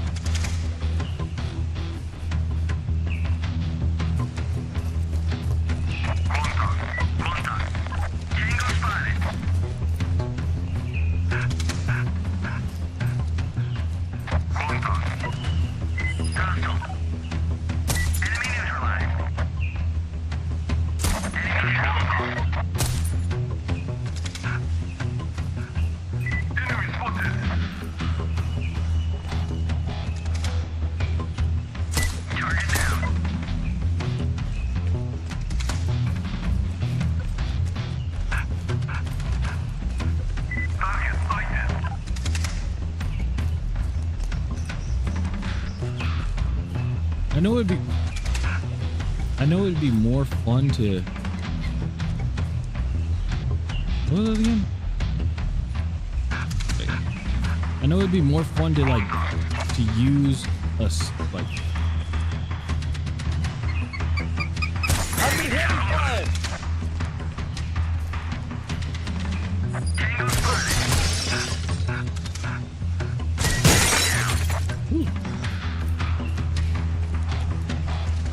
Yeah, I know it'd be more fun to actually like use a like use the commands and stuff like that, but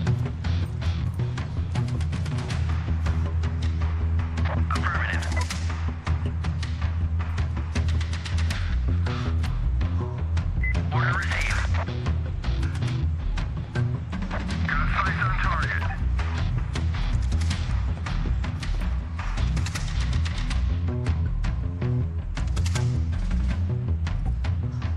I don't think I hit it from here, but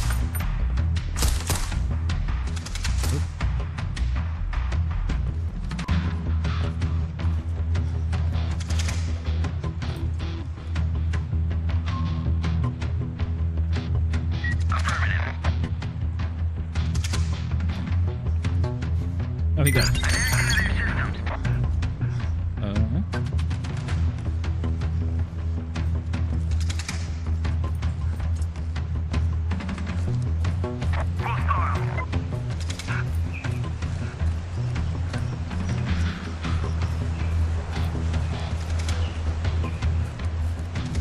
What does that do?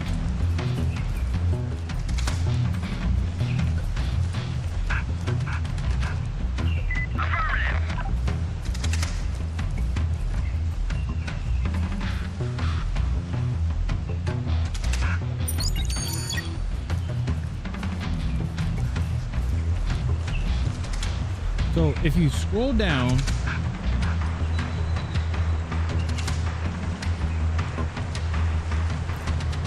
you can walk like what we're doing now, or I can pull up and I'm in a jogging. See, and they're like kind of jogging too.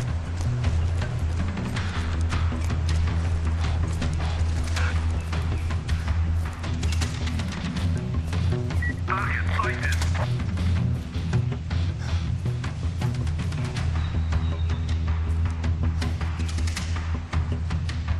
Kill confirmed.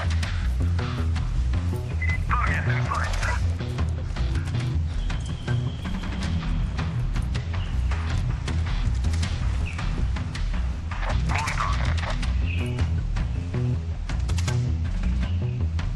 Tango down. Oh, he went in the water.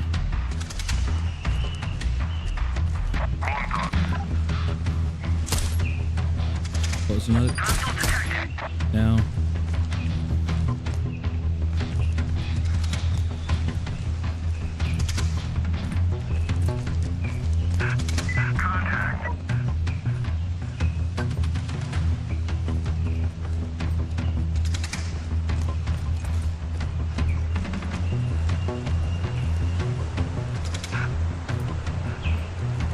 It feels like Ghost Recon. It almost feels like Ghost Recon to me, but very, very, very tight.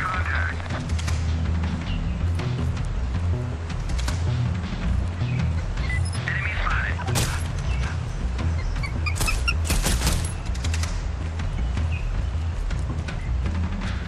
Enemy neutralized. Contact. Enemy neutralized. Contact. Contact. Nice.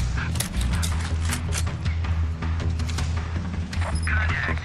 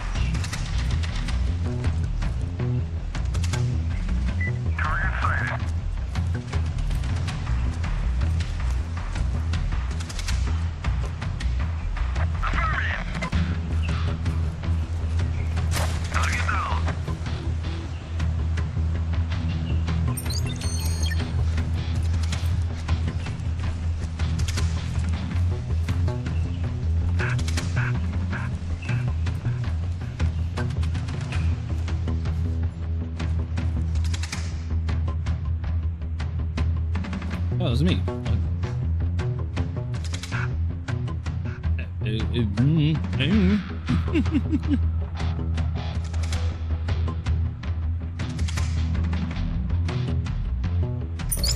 Okay.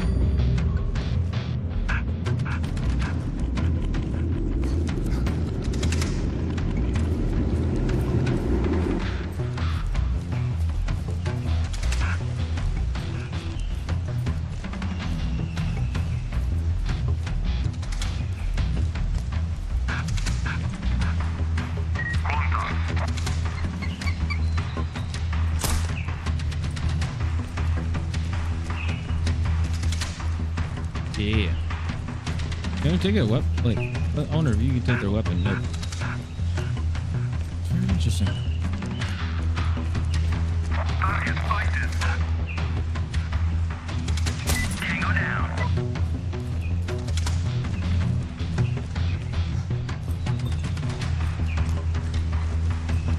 Enemy spotted. Target down. Hostile detected.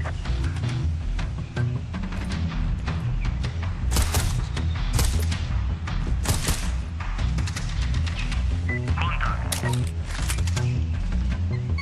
Tango down. Hostile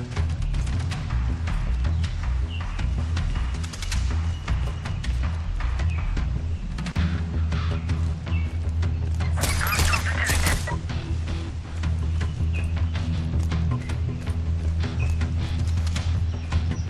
What is this? You guys cow hall or something? Yep. Yeah.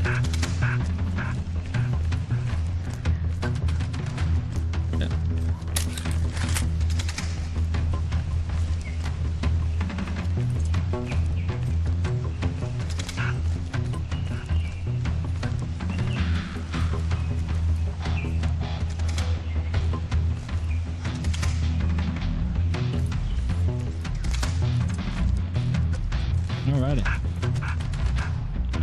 Equip. Orders received. Hacking. I hacked into their system.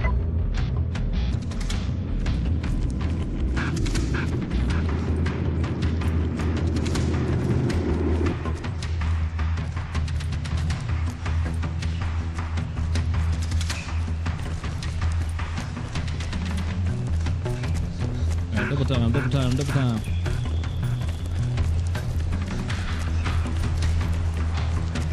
Was it always there? The drone?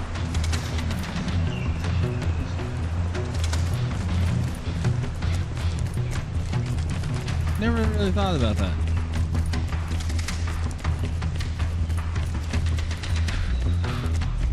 Alright. Intermission. Interesting. I never really thought about that. I'm like, okay, is there like a drone or something that we're... It just seemed like it was just there. Killed. So I killed 29 out of 35. Cool. So this is a very interesting game. It is. It's very interesting. Let's see here.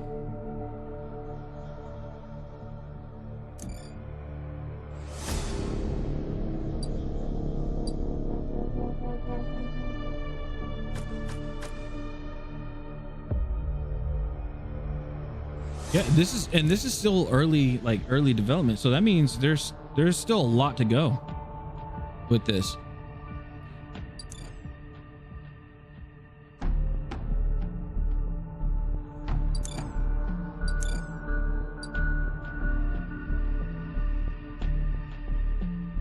Look how look how detailed this stuff is.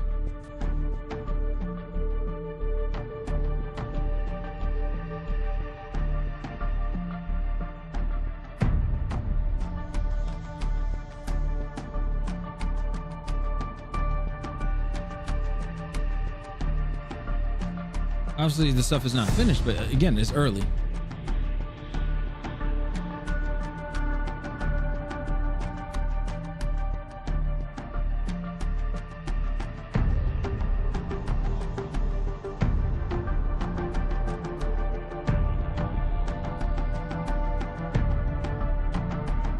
Go into it a Benelli if you want to.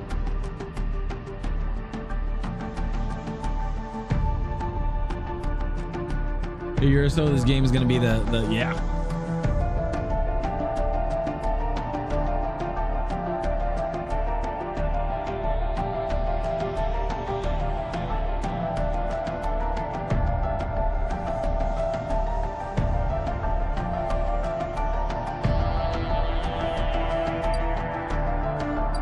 And then you add in everything.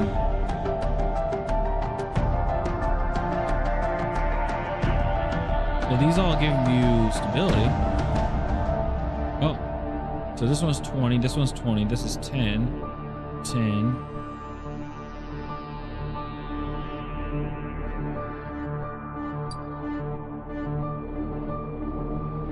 Wait, you get to choose where you put the optic at? Oh my goodness. Okay.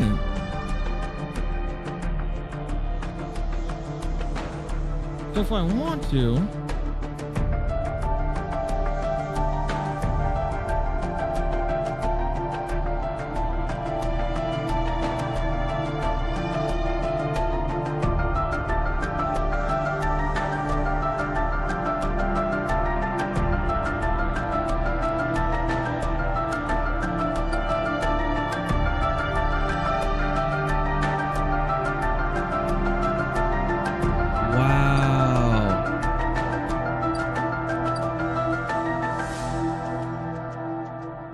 this is like a simulation in itself. Wow. Okay.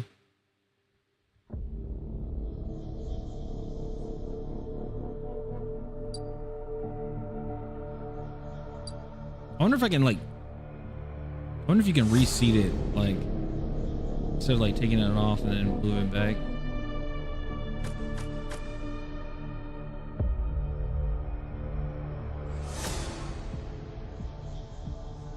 Looks about right. All right, magazines. We got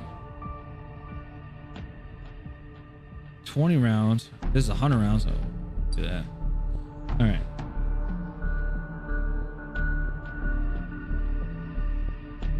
Do any of these have stats? Don't look like it. Look like these are for show.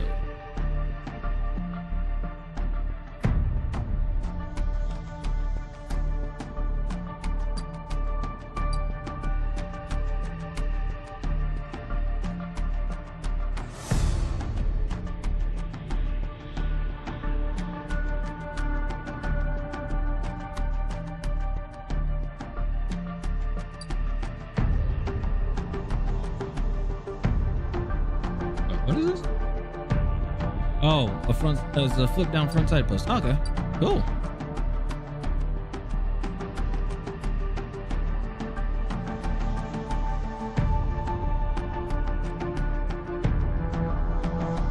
I wonder if that's really gonna obscure the vision, huh?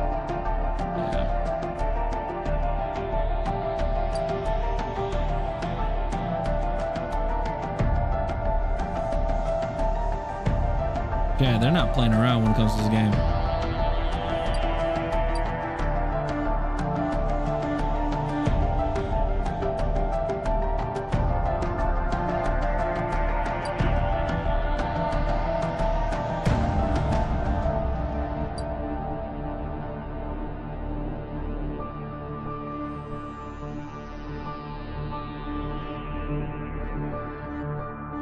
Oh wait, is it only one thing that I can put on there?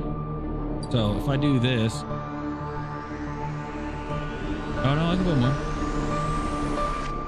Okay.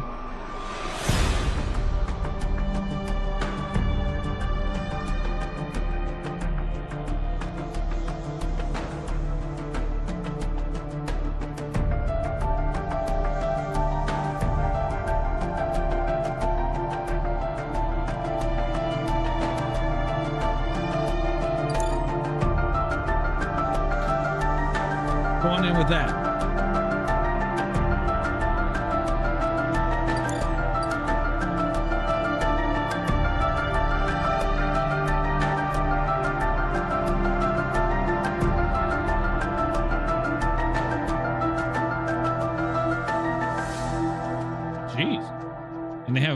they already have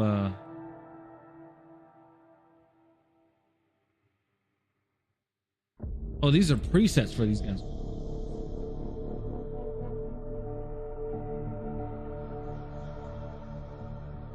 So if you don't want to build your own, you like need to hurry up.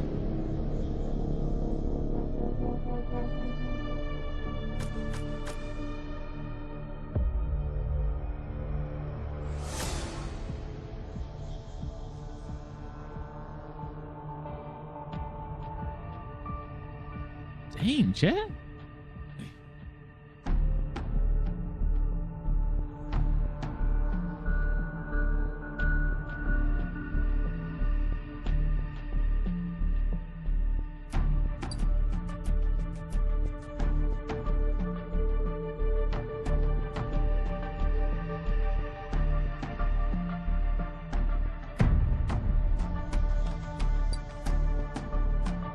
Ooh.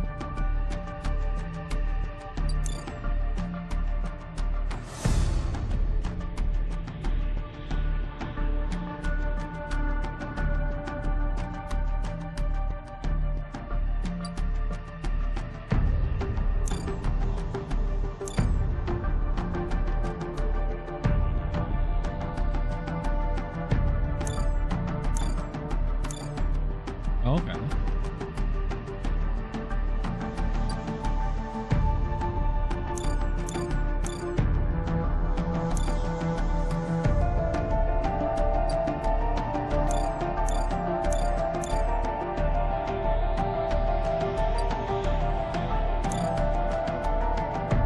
There we go. And shiesty.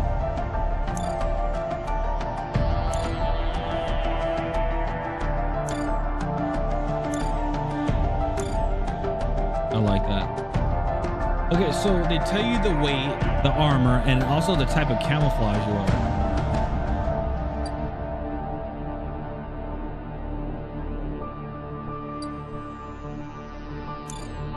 I can be gillied out. Wow.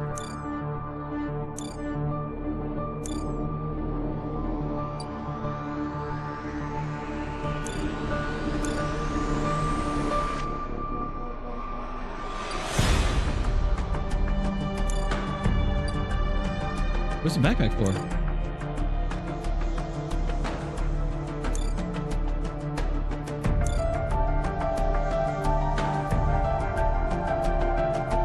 Interesting. All right, well,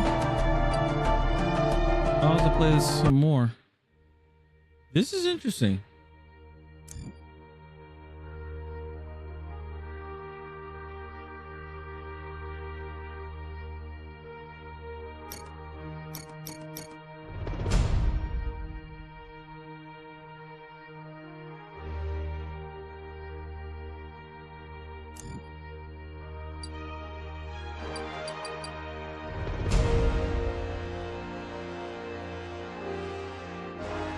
All right. Oh, shoot.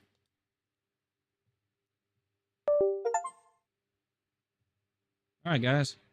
Well, that was fun. I'm gonna go ahead and I'm gonna head out for the night. I appreciate everybody. Thank you guys so much for hanging out. Let's see what Muffin's doing.